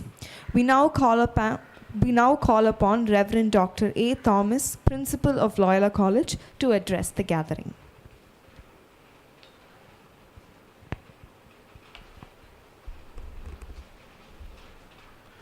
Good afternoon, friends. The most respected chief guest of the day, Justice Chandru, the president of our ICPA, Mr. Ignatius Gonsalves, and most revered bishops, and Father K.M. Joseph, the Provincial of Salesians, and our beloved friend Bosco, the Vice Principal, Provincial of Salesian Congregation, and all the my fellow Jesuit brothers who are sitting here, all the delegates and ICPA members. Once again, good afternoon to all of you. It's indeed a great joy and honor to be part of this informed gathering, because you are, in a way, as a journalist, you have become the voice for the voiceless. You know, it's a by virtue of this journalistic call, it's a prophetic call. And especially in the present context, we all know that we live in a post-truth society where populism is very dominant. In this post-truth society and populistic socio-economic political environment, as our president said, I don't know whether providing information alone is enough, because post-truth also, it provides information. But there's a lot of gap between, of course, I understand, the information provided by Christian Catholic journalists and the post-truth professing people, be it the journalists or politicians. Certainly, it is in this context, being a journalist is a very challenging task. We all know, if you remain a prophet, what will happen to you. Even in the context of Bible, we know what happens to a prophet. You know, certainly a prophet, a prophetic journalist cannot expect a good TRP or a good award or a good recognition. Certainly, he will always be in a kind of people who are criticized, set aside, and people try to avoid a genuine Christian Catholic journalist in specific and journalist in general. So in such a context, I'm very happy to know that this ICPA is organizing this wonderful gathering to recognize and appreciate 3 of our illustrious or journalists have done a commendable job in their own field. Because although every time you write, your name may appear, but many times we do receive a lot of criticism for being very factual or for uncovering truth. You may be criticized.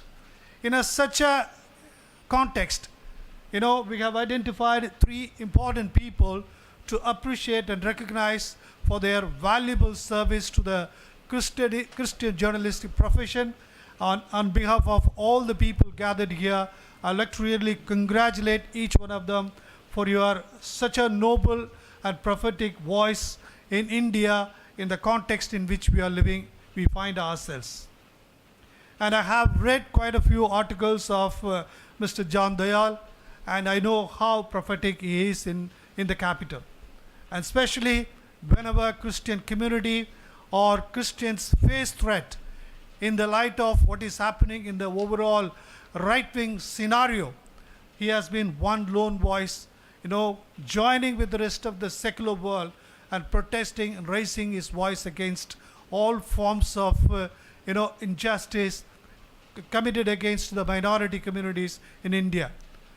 I'm yet to have the opportunity to read about the other 2 writers. I hope I will get some opportunity, and certainly I may not get opportunity to read Ganga Rawat Hindi because we don't read Hindi. Probably if it is translated in Tamil or in English, hope to read it. So on behalf of all the people gathered here, I take this opportunity to congratulate all 3 of them, and also really want to appreciate ICPA for having this annual conference to recognize and appreciate these people. Because if an institution of this kind cannot do it, certainly the journalistic profession may not have any recognition. I'm sure that most of these people may not be recognized in the secular world. At least we should find ways and means to appreciate them, recognize them. So from that point of view, I would like to not only wish them, I would like to request them to continue such things. Probably, if not 3, there can be more awards. As the President said, it is not the financial reward, but the fact that we read about them, we come to know them better, we also get a chance to read them in itself is a great recognition for their writings. And it is my plea, and I once again thank the organizers and all of you for giving me a chance to be part of this, and also to offer my felicitations. Thank you very much.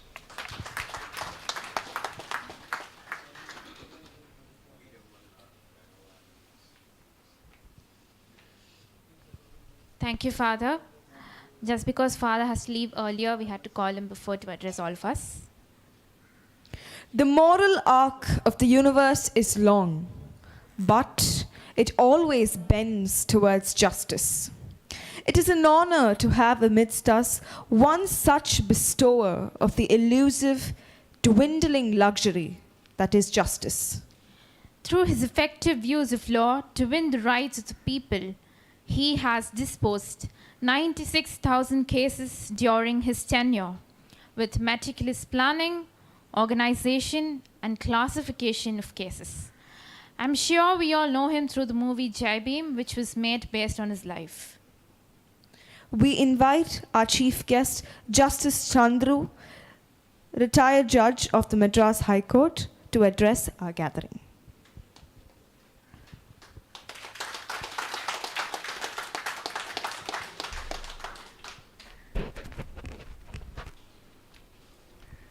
Friends, I'm happy to be with you on this your national convention, and also awarding certain notable journalists in this function.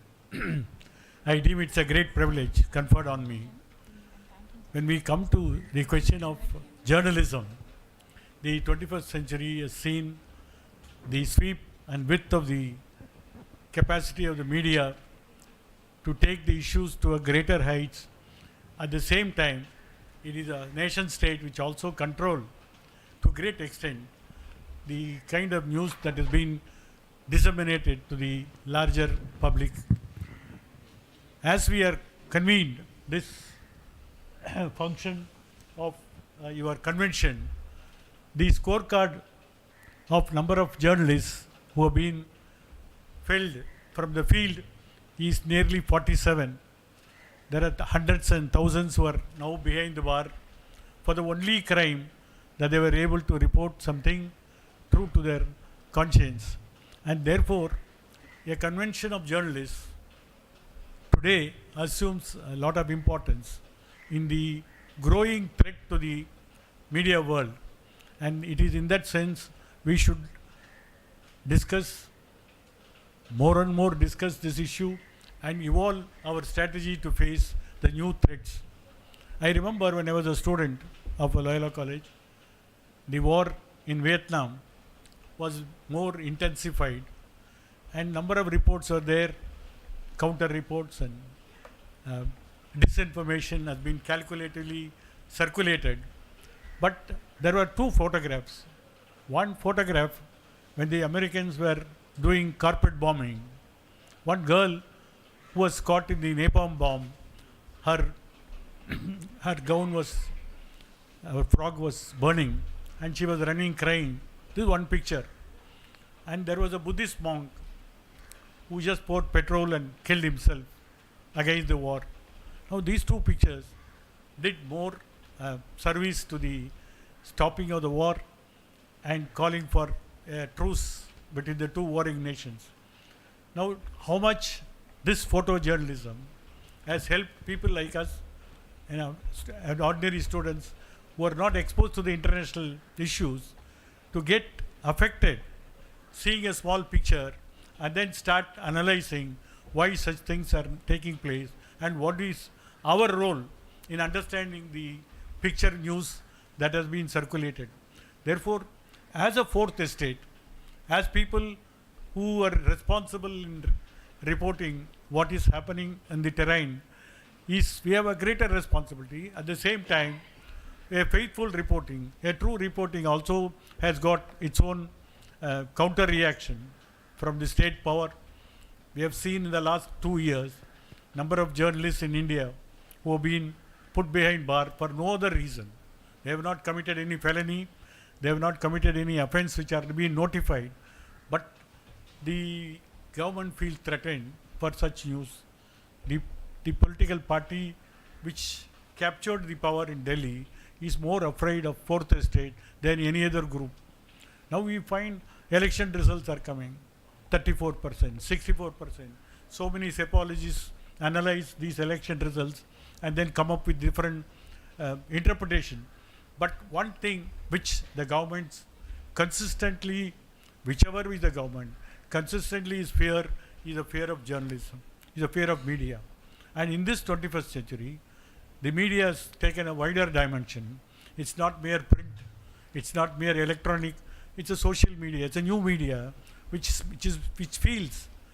really feel, the governments feel more threatened, and therefore there are arrests of people who are innocently posting something. Everybody thought when there is an electronic technological revolution of dissemination of news, everybody thought there is an individual freedom that he can express whatever he wants. It's like his personal wall.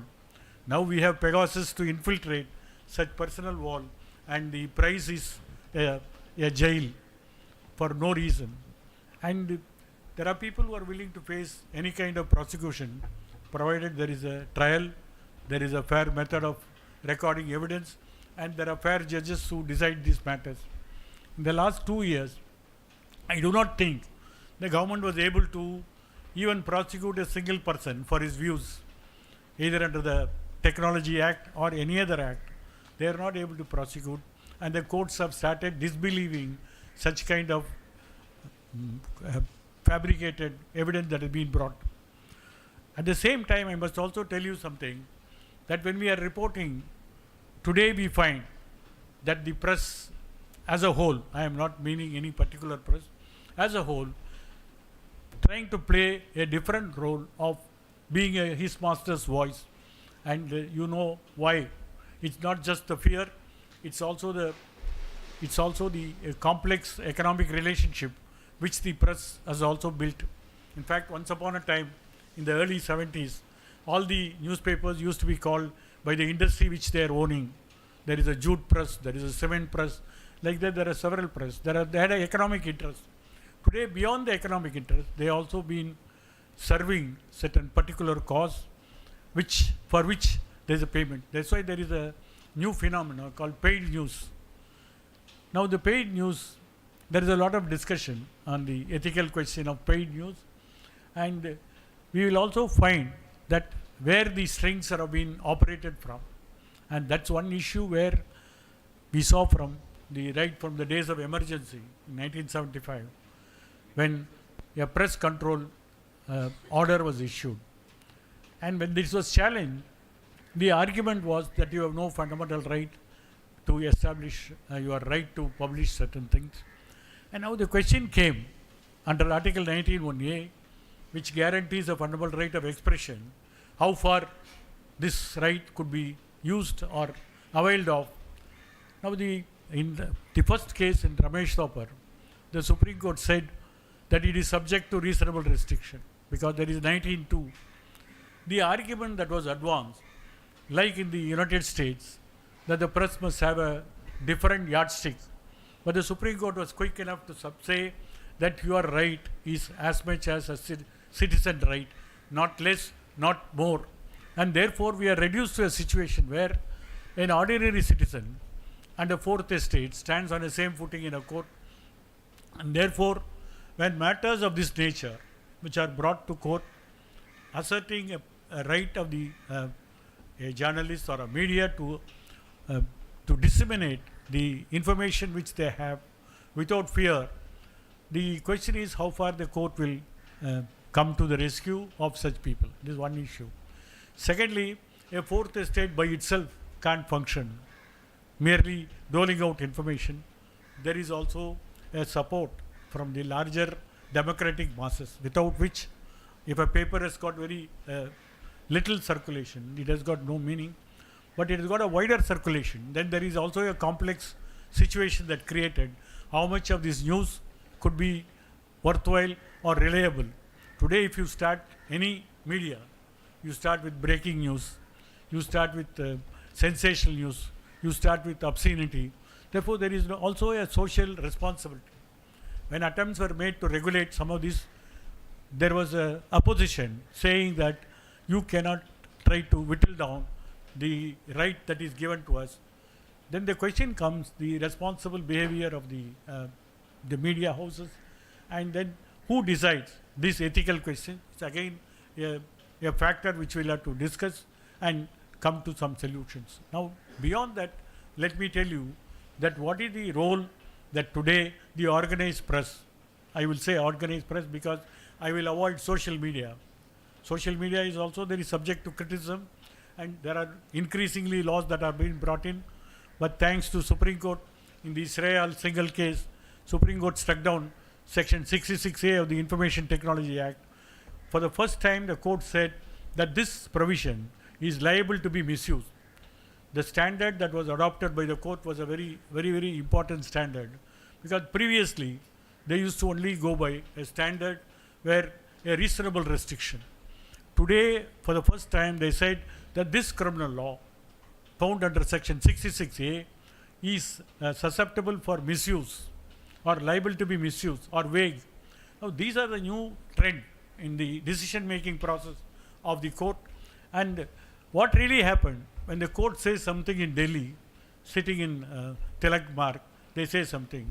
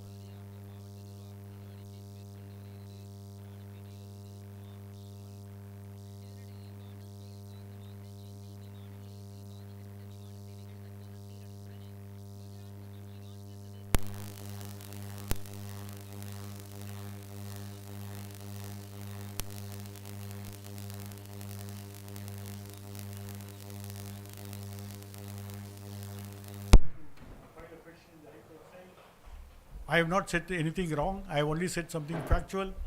And when the matter came up, quotations were taken from the Dr. Ambedkar's selected work, where Ambedkar himself, after embracing Buddhism, said in 1956 in the Diksha Bhumi at Nagpur that I was born as a Hindu, I will not die as a Hindu. This is what he has said that.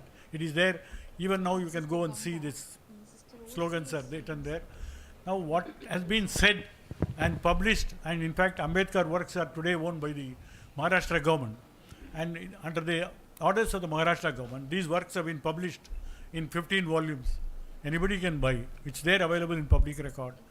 And a tall person like Ambedkar to say this, and now another religious priest says the same thing to his own followers, not in any public meeting. Now the judge very curiously says, Ambedkar may say all this, but you can't say that. This is something. And then we have seen cryptocurrency. Now he says crypto-Christians. Now where do you get all this coinage of words and trying to say something which is not there, and the petition was dismissed. This is what most danger. What is there as a precedent? What is there in the constitution? We can't enforce. Does it mean we have two constitutions in this country? That's another issue. In fact, we saw in the papers some Hindu priests in Varanasi formed a gathering of a Hindu parliament.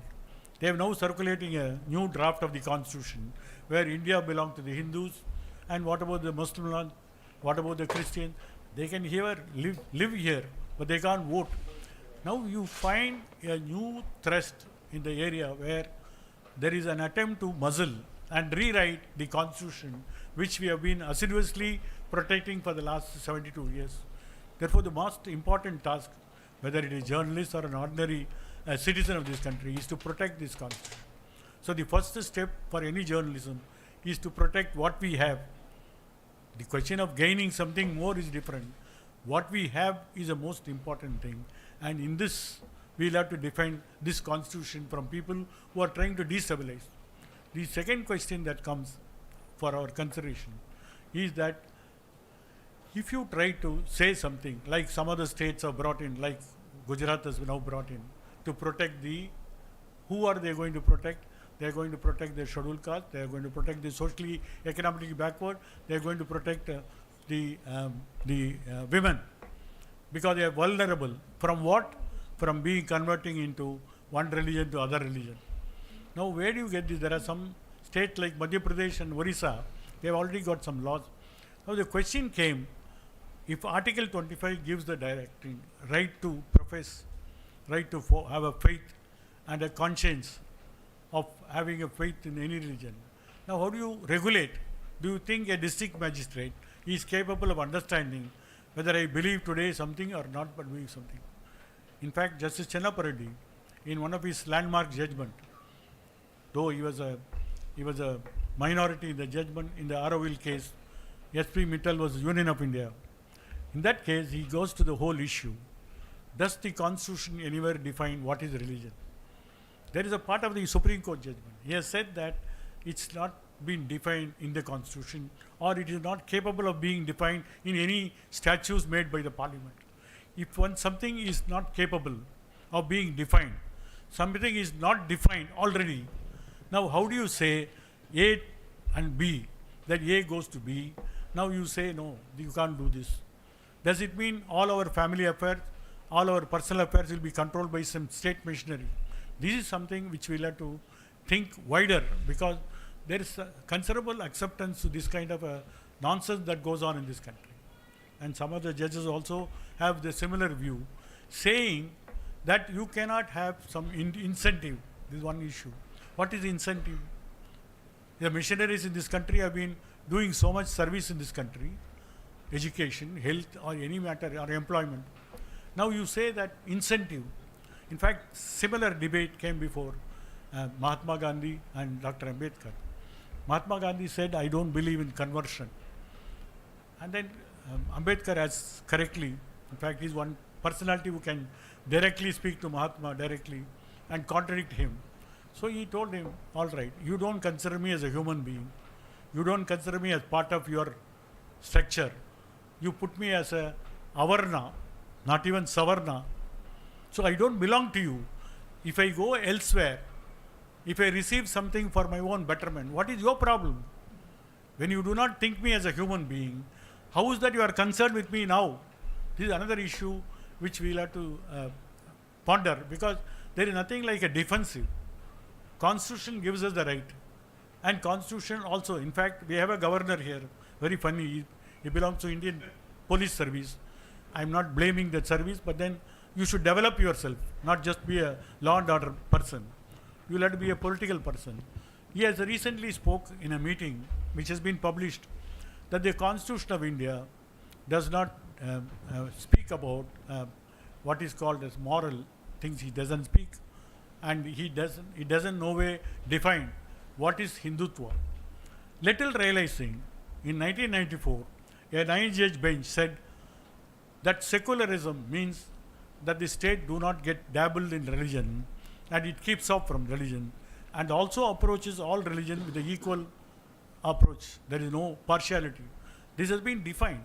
But we have a governor sitting in the Raj Bhavan, says that the Constitution do not define secularism. Now we have a first page of the Constitution put in their magazine. We have a very clear idea that it is a sovereign, democratic, socialist, secular republic. Now secularism, he says, not defined. But he has taken oath under the very same Constitution that I shall uphold the Constitution. And it is not what is written in the Constitution, it is what the judges say. And 9 judges have sat together and said, this is what it means. Now he says it's not being defined. Does it mean it's free for all to everybody? This is another issue which we'll have to think.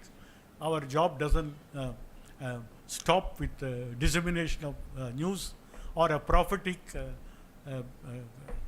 communicators. We do not think only that way. We also have a duty to tell the people, to the people who are, majority of them are not very well informed. We have a duty to tell them what is what, not just dishing out breaking news. Beyond that, we have a responsibility to take the message that the India is a plural society. It has a multi-religious people, and nobody can stop this. And the threat can never come from not just the state, even to the private organized mobs, which are now trying to disrupt this country's harmony. And that is the only message. The only platform that we could think of is what I could say, borrow from Rahul Gandhi, Bharat Jodo, that we have one India, we have one people.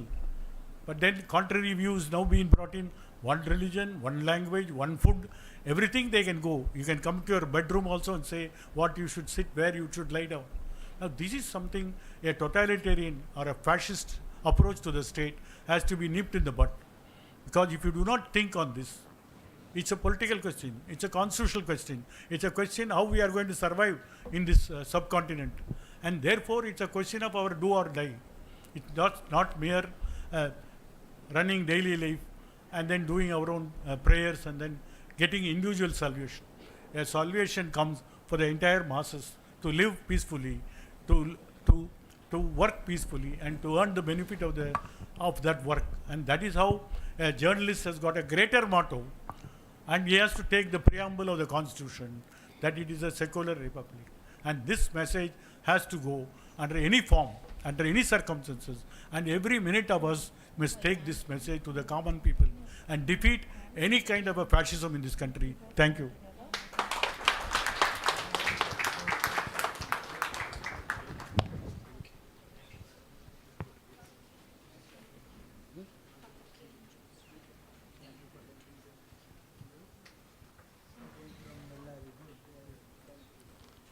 Thank you, sir, for your thoughtful message. We invite Father K.M. Jose, Salesian Provincial, Chennai, to share a few words.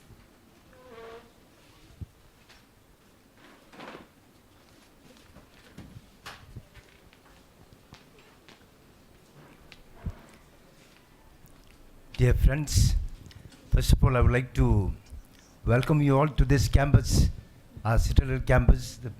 This is not just merely the provincial house.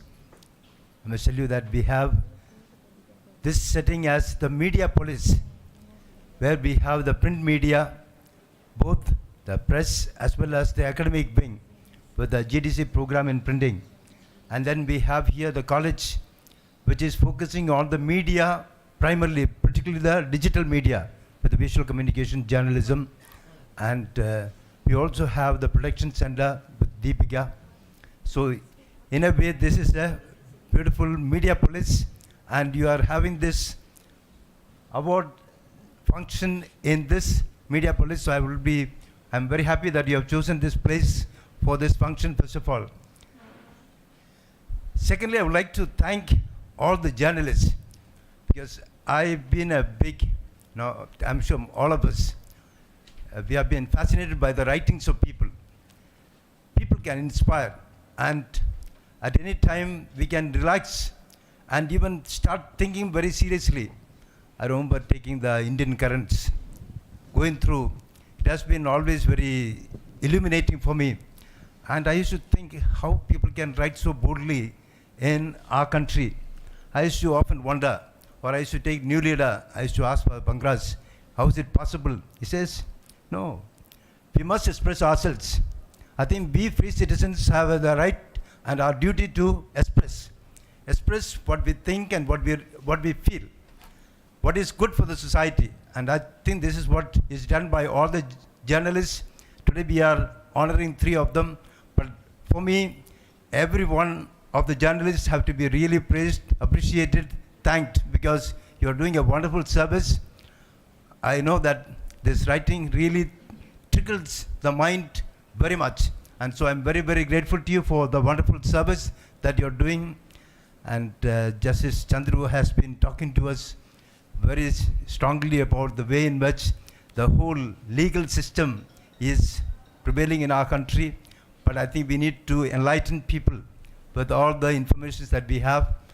As Lord Byron said, a drop of ink makes a million think. And I think this is what we also need to think.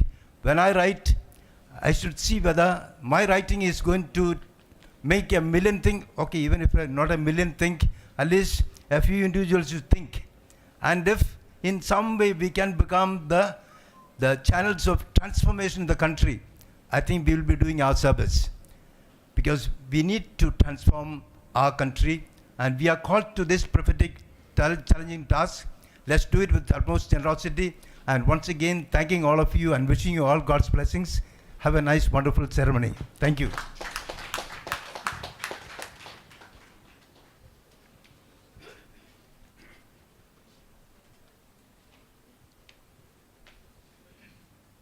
Thank you, Father Jose.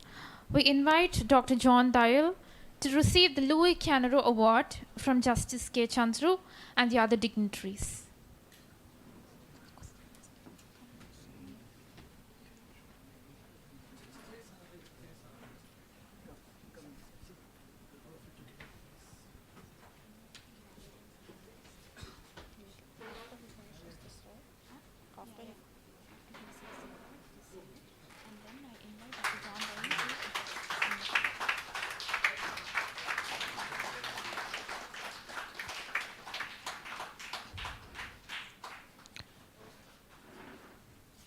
Now I invite Father Valerin Fernandez to read the citation.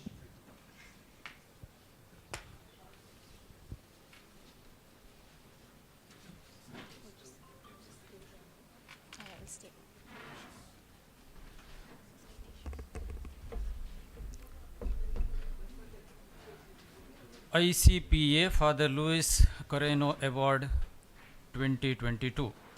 The Indian Catholic Press Association is pleased to confer its prestigious journalism award Father Louis Coreno Award 2022 on John Dayal for his bold, continuous and consistent writing against communalism and fundamentalism gaining ground globally. Mr. Dayal, a prophet of our times, is among India's foremost voices against human rights violations, particularly on the persecutions of religious minorities, having been a writer and activist for over 4 decades. He has a long record of investigating and producing substantive and influential documents on communal violence in India, including Hindu-Muslim riots and violence against Sikhs, Muslims, and Christians. He has authored and contributed to several books and regularly writes articles on human rights issues in India.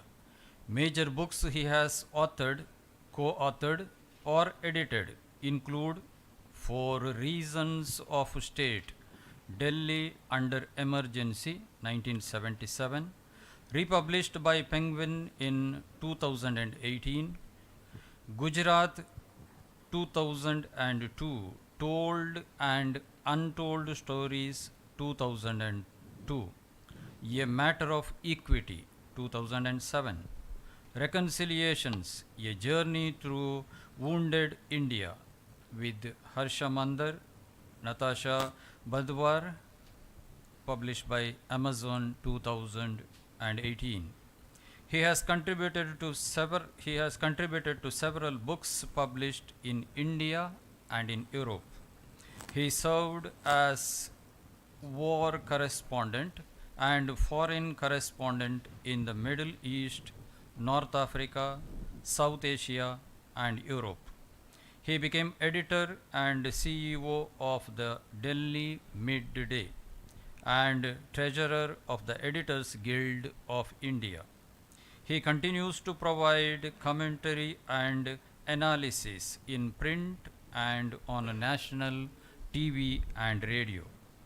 Conferred annually on individuals or institutions, Luis Carreno Award for Excellence in Journalism is a joint venture of the Mumbai Province of Salesians of Don Bosco and the Indian Catholic Press Association, ICPA, a premier organization of Catholic journalists, Dailies, and the Periodicals in India, founded in 1964 by Father John Barrett, an American Jesuit belonging to the Patna province.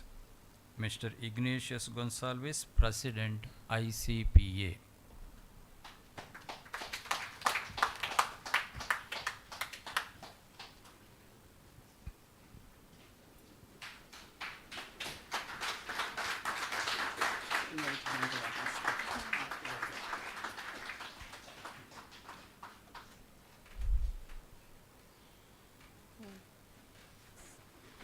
Now we invite Dr. John Dial to share a few words.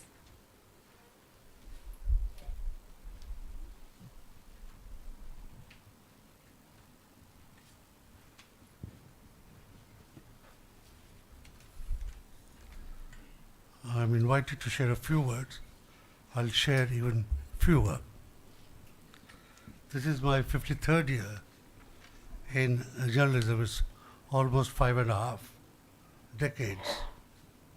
I have a 47-year-old daughter who is also a journalist. The last 30-40 years, since I write so much on issues of religious minorities and of Christians, people presume I must be a religious priest because civilians don't write on religion.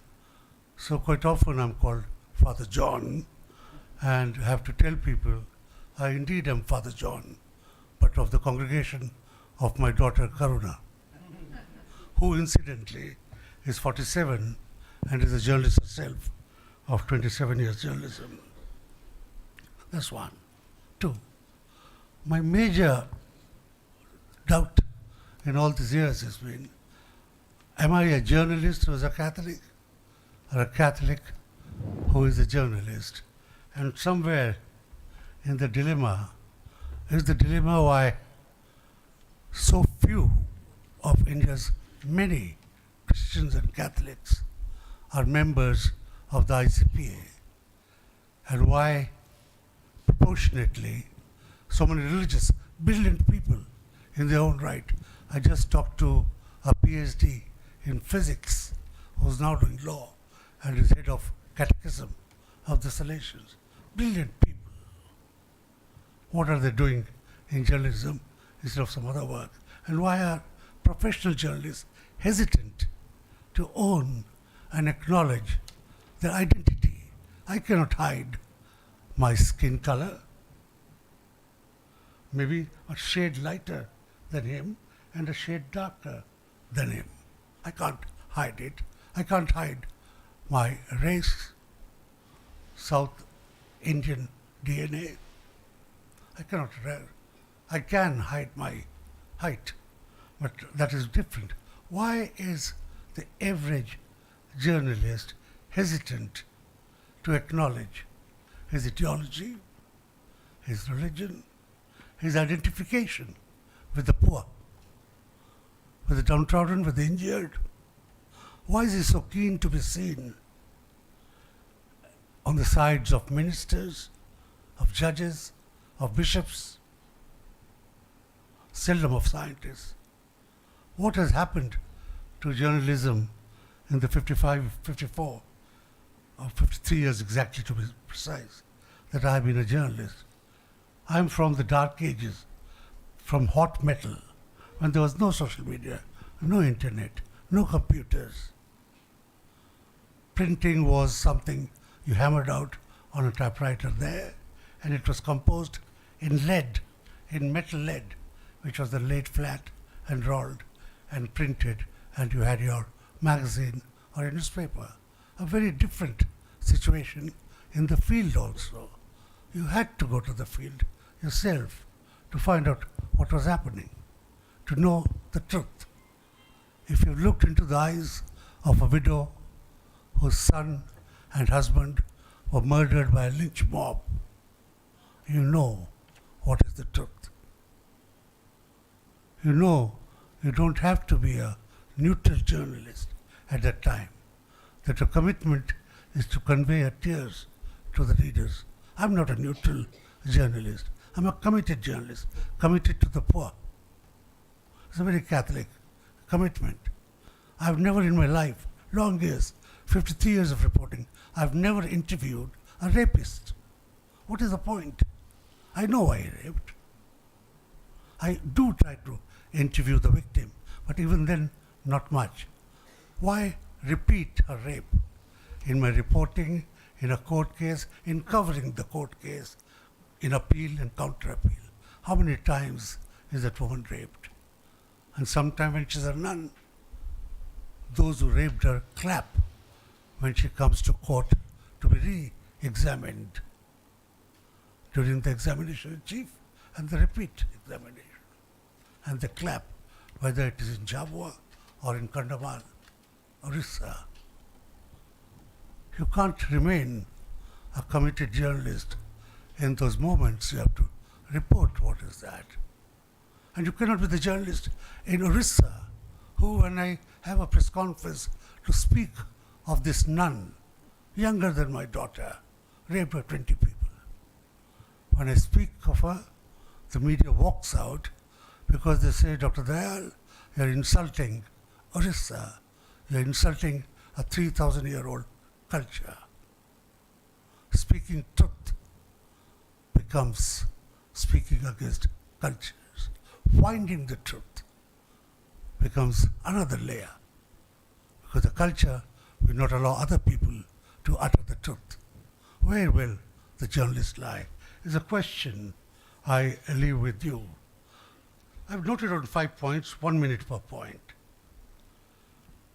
To a Catholic journalist like me, writing in Suresh's magazine, Indian Courage, the only magazine perhaps in India which covers the church from the inside and which covers the nation from the inside.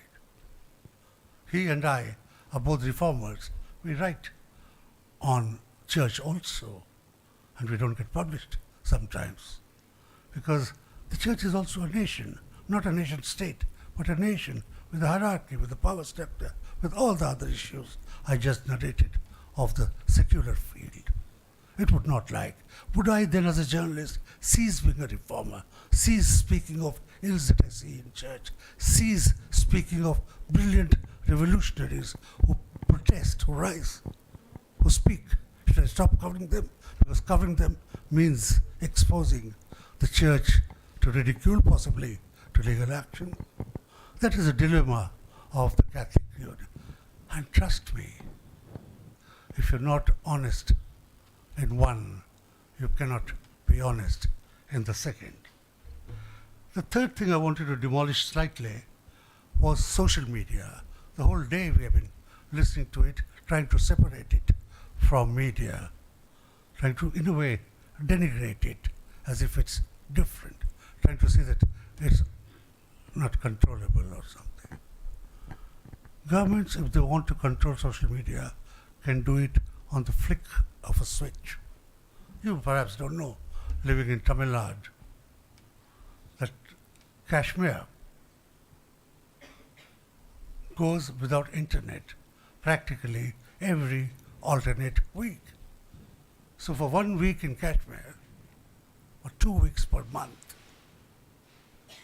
or 28 weeks per year, there is no social media in Kashmir.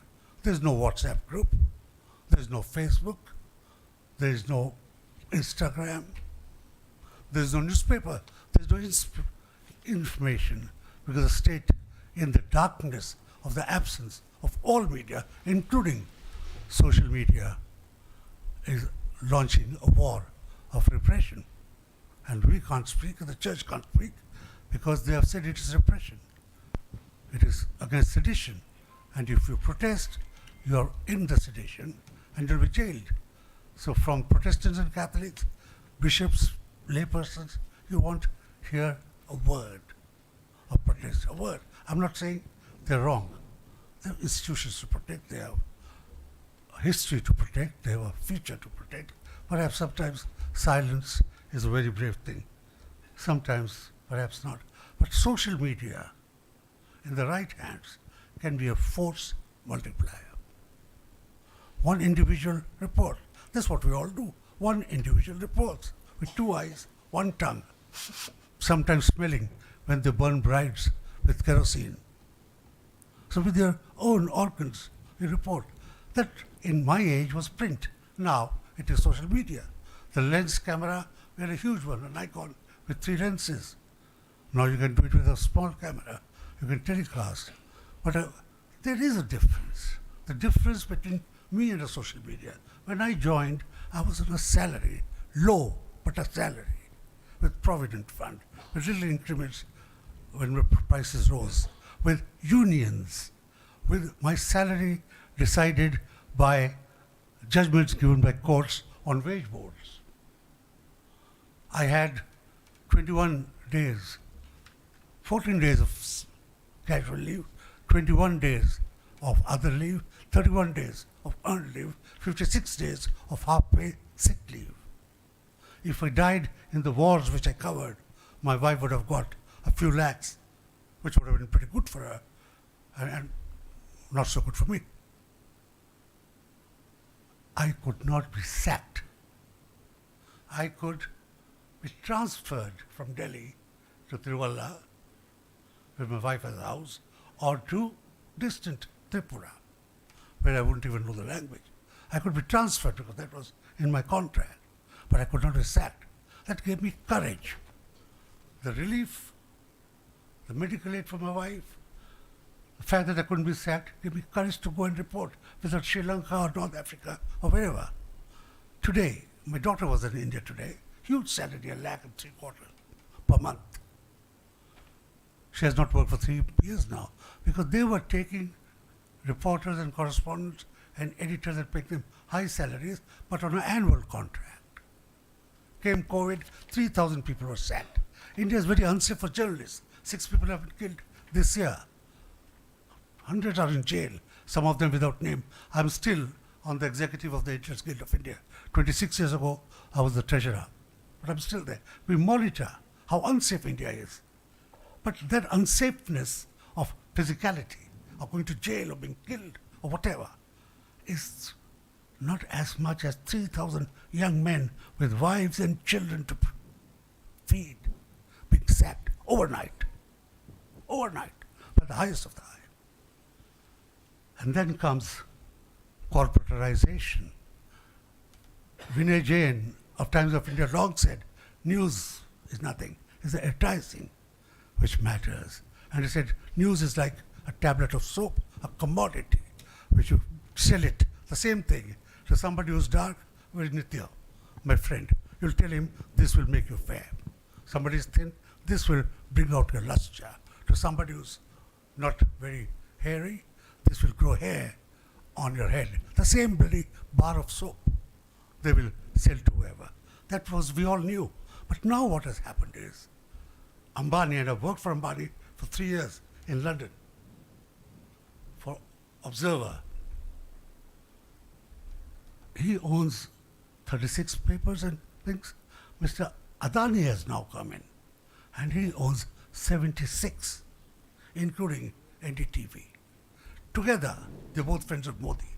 When they act together, it is called cartelization. With them and the other cronies of what is called Modi media, you have the entire media covered for the benefit not of 1.3 billion people, but for one man. That is something we need to do. And lastly, as I stop, it is an honor to be honored by your peers. I've never applied for awards. What is the point?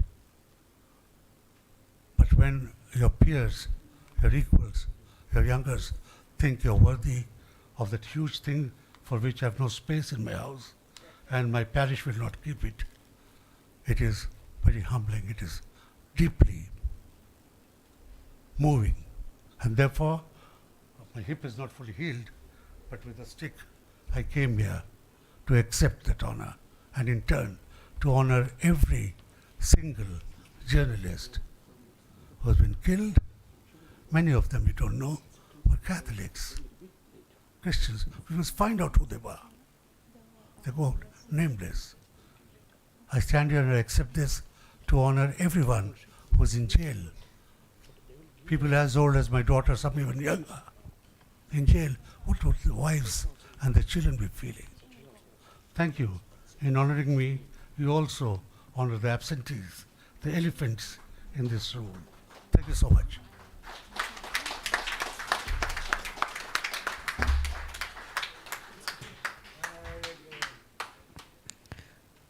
Thank you, Mr. Dayal.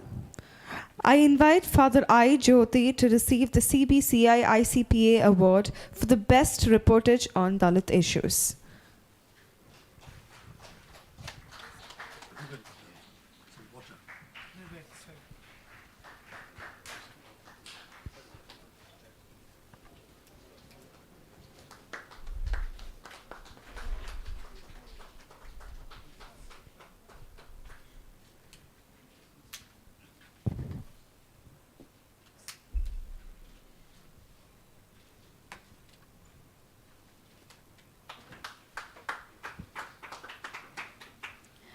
Now I invite Father Vincent Carmel to read the citation.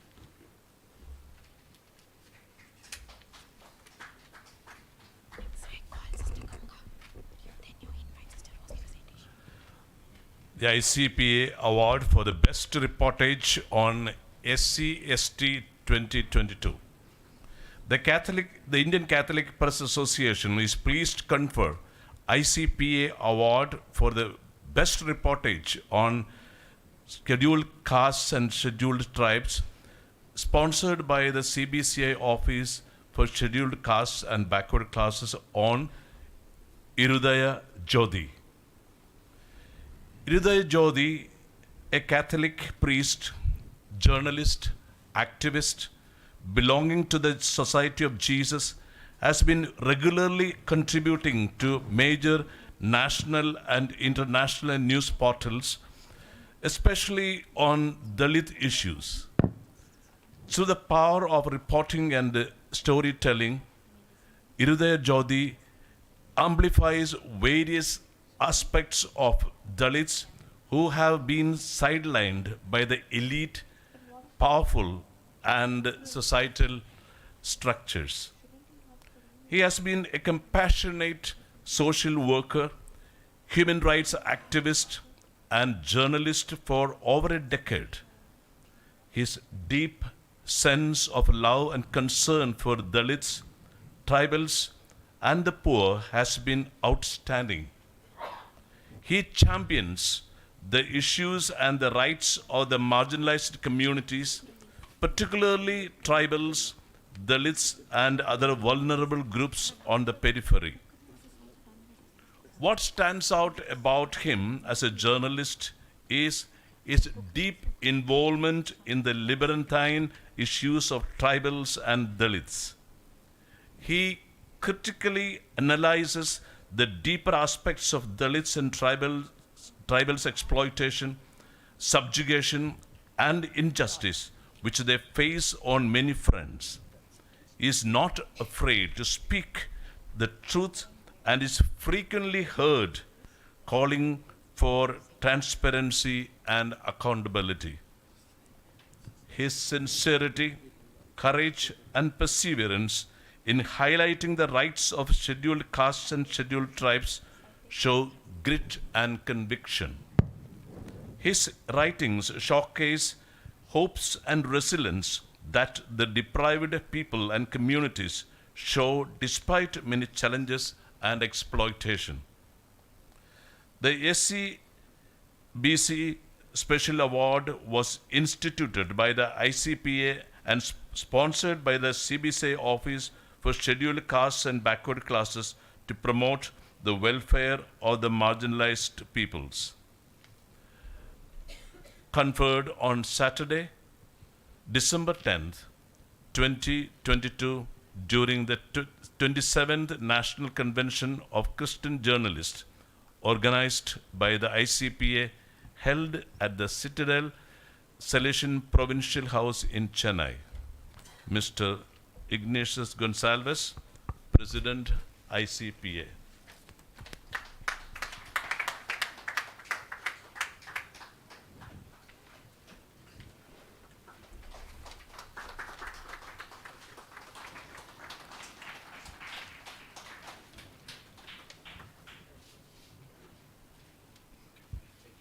Since Justice K. Chandru has to leave earlier, we're moving to the next award. Now we invite Sister Ganga Rawat to receive the Swami Devanand Chakungal Award for Hindi journalism.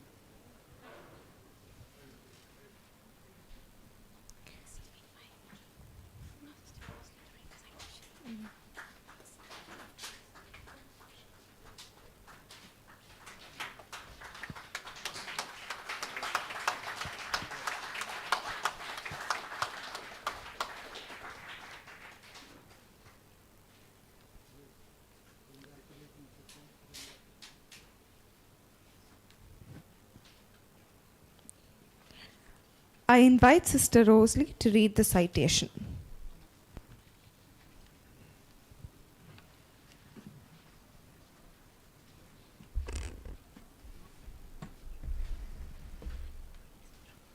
Swami Devanand Chakungal Award 2022.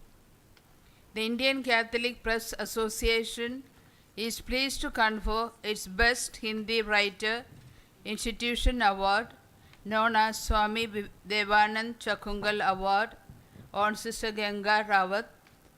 Sister Ganga Rawat, SSPS, has been using her pen to make the Word of God known to the Hindi readers through her writings.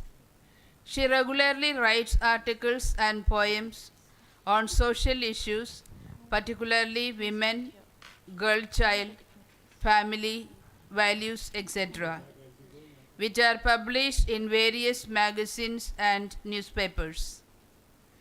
She has also contributed opinion pieces and news stories to secular Hindi dailies like Patrika and People's Samachar, Free Press, Indore Samachar, Kiran Prabhat, Metro Varta, and Agas A. Chandan, etc.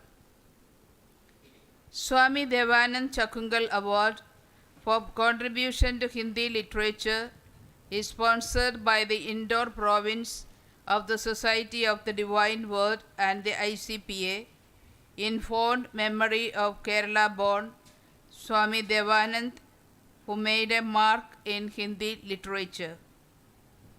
conferred on Saturday, December 10, 2022, during the 27th National Convention of Christian Journalists, organized by the ICPA, held at the Citadel, Salesian Provincial House in Chennai. Mr. Ignatius Gonsalves, President, ICPA.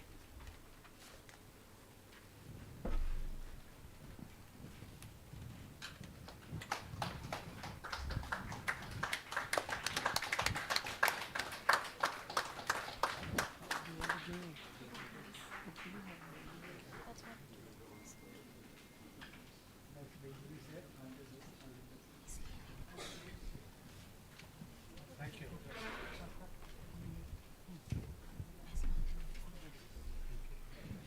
See you another time. Who will present the book? He's left. Bishop Henry will release the book and give a copy to Bishop Salvador. Okay. Salvador. Ladislaus. Wait. Ladislaus, the Julius is there. Wait. You call Ladislaus. Okay, I'll call it. You just make the corrections with him. As we now head towards the release of a book, I now invite Mr. Ladislaus to speak on the theme of the book.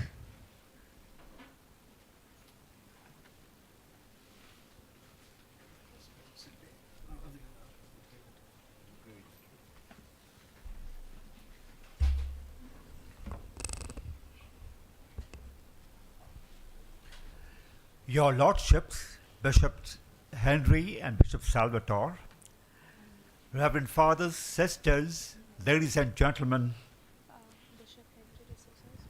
writing a topic, an article on any topic, a given topic, within the stipulations of length of content and constraints of one's time is not always an easy proposition. The book that is about to be released contains some 17 articles written on the topic journalists called to be prophetic communicators. And these articles come from a wide spectrum of writers that include an archbishop, an advocate, editors of various magazines, of certain established magazines, even established publications, other writers, and so it has been quite a privilege and a challenge for me to edit those manuscripts, those articles for this book. It is said that the prophet, or rather we learn from sacred scripture, that the prophet speaks briefly yet with such conviction as to move people into action. Similarly, from what we've heard since morning, even a journalist is one who speaks through his or her writings with such convictions as to move people into action. Will the contents of this book move readers into action? Only time will tell. Until then, happy reading. Thank you.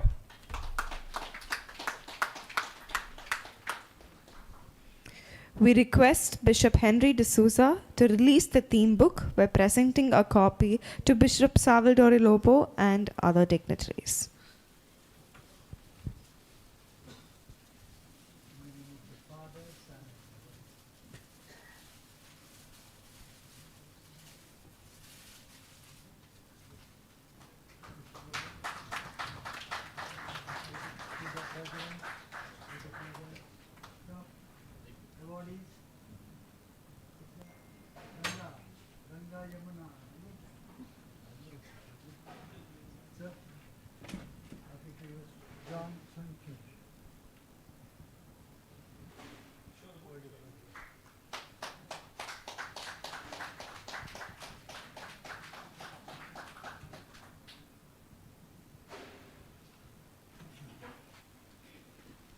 Now I invite Father Irudaya Jyoti to address the gathering.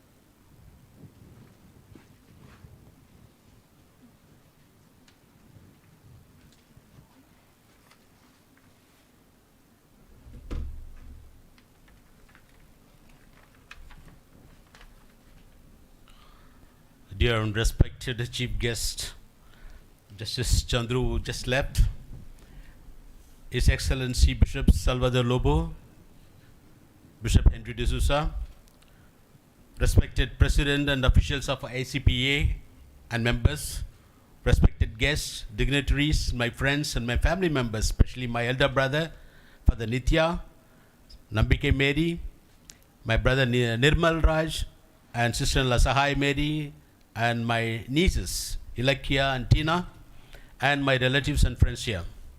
Bear with me a few seconds.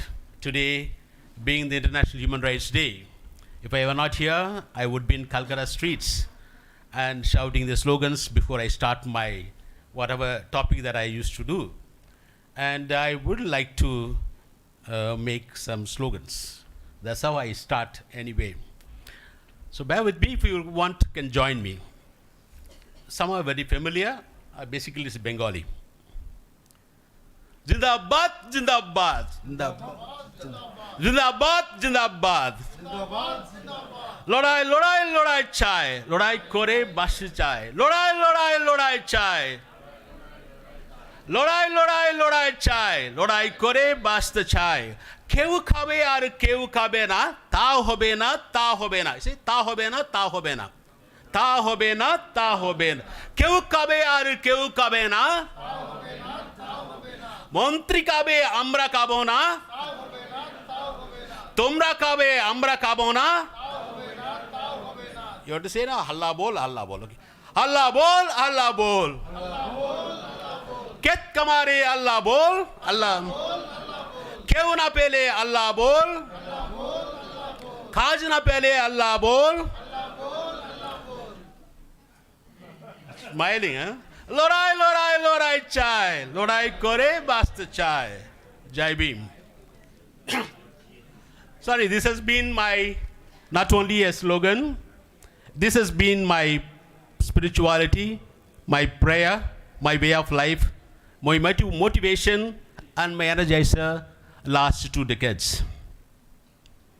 And oftentimes I encounter Christ many a times, active and shouting for rights, justice, food, and dignity for the poor and exploited on the street and in the villages. The more I participate in the processions and rallies, the more spiritual I become, more refined I become. In a way, these are the slogans brought me to this in front of you for this award. I am a grassroots worker and street fighter on behalf of the exploited, oppressed, and voiceless Dalit, Adivasi, and minorities. Bishop Salvador Lobo has been my bishop there, and he knows quite a bit of what we have been doing it. Let me share with you a short journey of my life in the mission of social action in the Society of Jesus. I waited for my long formation to end and to be ordained so that I can be a full-time worker at the service of the people. For my ordination, I carefully chose a gospel passage after having reflected for a few years, discerned well from Luke chapter 4, 18-19. The Spirit of the Lord is upon me, for He has anointed me to bring the good news to the poor and the afflicted. He has sent me to proclaim the good news to the poor, sight to the blind, to let the oppressed go free, and proclaim the year of the Lord. I strongly felt this Nazarene manifesto is also my own, and try to live out my daily lives basing on this, and facing many challenges too, inside and outside community and the society. The journey has not been as easy so far, but gave me a lot of excitement, fulfillment in this life. I have been strongly convinced that if Jesus were to live today, and in our context, He would have taken a clear option as per this manifesto. Hence, I try to follow Christ closely. Gautam Espes, the pastoral constitution of the church in the modern world, states with golden words, the joys and hopes, the griefs and anxieties of men of this age, especially those who are poor, or in any way afflicted. These are the joys and hopes, the griefs and anxieties of these followers of Christ. The congregation, General Congregation 32 of the Jesuits, and Degree 4 very clearly stated the mission of the Society of Jesus as the service of faith, of which the promotion of justice is an absolute requirement. It clarified, for reconciliation with God, it demands that reconciliation with the people with one another. In very many words, the document promoted as to have a clear and a preferential option for the poor. The poor are to be defined by the context, and it's a dynamic process identifying the poor. I could not afford to be neutral to the context and situation of injustice, exploitation, social, political, economic hegemony of the powerful minority. I resolved to side with the exploited and voiceless and mute majority, who mostly are Dalit, Adivasi, minority, women, children, migrants, and refugees. For the Jesuits in South Asia, these groups are also the poor. Through our readings, reflection, and prayer, we certainly know this would be the choice of Jesus in India today. I felt a vocation within a vocation, as I was missioned to social action. I was prepared for this, of course. I clearly saw the difference between the social work and the social action from the start, and kept my option group before me while I starting very many movements with the Dalit Adivasi women, their identity and dignity. It wasn't an easy journey, as I had to learn Bengali and Santali. Being a Tamilian, I had to go on new food habits and dress and behavior, everything together with the Adivasis and Dalits in rural Bengal. While many contested the existence of Dalits and their exploitation in Bengal, today, however, apparently, some circles, it is accepted. The inhuman treatment is less severe compared to the neighboring states, however. I started the intervention in the villages in 2003, holding the tiny hands of the Adivasi and Dalit children with coaching classes, and then slowly touched the heart of the women, mothers, while forming them into self-help groups, women's group. I employed from the very beginning rights-based approach. From the very beginning, the empowerment works, I was luckily to be introduced the right to food, right to information, a national rural employment guarantee act by Father Nitya OFM CAP, from the Justice and Peace Commission of CBCI, my own brother, and the Jesuits in social action. Working independently was a challenge, as I was identified as a missionary coming in a secular name to convert in the rural Bengal. Therefore, I needed to network with the like-minded groups and individuals. Networking with the like-minded and individuals and groups were the Jesuit strategy, but it came very late. Before that, because of the need I was pushed into. I was blessed, of course, with a few really committed and dedicated ones in Bengal. Teaching the rights and have democratic way one can demand their basics from the duty bearers indeed were not a pleasant experience. Our team at times had to face danger and anger of the political and social powers, both from the central and state government and local governments, and at times needed to justify in front of the IBs and CIDs. And it was kind of unwanted disturbances. And it's also, when they come in, my society, my superiors find it a little difficult, that I am always into a problem. In the empowerment of Dalit and Adivasi women, I experienced very closely what Gandhi had said. They first ignore you, then they laugh at you, then they fight you, and then you win. And this has been a paradigm, I have seen it and experienced it. The Dalit and Adivasi women in Bengal, in 3 districts now, organize themselves as a force to reckon with. They are now registered into a registered NGOs and work as partners in the mission with the Jesuit-run NGOs. Their joys and hopes and griefs and anxieties and success and challenges were recorded and published. And that's how I became a reporter. Rights-based work has many disadvantages though for priests and religious. You are directly opposing the corrupt administration and at times government, both in central and state government. Your companions tend to think that you are a bold revolutionary, a radical, a rebel, and at times tag angry man and woman, and difficult person to live with in a community, and certainly not a superior candidate at all. You are branded as disobedient and questioning the question and fighting the community members and superiors. Sometimes I ask, when did I fight? No, we just thought like that. Because you speak that way. Because you are fighting on the street, you are fighting on the government officials, so we are thinking that you are also fighting with us. I said, never I fought with you. But you have been branded. So these are the misunderstood and stand to lose some opportunities in the congregation, common missions, as you are least prepared, strange being in a community and religious life. I consider this as an occupational hazard and move on with the fact that there is only one chance on earth for all.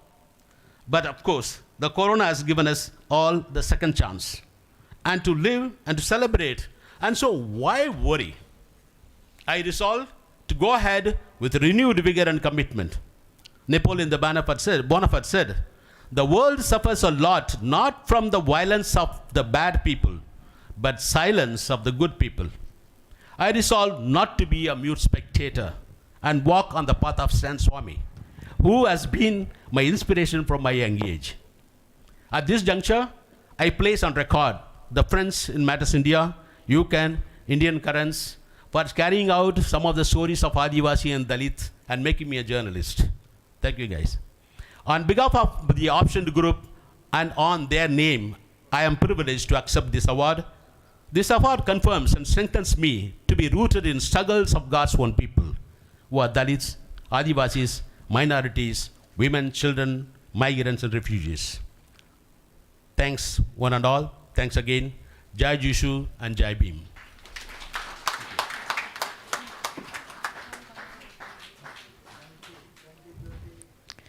Thank you, Father, for your inspiring words. Now we invite Sister Ganga Rawat to share a few words.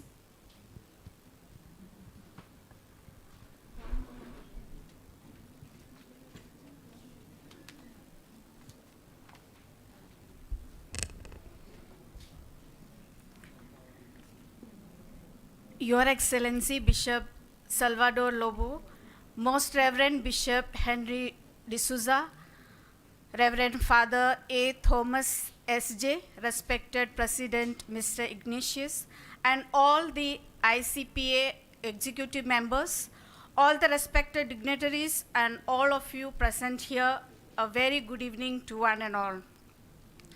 I feel so honored, excited, and grateful to God Almighty for this day and for this moment.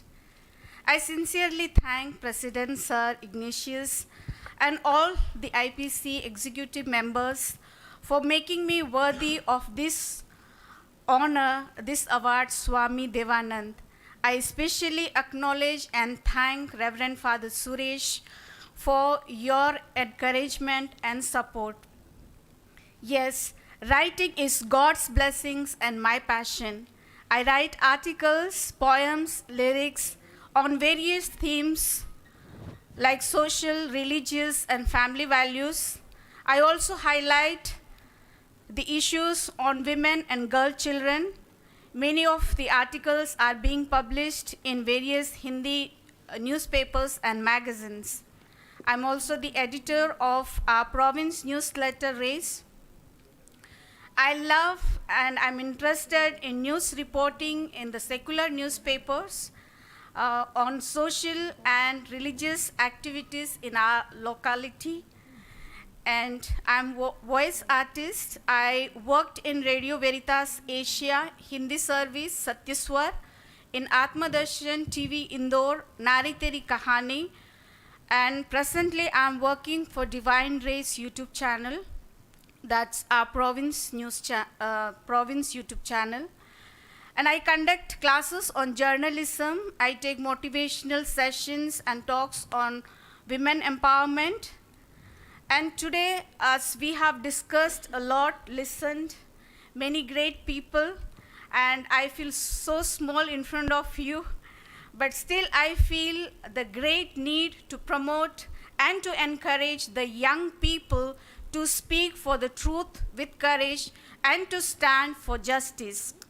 I say this because I realized our mission, especially missionary activities, are misunderstood as conversion in central India and in many other places. I know it is challenging, but it is possible to fight with pen. I use the word pen because we as a journalist, we value it. It is a very important tool for us. Yes, it is our weapon, it's our power in a positive way, our strength. Please permit me to say 2 lines in Hindi. I would like to dedicate these 2 lines for all of you prophetic Christian journalists and writers. इस दुनिया में सब आते हैं, इस दुनिया से सब जाते हैं, इस दुनिया में सब आते हैं, इस दुनिया से सब जाते हैं, पर जिंदगी वही जीते हैं जो नाम कमा कर जाते हैं. Thank you.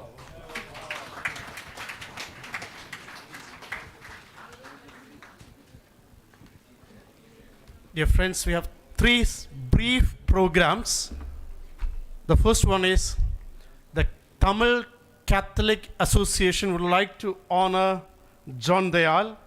I request the representatives of Tamil Catholic Association to come forward and honor Dr. John Dayal. All 3 together, yeah.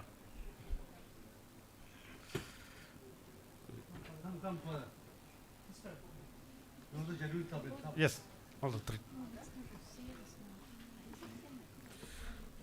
All 3, all 3. Yeah.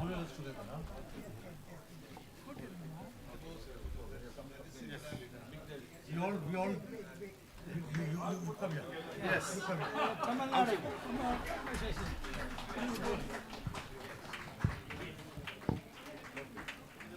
You can take a good one.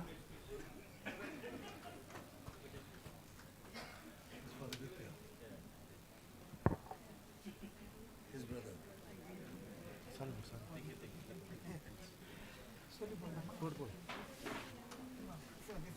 Chennai Catholic. Chennai Catholic.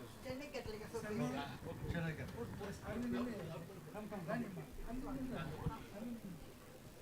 What happened? Chennai Catholic. Chennai Tamil Nadu. Thank you. Thank you. Thank you very much. Thank you. Thank you. Thank you for David Bonsi. Thank you. Thank you. Give it to Sister Shri. Yes, thank you. Thank you very much. Archbishop Thomas Menamperambil has sent us a few copies of his recently released book. And then I'm asked to read the message of Archbishop Victor Lindu. I'll read a few sentences from his letter. It's a special privilege, and it gives me great joy as well to be invited to say a few words on the occasion of the release of the book Values Must Come Alive. This is a book by Archbishop Thomas Menamperambil, and he has sent a few copies. You can collect these copies. These are freely distributed, a thick volume. Archbishop's interests, as shown in his writings, are so varied: spirituality, culture, social responsibility, peacemaking. In short, everything that makes a person totally alive, fully human, and truly divine. Scattered ideas are synthesized and unified by his deep religious experience and by a passionate desire to share them with others. They are formulated with a clear focus, originality, and creativity. He has thus broadened the horizons, widened the perspectives, and shaped the vision of people in all walks of life. He has been an immense source of inspiration, creativity, encouragement, and indomitable optimism. In the present book, he has attempted to deal with themes that are central to human existence and essential for its survival and growth: values. The whole gospel of Jesus Christ is about a new set of values: love, mercy, and forgiveness for the enemy, greatness through humble service, dignity of the socially marginalized, richness of poverty, and life and victory in death. In an era when the cultural and ethical values stand threatened, it's imperative that those convinced of their importance must come together to affirm them. Archbishop Thomas is deeply aware of the need to lay the foundations and to create special institutions for sustaining the values. Let me end with a quote from Archbishop Thomas in the chapter on Towards a Spirituality of Social Responsibility. Fostering a form of spirituality that responds to social needs, the mysticism of action, of creativity, of radical commitment and generous service makes of spirituality eminently practical. Such a form of spirituality is urgently needed today, which gives sturdiness to a sense of responsibility in people who wish to address the most pressing problems of this day." Unquote. It is this gift of spiritual activism which he most effectively practices himself that he now offers to all people of goodwill through this book. Now, I invite Father Anthony Pancras to speak about a recently released book by Father Jerry. Dear friends, one of the reasons the ICPA planned to have its convention and the meeting here in Chennai was because of this declaration of the sainthood of Devasahayam. Focusing on the south of India, we have a new saint, Devasahayam, a martyr for bearing witness to the truth and the gospel values. It's a very small booklet. You can just read it within an hour, just 40-page book written by Father Jerry and small foreword given by me, just written in verse type, so you can just read it and relish it. Just 33 meditations on the life and the mission of Saint Devasahayam. It will definitely be an inspiration to you. It will be an invitation to follow him to the path of martyrdom. So I wish all of you all the very best. Take some books. I mean, all of you have a copy of this book, and definitely it will inspire your life. Thank you. We request everyone to maintain silence. Now we invite Reverend Father Jnani Lasa to propose the oath of thanks.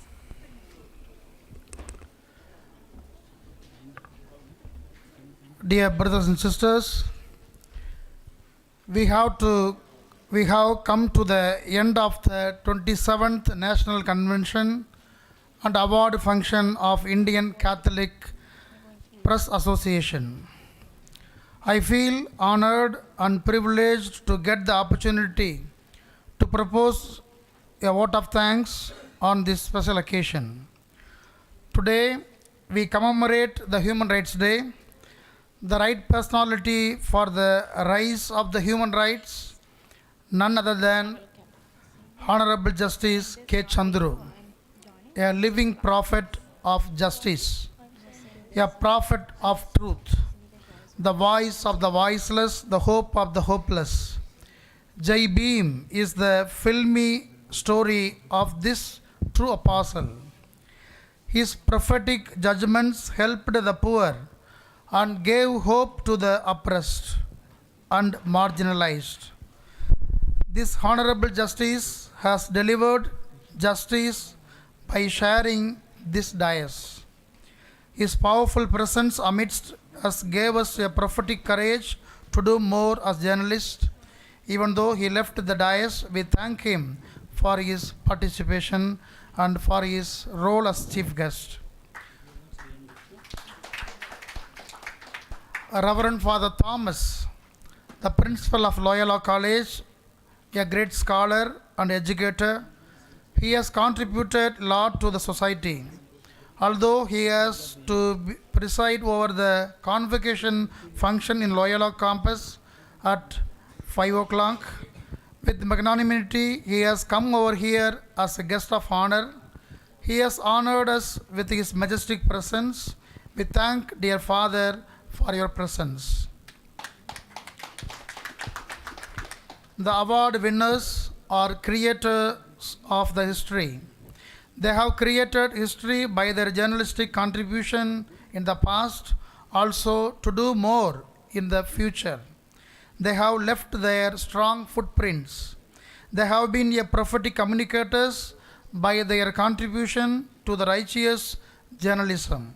We thank all the award winners, these 3 award winners, for their presence and contributions. Thank you, dear Vid. It is a time to thank the ICPA body. As a veteran journalist, as a president of ICPA, Mr. Ignatius Gonzalez has contributed a lot to the association. He has motivated us as the local organizer to do more for this meeting. So we thank him for his valuable contribution and encouragement. I do thank Reverend Father Suresh Matthew, the editor of the Indian Currents, the secretary of the ICPA, for his powerful contribution and encouragement. Thank you, dear Father. I do thank Reverend Father Joby Matthew, the Provincial elect of St. Paul's, the treasurer of ICPA. He has also encouraged us to do more, and he has encouraged us to contribute more to this program. We thank Reverend Father Joby for his smiling encouragement.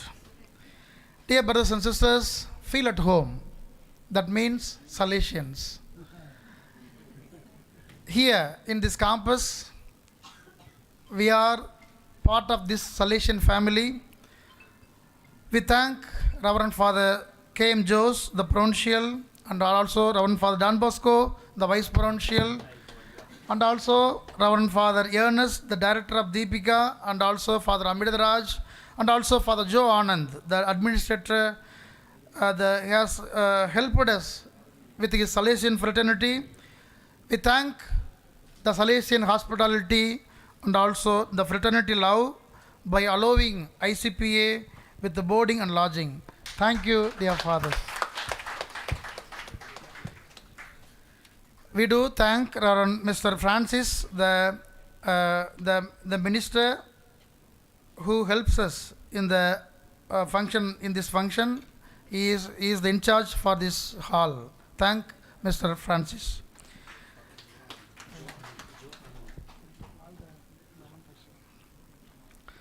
So we do thank Reverend Father Amal Anand.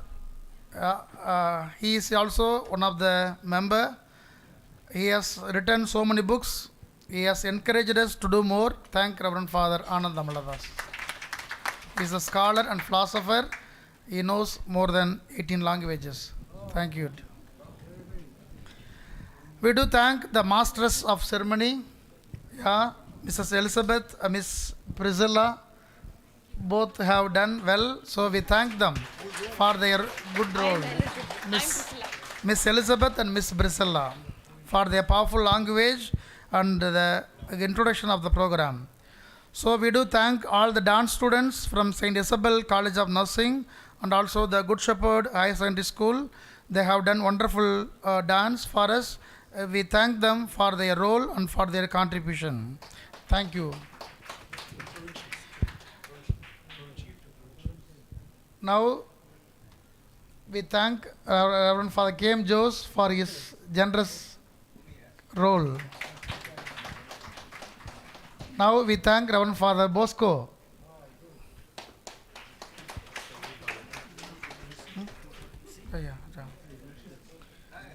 Now, we do thank Elizabeth and Priscilla for their masters of ceremony.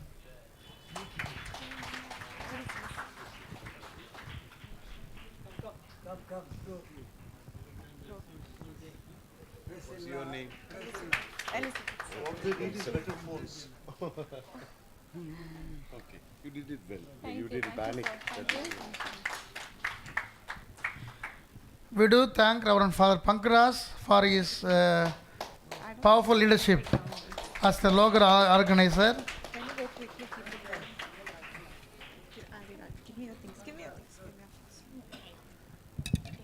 Now the Father Pankras will honor the ICPA president and also the team. Father Pankras will honor ICPA president Mr. Ignatius Gonsalves and Suresh and also Joby with the mementos. Joby.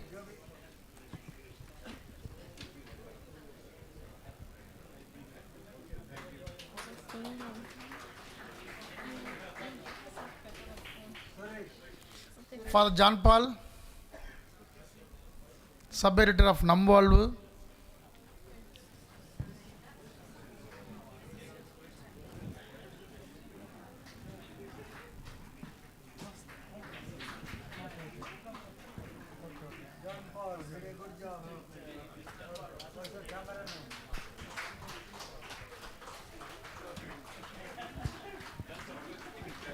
Father John Paul. One more. So we must thank Father Gyani Raj.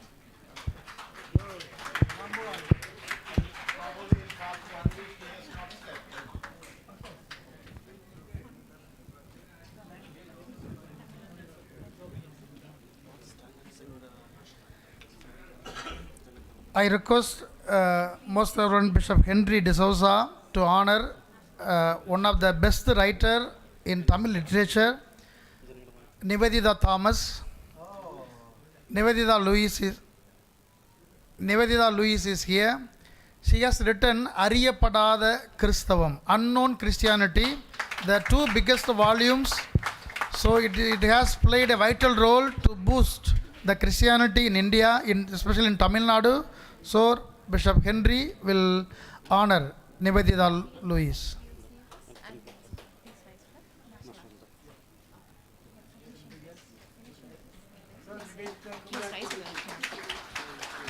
I'm completing, so I'll just say please rise.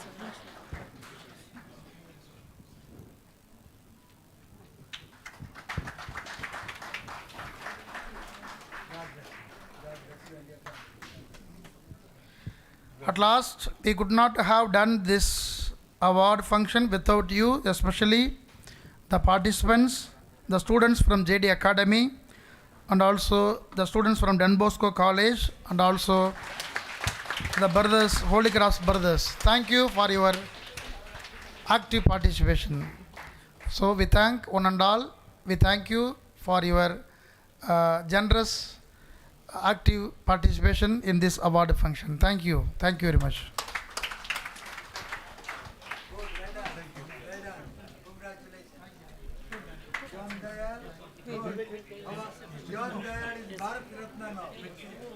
As we have come to the end of this historic and momentous event, we thank all of you for your presence throughout the day.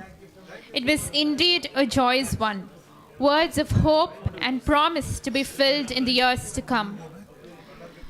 We request everyone to rise for the national anthem. We'll all stand up together and then sing together the national anthem.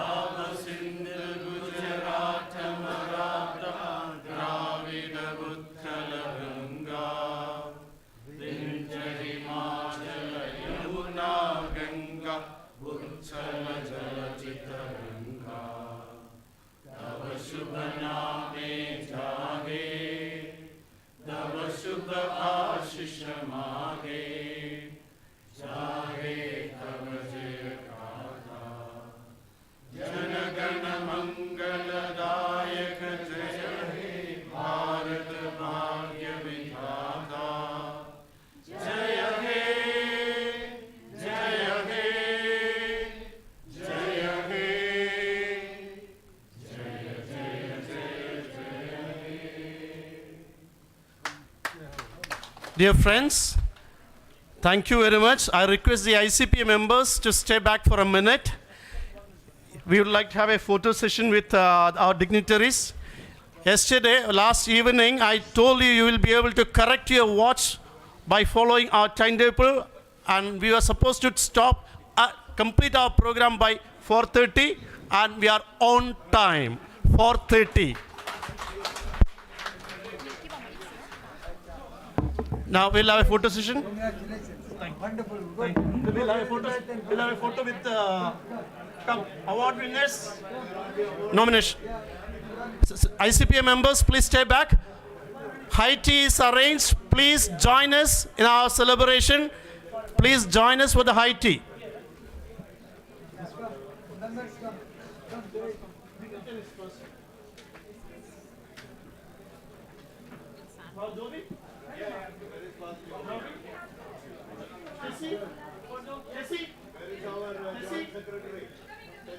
EC members, please. All the EC members, please.